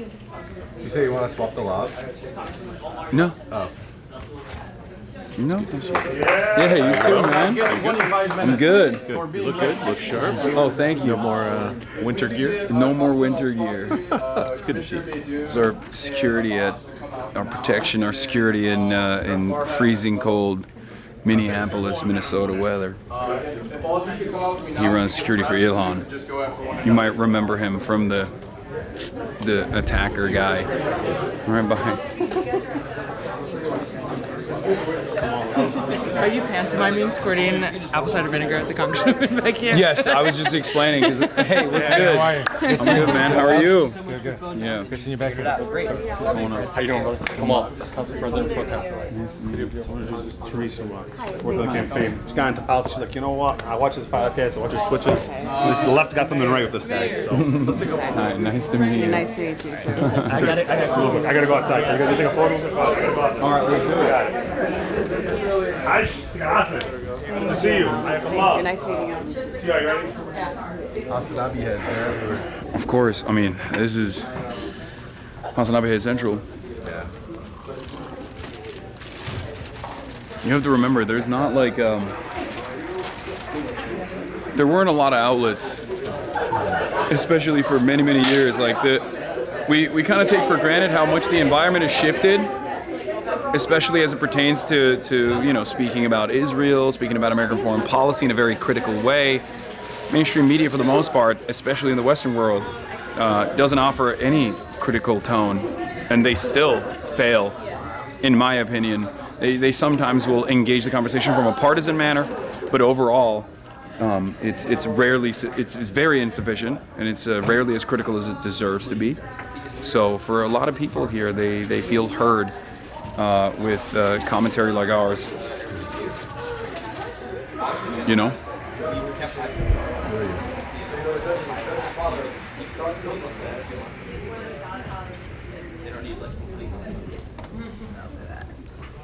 It looks like everyone's excited. Of course everyone's excited. This is an exciting day. My legs are so sore, it's crazy. I'm having a hard time sitting down and standing up. My butt hurts. You know? We're running on 2 hours of sleep, bro. That is true. It's a private one. That is also true.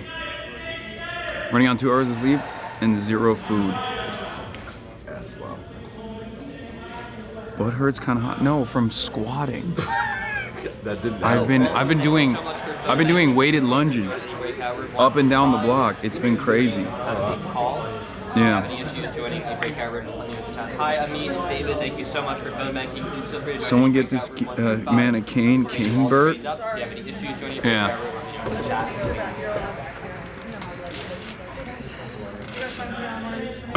Motherfuckers at 5 HP bar blinking. You're out of your dang mind. You're crazy for saying that. I'm at 120 HP. Especially after I have this coffee. Unk can't stand up at 35. Yeah, you gotta get the cardio up. It's true. I do gotta get the cardio up. Oops.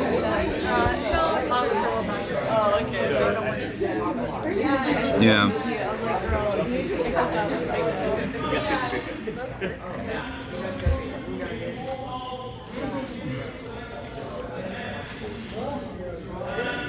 I wonder if we should go outside and listen to the speeches. Oh, we'll go outside in a little bit to film the speeches. Did you meet with your boy Midge and Major? Okay, dude. Okay, dude. No, David didn't want a coffee. I did not want coffee. I can't drink coffee. Chatter. You're so old, aren't they? You can be. Of course, dude. What do you mean? They always are.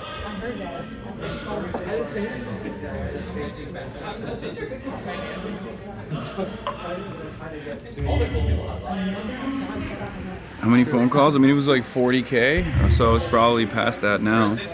50K now. Whoa! Keep it going. Yeah. You started with 68 people? Yeah, well, then it. That's called. 68 people. By the time we left, it was at 200, and it's at 50,000 calls now. I won't be delivering a speech.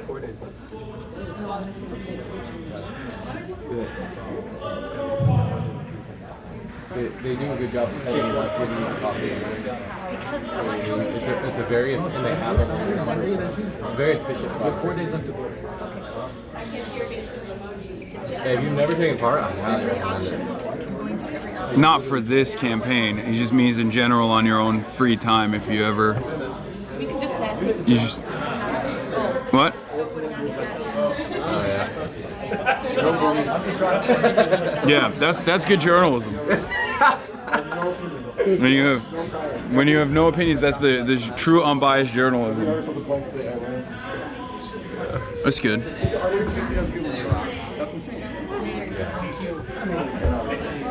Sometimes. List the numbers. It's not. Yeah. How many people are in the district? Yeah. It's like the standard amount that I'm forgetting. It's like a couple hundred, like 700,000 people in the congressional district. But it's a pretty low turnout primary, so the actual number of primary voters will be like less than 100,000, I would guess. So very decisive. So we've called half of the likely. But you've done a full pass of the universe we had for today. So our goal was to call first and foremost every young voter, and then the full first and foremost call every young voter, and then our full universe of voters that we wanted to speak to about getting them out, and that's been done twice. We're doing 1K calls a minute right now. Or, yeah. Yeah, something like that. Yeah. That's really true. Yeah, 1K a minute. Yeah. That tie is fucking awesome. Isn't this great? Yeah. Thrifted? Of course. All the best ties are. This is actually entirely thrifted outfit. Yeah. That's it. That's the move. That's a great. What are those? Fun times. What are your plans after this rally? I'm Rest? probably. Well, we'll see. I might go back to streaming. We do have a little harebrained operation going on, which is that we're going to do a nighttime tour of Hamtramck with Donovan, popping into all the coffee and like hookah shops. So if you want, and you're doing multiple Donovan activities, so it's there. All right. Well, I think we gotta. Well, I haven't really covered the news that much, so I might have to. No, it's not that. That's a very entertaining event. Like I love that. I love Hamtramck. Sure. Straight updates need to happen. Like Detroit Football Club, we went to, or I think it was Detroit FC, right? Yeah. We went and we visited the like little soccer pitch they have in the middle of the neighborhood in Hamtramck. I don't know if you've seen it. It's sick. It's like it's super cool. The community gathers. They all watch people play soccer. It's like the B League or something, right? Yeah. Yeah.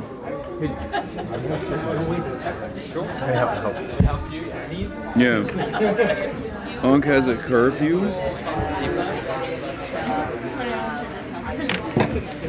New people are joining. That's good. Hi everyone. If you're not currently in a breakout room, we're still spamming. Please join breakout rooms 1 through 5. Any will do. If you have trouble getting into a breakout room, just let me know and I will assign you. Sorry. Ugh. Now the shotgun's picking you all up very easily. Great. Love it. Absolutely. Our lesson from this, though, is that we need oh no, I just put someone in the waiting room. We need a breakout room that's just like latecomers. Because we've navigated it, but every one of these is like a lesson in Zoom logistics. Yeah. How many of these have you done so far? In my life? Like since the beginning of the primaries? This cycle? 100, some sort of number.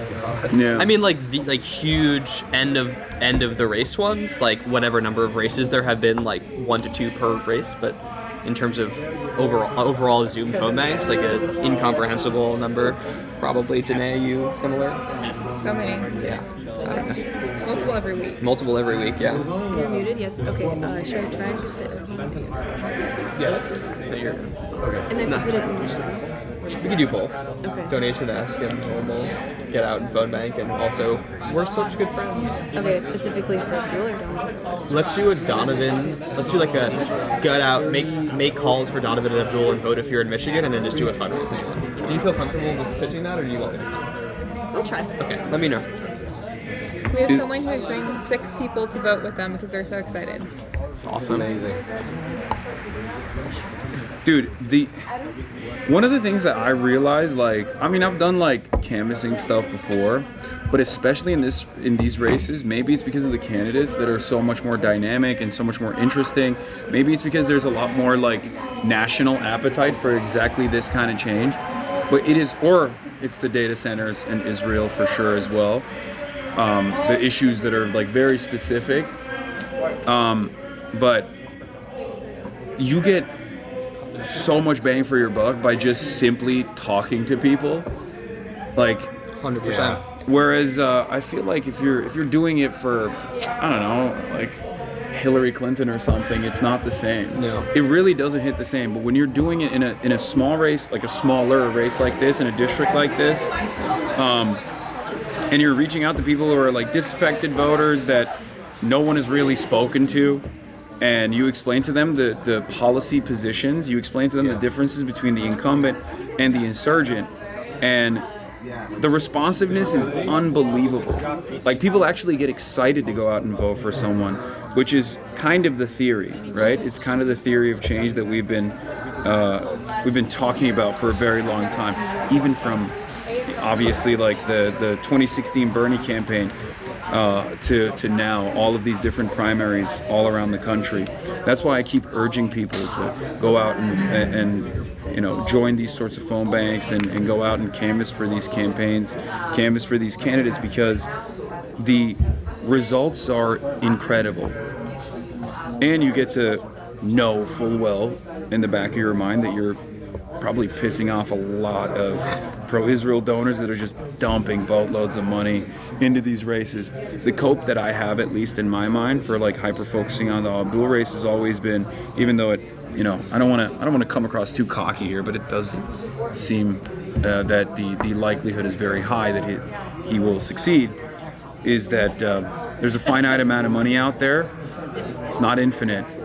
So he's basically tanking $60 million worth or $70 million worth of outside expenditures earmarked for this race that could have gone to the Cori Bush race, right? That could have gone to the Hartzell Gray race. There are so many wonderful candidates all around the country.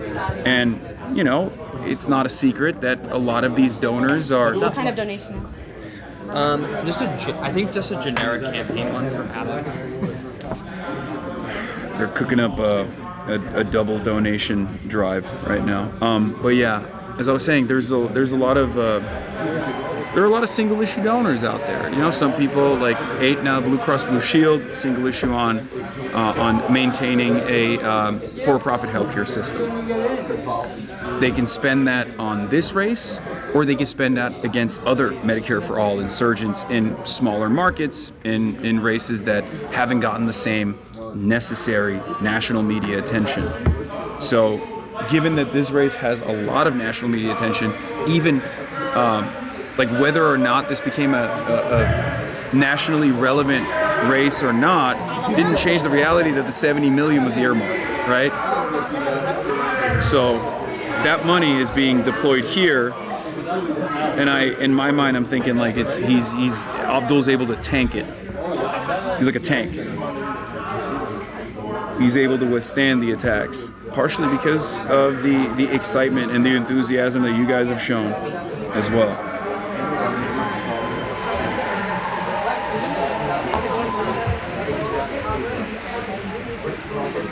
You know?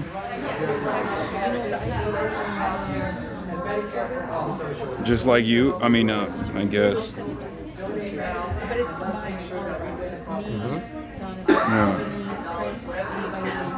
He's versatile too. He's a tank, but he also is a great DPS.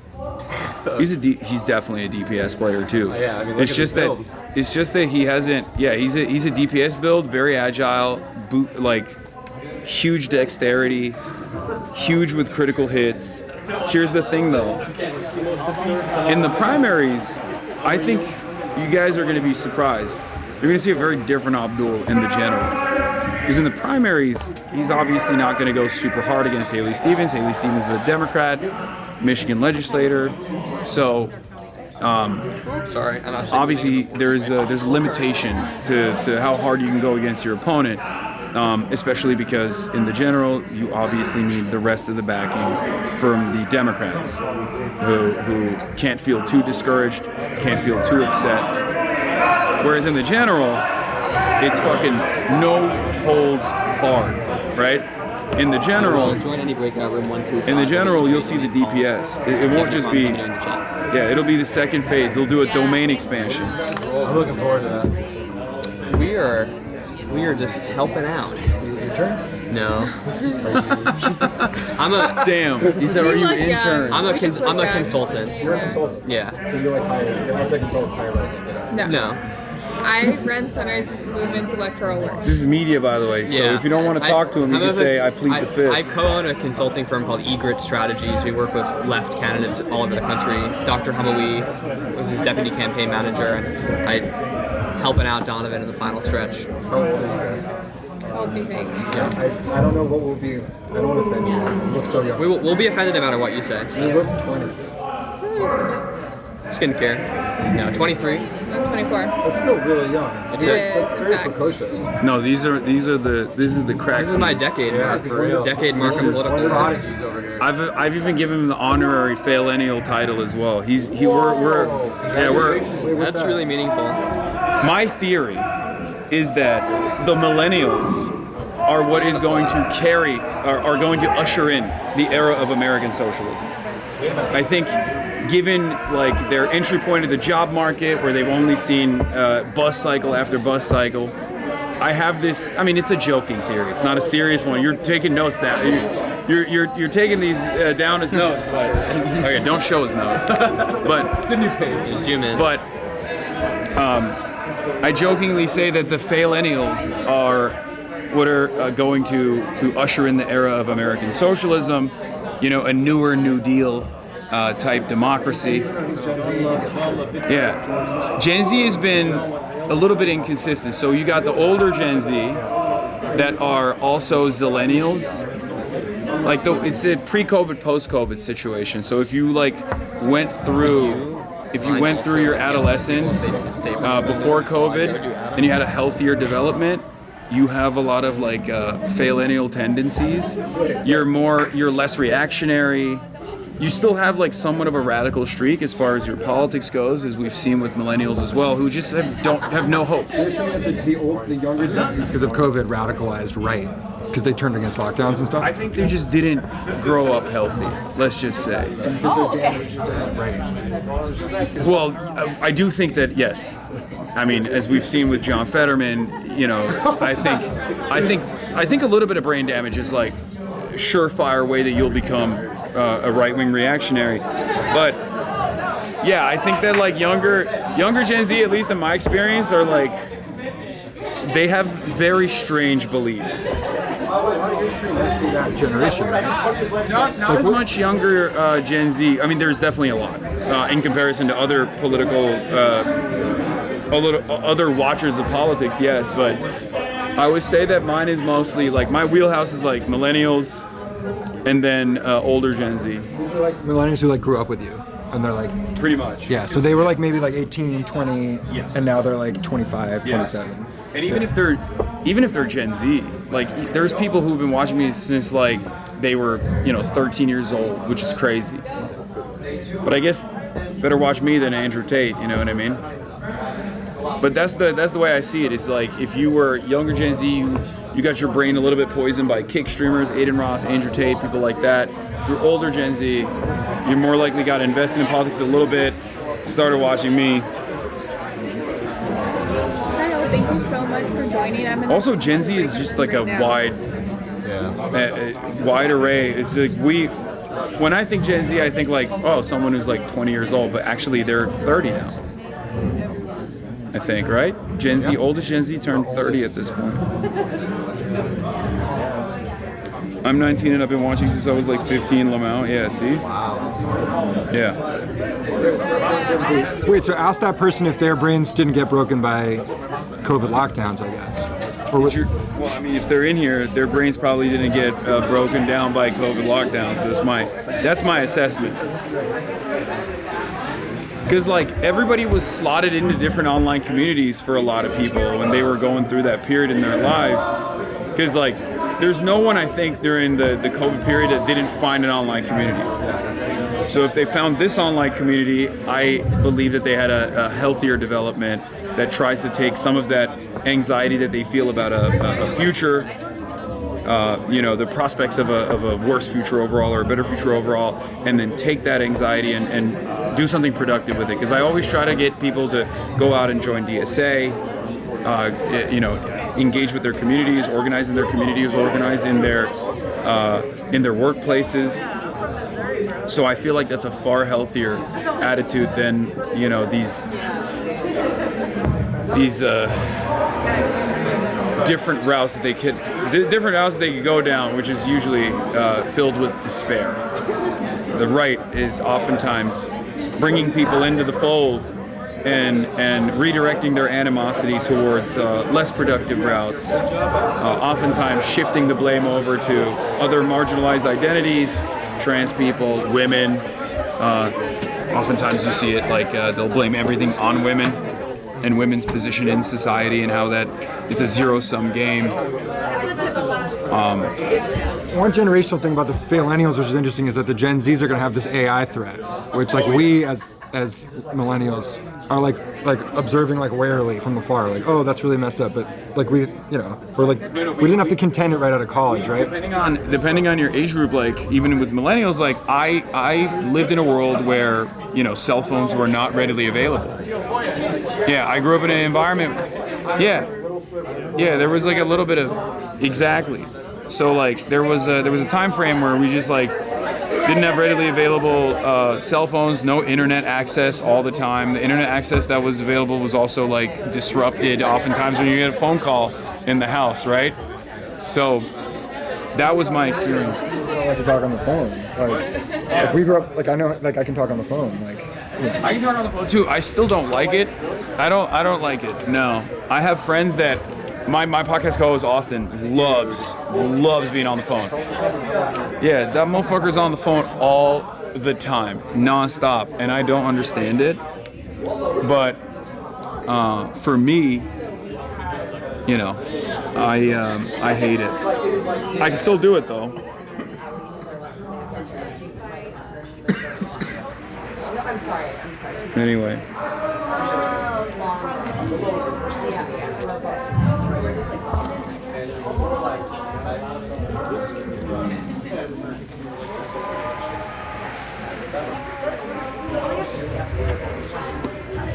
What's up, sir? How are you doing? Fantastic. Only other guy who I mean the man who hype mogs me every time. Yeah. How are you doing? The last time we spoke IRL, I know. It was outside the 2024 DNC. It was suspected that it was that conversation that led me to get kicked out of the DNC. No way, because you talked to me? Well, not you, but just like in general, it was he's uncommitted. This is a journalist. You want to explain who you are? What's your name? Simon. Abbas, nice to meet you. Magazine, nice to meet you. Nice to meet you too, Simon. Sorry, didn't get your name? My name is Abbas, Abbas. Yeah. Folks can learn about me at abbas4mi.com, by the way. Yeah. State Senate. Here in Senate District 2, Dearborn Heights, Allen Park, Melvindale, Taylor. So the Dearborn area, downriver communities, and a part of Detroit. What do you do now? I'm running for state Senate. But he was It's 4 days from in the election. uncommitted movement. Okay. Yeah. I was one of the co-founders of the uncommitted Got you movement. kicked out of the DNC because you were like half out of the DNC. So what happened is first day DNC starts, I went to the protest, of course, instead of immediately going to the DNC.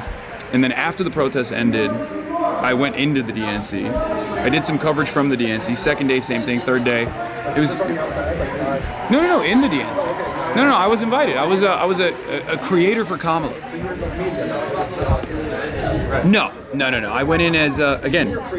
Yeah, I was a creator for Kamala, which is really interesting because I think at the time there was like the DNC did not like DNC as the establishment does not like me, and they never did for obvious reasons. But the Kamala campaign, I think, was more excited about like bringing additional eyeballs to the entire event, and they were pretty nice. They gave me a crazy suite that like, you know, all these other media outlets had to pay $500,000 or whatever for, right? Like, so I had like crazy seats. Well, the first day was just like impromptu. It was a bar cart that I was streaming off of. I think you could see an image of it when Donnie was like filming me.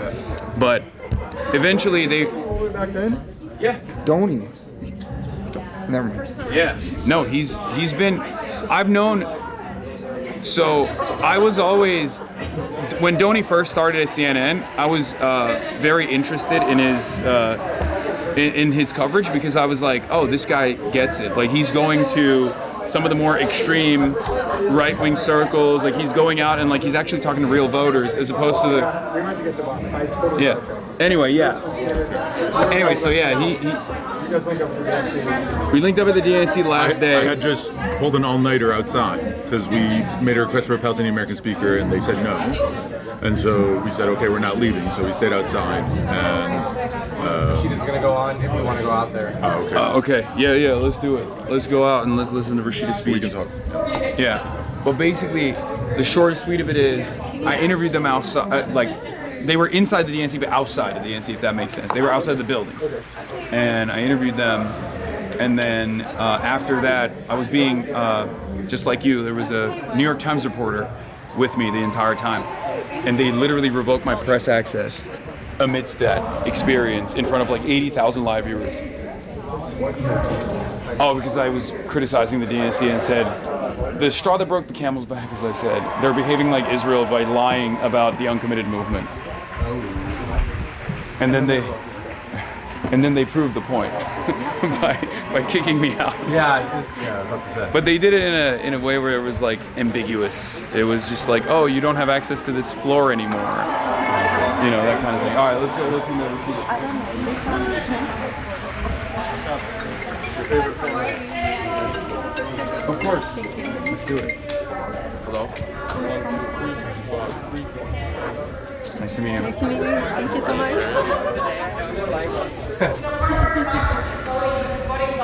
It's directing, this energy around direct human contact. Should we go through there? Reaching out to folks that feel invisible. They feel unheard and unseen by their own government.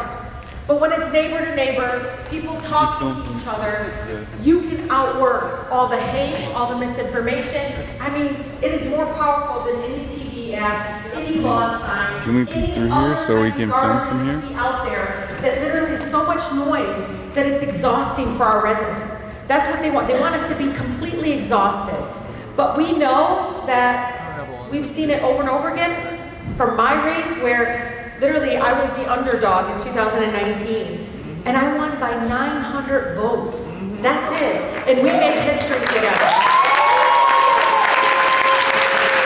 But we did it when we had no money the last 2 months, but we knocked 55,000 doors, we ran out of lawn signs, we ran out of lit. I mean, at the end, we were just scraping by. But we did it. We made history together because we believed in that direct human contact and that grassroots organizing and movement work that is important. But as you all know, as these days come, there are people right now, you know them, I'm the eldest of 14. Now they don't like me calling out by name which ones they are in my family, but you know who they are in your family. You know who they are. You're all looking down. You know exactly who it is that you need to text. Yeah, threaten. I'm serious. Like, I don't want to hear you. This is me. I don't want to hear you complain. You call me one more time, and all I see is that you didn't vote. I'm gonna vote in November. Nope. Primary is as important. You got family members that telling you I vote in November. You know it. You got to tell them primary election in August 4th is important. You know there is a person out there that if you just nudge them just a little bit, even if it's to send them, you know, a photo. I'm telling all my girlfriends, look at him, he's a girl dad. We love girl dads. But anything to try to grab on to that human connection and make it, because they trust you. These are people that I always say work your backyard. Not literally, but your network of people. And I watched my brother Rashid. Yes, there's a Rashad, Rashid, and a Rashida in my family. It's 14 of us. But he's texting me, and he's like, look, I just got all these folks I work with, this person that changes my tires. I mean, he's this, it's like built in us, because we had a UAW dad that just his voting was like so embedded in his brain. It's like, when I became 18 years old, he was like, go register. He didn't even say happy birthday, Sam. He's like, go register to vote. So for my brother watching, I think all of this happening and seeing all the negativity and to me, you know, the underlining kind of racist tropes that they're using against our brother Abdul, I can tell you, you know, it just motivates us to go out work that hate, and that means, again, work in your backyard. I heard today at one of the early voting locations, there were 1,400 people today. 1,000.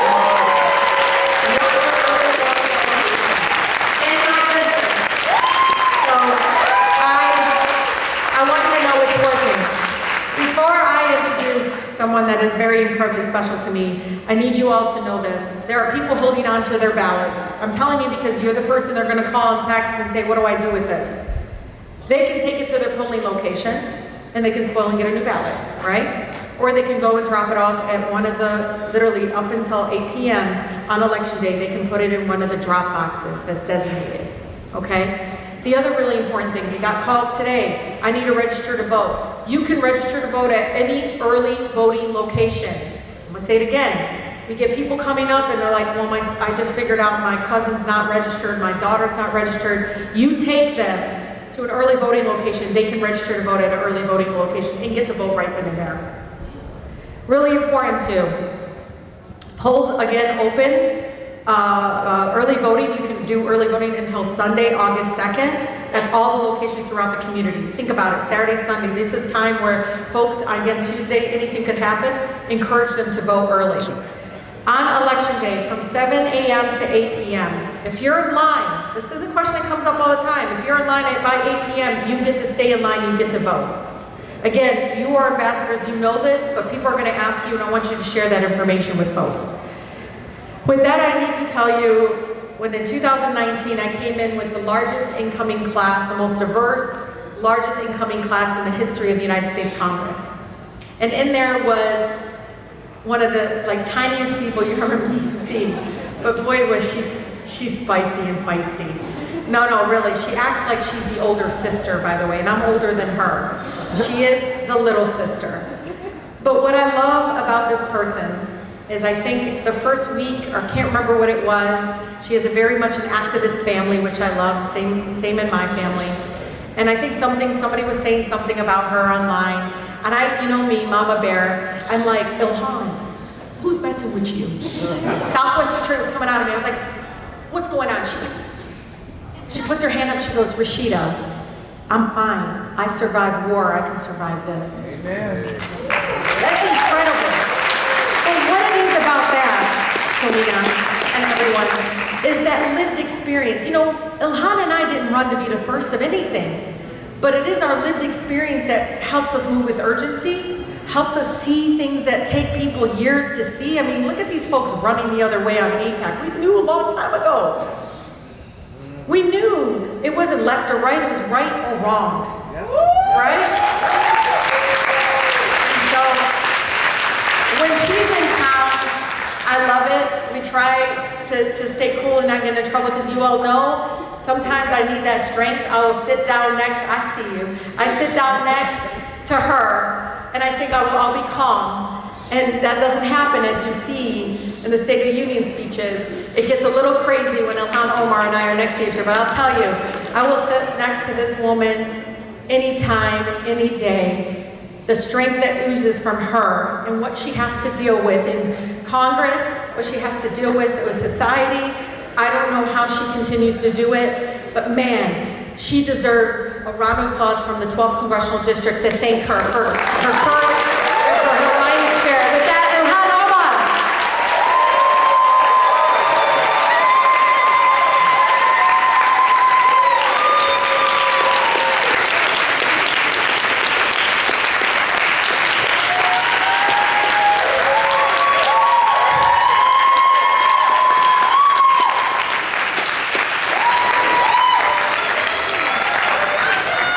I love you too. Give it up for my sister Rashida. I'm usually coming in to support her in her re-election, so this is the first time we're both here supporting a candidate for Senate. So it's a really cool thing to be in Michigan with you, sis. How's everybody feeling?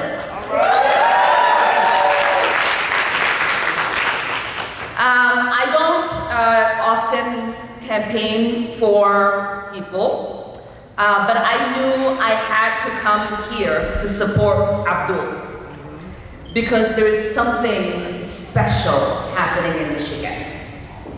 I am seeing so much hope in the politics of what's possible. For far too long, establishment Democrats have told voters we can only achieve incremental progress. But that is simply not true.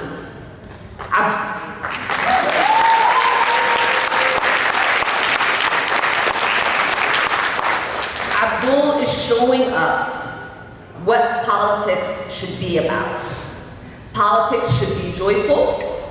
Politics should be about taking care of one another. As a Minnesotan, I know something about the spirit of the Midwest. We know that when we look out for one another, everyone does better.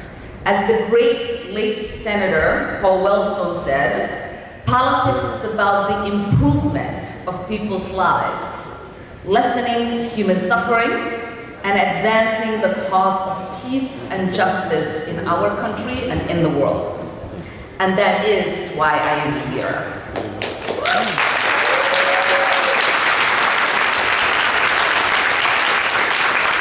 Because this race isn't just about one Senate seat. It's about what we believe America can become. I know something about believing in the politics of what is possible in our country. I came here as a refugee, was raised by my single father, a man who worked very, very hard every single day and deeply believed in the promise of America. He believed that if you did your part, if you served your community, and if you looked out for your neighbors, you could build a better future, not just for your family, but for everyone else.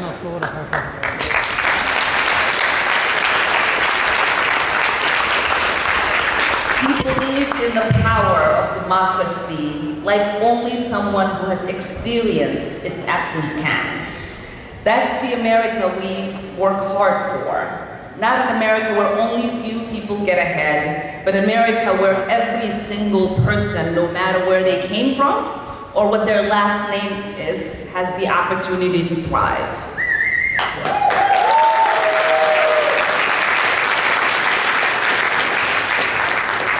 America opened the door for my family, and because it did, I have had the privilege of serving in the United States Congress. And that this is the America I love, not because it has always lived up to its ideals, but because ordinary people have always fought to make those ideals real. That is why Abdul's story speaks to me. Because when I look at him, I see another child of immigrants who believes this country is worth fighting for. His dad came here from Egypt believing in the promise of America.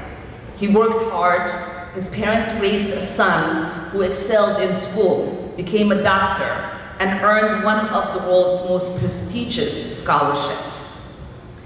Then he made a decision that tells you everything you need to know about his character. He came home. He came home to serve Michiganders. He didn't dedicate his life to making himself richer. He dedicated it to making people healthier.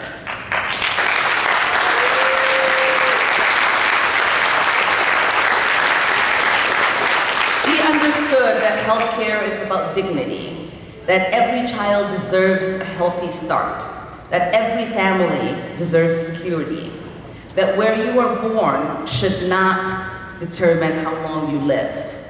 That is the American dream. Not just achieving success for yourself, but using success in the service of others. Recently, we've heard some attacks from sitting elected officials suggesting that Abdul has allowed anti-American sentiment to enter our public dialogue. I want to talk about that because I know what it feels like when people question your patriotism because of your name, your faith, or because you dare to challenge the status quo. And I reject that politics.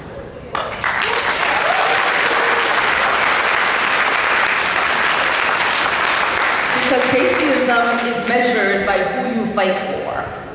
If you fight so every American can see a doctor through Medicare for all, that is true patriotism. If you fight so every parent can access universal child care, that is true patriotism. If you fight so working families don't have to choose between paying the rent or putting food on the table, that is true patriotism. If you fight so workers earn a living wage, retirees can have dignity, and every child has a shot, that is true patriotism.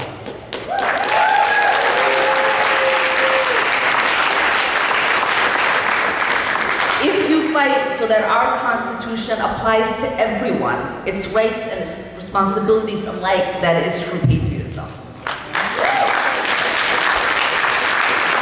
Because that is love of country and what it means to believe America can be better.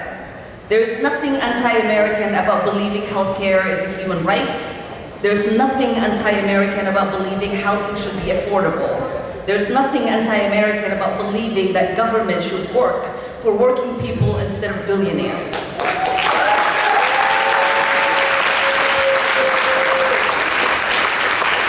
They are the values that make America great. And nowhere have those ideals been fought for more fiercely than here in the Midwest. Michigan workers didn't just build automobiles. They built the American middle class. They proved that when workers organize and when unions are strong, our entire country becomes better. That's why it means so much that Abdul has earned the trust of the labor movement and the people who literally build America every single day. Auto workers know who has stood with them. They know who has walked their picket line. They know who has fought for manufacturing, for collective bargaining, and for good union jobs.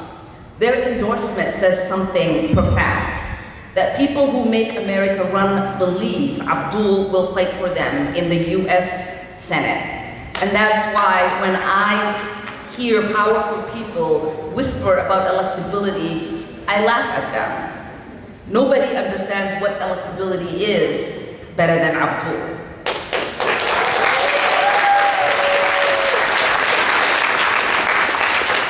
And that's because he understands that Michigan is built every single day by workers, by nurses, by teachers, by auto workers, by factory workers, by delivery drivers, caregivers, and everyone who gets up before sunrise to build a better life for their family. And those are the people who get to decide what electability looks like here in Michigan.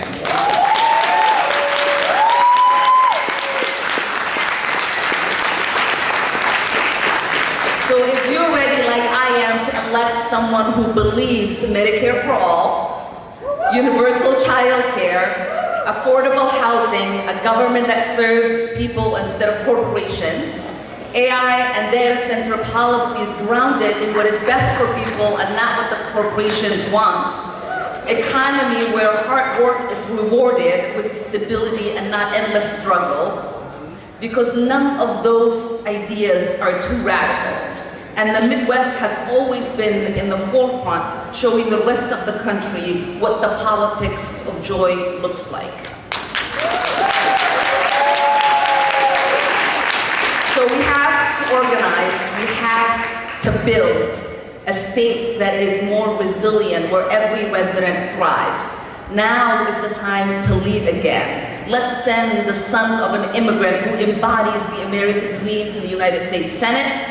Let's choose hope over cynicism. Let's reject the politics that is rooted in xenophobia and division. And let's elect Abdul El-Sayed to the United States Senate.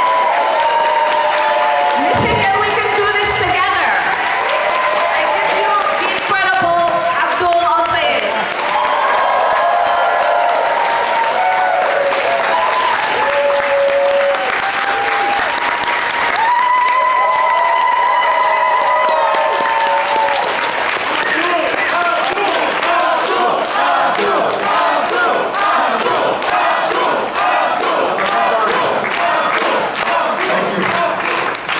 Let's remind them while we're here. Money out of? Politics. We can do that a little bit louder. Money out of? Politics. Money in your? Politics. Medicare for? Politics. One more time. Money out of? Politics. Money in your? Politics. Medicare for? Politics. All right, y'all. We know what we have to do. And today, I just want to reflect on a word that people have been talking about for some time. You heard the Congresswoman. You heard our incredible speakers. And by the way, can we have one more round of applause for our incredible speakers today? Folks who've been leading the fight all over this state and the upper Midwest for a very long time, leading that fight. And the word is electability. You heard that word? It's one of those many syllable words that nobody really has one definition for. Now, the simplest definition for the idea of electability is that you get elected. But they only ever use the word if you haven't been elected before. And it's a word that gets used to highlight things about you that you can't quite refute. Electability. My whole name is Abdurrahman Muhammad Al-Sayyid.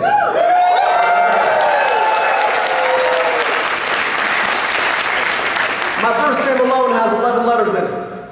You got sounds that come out of parts of people's throats they don't know they have. And for most of my life, I thought my name meant that I would be fundamentally unelectable. Because my whole life, I had mentors and people who met me say, someday you'll run for office. And I'd be like, did you see my name though? And it happened at my college graduation. I tell this speech sometimes on the stump. I was the valedictorian in my class at Michigan, got to give the student commencement speech. A real honor.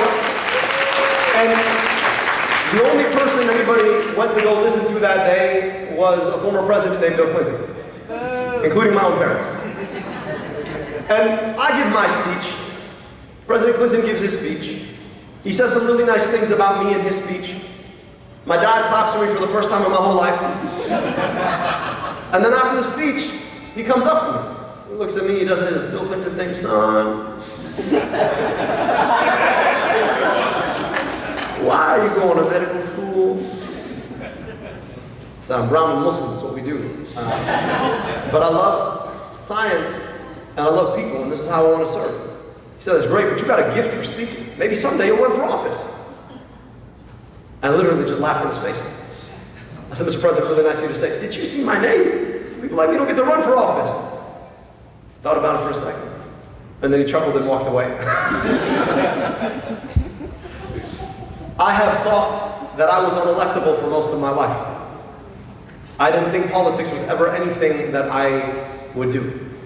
I became a doctor because I really did want to heal. And at some point, you start to think a little bit about the problems that you want to solve. You're working as Detroit's health director in a health department that they've shut down. despite being the oldest health department in the entire state, 185 years old. You start looking at the decisions that get made and wonder, who's making these decisions? And then Donald Trump got elected, and I said, you know what? If that man can get elected, what the hell does unelectability mean anyway?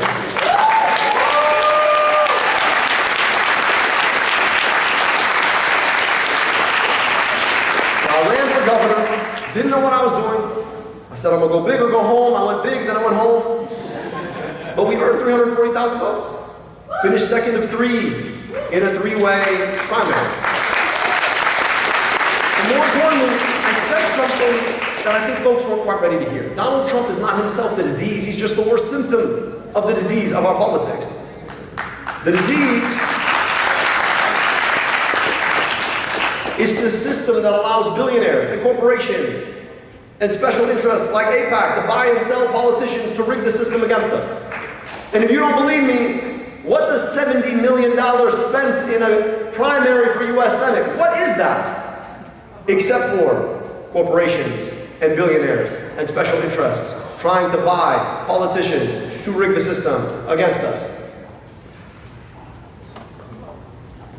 8 years on, Trump has been elected a second time. I'm sitting in my office, they froze federal funds. I had to ask myself, where's the fight for public health as I'm sitting here trying to get WIC checks out the door one more week, or keep our federally qualified health centers open. And our current US Senator announces that day that he's not seeking re-election. And as we've campaigned across 110 different cities now, 500 plus public events, I get this word electability all the time. Now here's the interesting thing. When people say, we don't know if he's electable, it seems like they're talking about me, about my name, about my faith. But that's actually not what they're talking about. See, there's nobody with more political experience being named Abdul, except for maybe the mayor of Dearport, than me in all of Michigan. I'm pretty good at being a guy named Abdul in Michigan. You know what they're talking about? They're talking about all of us. All of you. All the people in the state. And what bothers me about that is not the comment that they're making about me, it's the comment that they're making about the 10 million open-minded, big-hearted people in this state. I was Abdul the year after 9/11 when my teammates voted me football captain. They didn't have to do that. They didn't look like me. I was probably the first Abdul that most of them had met. And yet, they saw past my name and said, we think he'd be a good leader for our team. Here in Michigan, we are a community that brings together the best of Midwest earnestness and grit. That's who Michigan is. And across the communities that I visited, places like Kalkaska, places like Escanaba, places like Manistee, right here in Dearborn, Detroit, Grand Rapids, I see that earnestness and grit in people. And I also see a politics that has betrayed them so much. And on this campaign, we've taken the time to go and listen to people, to understand their challenges, to recognize the pain they feel when they have to pay a bill they can't. When they go to the grocery store and their kid says, can we get that? And they say, I don't know if we have the money for that. When they drop their kids off at school and wonder why that school looks exactly like it did when they went there. When they drive over that same pothole over and over and over again. Michigan's earnestness and grit, they've been betrayed by the politicians who say they serve us. And so as I've traveled the state, taking the time to listen and learn and pay attention to the problems people have and share ideas about what we can do to address their problems, you know what people don't ask? How do you pray? But I have been asked, what do you pray for? People don't care as much about my name. They care if I care to remember their name. I say this in Dearborn, where a lot of folks happen to share an ethnicity with me. The experience of being an Arab and a Muslim in Michigan is the experience of consistently watching as your state uplifts and empowers and embraces you. That's been my experience. And so I get real pissed off when they say, oh, you're unelectable because your name is Abdul, because for me, I push back and say, you don't know Michigan like I know Michigan. You don't know Michiganders like I know Michiganders. You don't know what our state needs and deserves like I know what our state needs and deserves. You haven't listened to Michiganders and what they need. And if you think the best possible politics for a people as earnest and as gritty as Michiganders are is a politics that sells them off to the highest bidder, whether it's DTE or Blue Cross or Big Tech or Big Pharma, whether it's APAC,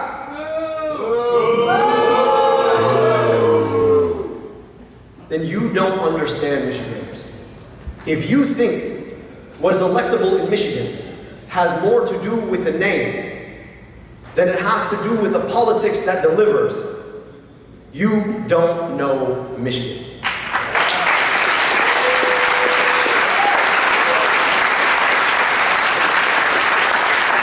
So Michigan, here's where we are. They're going to spend $70 million in this race. They're going to set 2 records. I keep waiting for the Guinness Book of World Record people to be like, you set a record!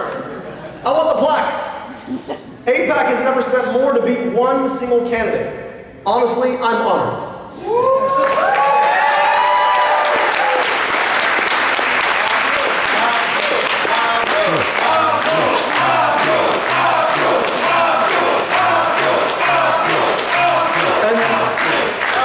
Beyond APAC, the big corporations who are funding all of these other super PACs, collectively they've set another record. More money spent in a senatorial primary than ever before in history. And they're not spending it against me. Yeah, my face might be on the attack ads. I don't know why I keep touching it though in the attack ads. Y'all want to, I don't nearly touch my face that much. They're spending it against you. Against the movement of people coming together for the politics we need and deserve. They're spending it against your goodwill, your open heart, your big mind. They're spending it against your will to be able to have a politics that actually serves you. That money isn't about me. It's about what they think they can make you think about me. And they think that somehow 30-second commercials are going to change your fundamental experience of living right now. They think they can get you to stop paying attention to the fact that your health care is unattainable, that your groceries are unaffordable, and that we are wasting your tax dollars to fight wars or do genocides that have nothing to do with your best interest and are at the same time raising your gas prices to make that unaffordable too. They think they can trick you. But here's the thing, we always knew that this was coming, and we always knew that Michiganders were bigger than that.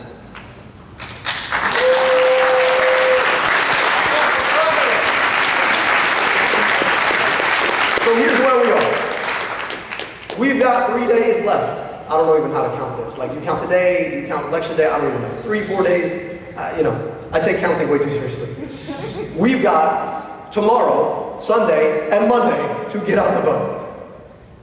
And we've got to make a point. I know you've probably seen the polls. Polls don't vote, people vote. Don't pay any attention to those polls. Keep pushing.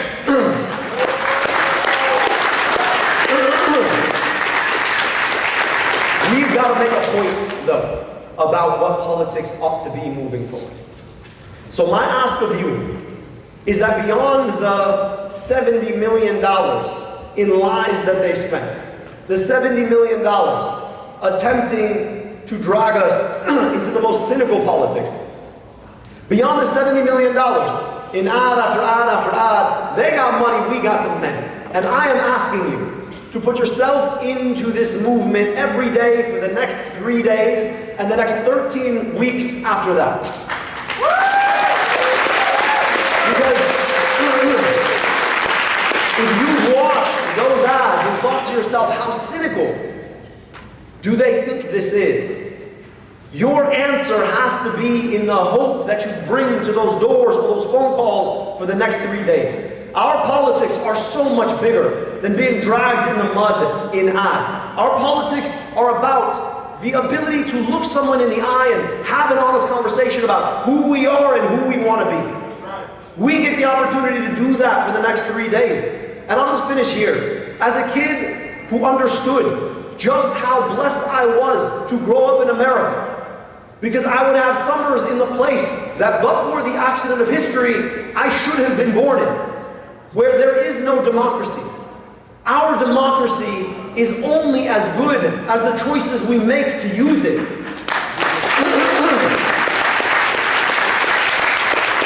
So beyond sending an argument to them about what kind of politics we will accept here in Michigan, I want to make an argument to each other about what we really can have. A movement that is honest about getting money out of our politics so that we can put money back in pockets by standing with unions, by taxing billionaires their wealth, by keeping our money here at home instead of sending it abroad in bonds, by standing up to corporate monopolies and oligopolies, by finally fulfilling the promise and guaranteeing health care to every single person in this country. By ending dumb wars we never should have been fighting on behalf of other governments. By ending the tyranny in our streets and abolishing ICE. By taking our democracy back, winning the future for our kids and grandkids who will ask us what we did in this moment.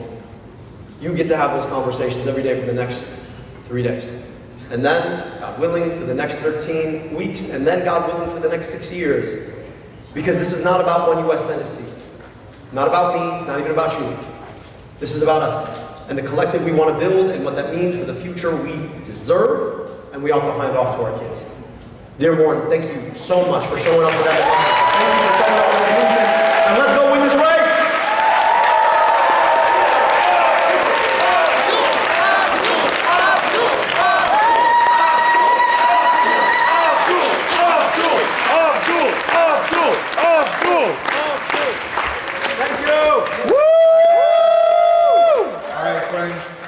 I need your attention for 3 to 4 minutes. I know we've already done a big training, but this is an easy one.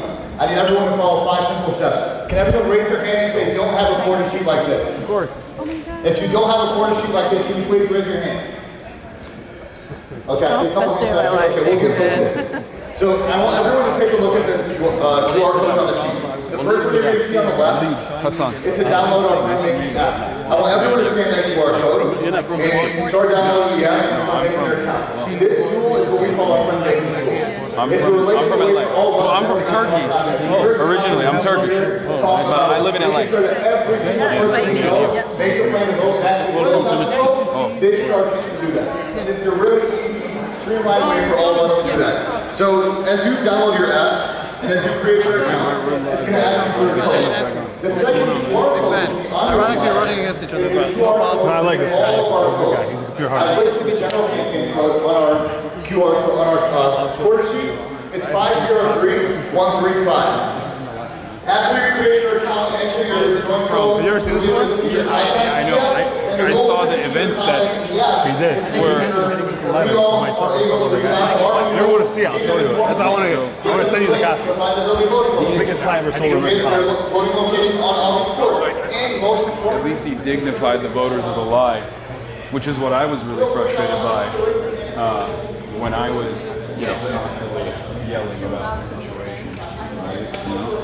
What's going on over here? Small break over here. Okay. They're doing like a Muslim internet. Oh, nice. Oh, yeah. All the. Okay. I'm gonna grab a water. Okay. And I think we can. Are you gonna sit in for that, or are you gonna head out? No, I'm gonna head out. I mean, I guess I could. I said no to it earlier. It's just all the people that are here, right? Adam, Abdul, Ilhan, and Rashida. Those four. And then Amani. I think they're not prepped for it. They're not prepped for it? No, they're not prepped to have. I mean, that's pop it. But they have like they spend the whole time. So. Oh, okay. I don't know. I don't want to get if they do that. But it's like a Monty, right? Like does the Yeah. Yeah. And who else? And then Yusuf is recording. Oh, okay. And I'm just sitting and watching. Okay. Yeah, she asked me to be a part of it, but I was like, I don't Up to you. I don't need to take up space there. It's fine. That was a really dramatic entry today. Double whammy. Can you take one more video? Yeah, of course. What do you want me to say? That she's hot? Yeah. Hi, Mom. Hasan has a message for you. You're very attractive, and I wish you were here. Her name's Paris. It's a beautiful name. Yeah. Thank you. She's Okay. gonna like lose her mind. after Okay, that. you got it. You got it. Yeah, he really is a mother lover. I'm sure there are a lot of moms though who do like Yeah, it's awkward. I was trying to show you like the range of your audience. Yeah, no. There are definitely moms. There's definitely moms in the audience. I said, because I didn't know you were gonna be here. Otherwise, I'd have been like, Mom, you have to come. You're so cute. Monday at 4 p.m. We can also literally tell them. Like Where's We're March? good. What? March? He's doing something else. You know, this is also where Abdullah did his watch party at lunchtime. People get married. Really? Yeah. It's a good space. It's a nice space, huh? This was my water. Okay. And it's on call with the Uber whenever you want it. I'm trying to figure out if I should go back or if I should just end it here because I'm tired. It's 8:30.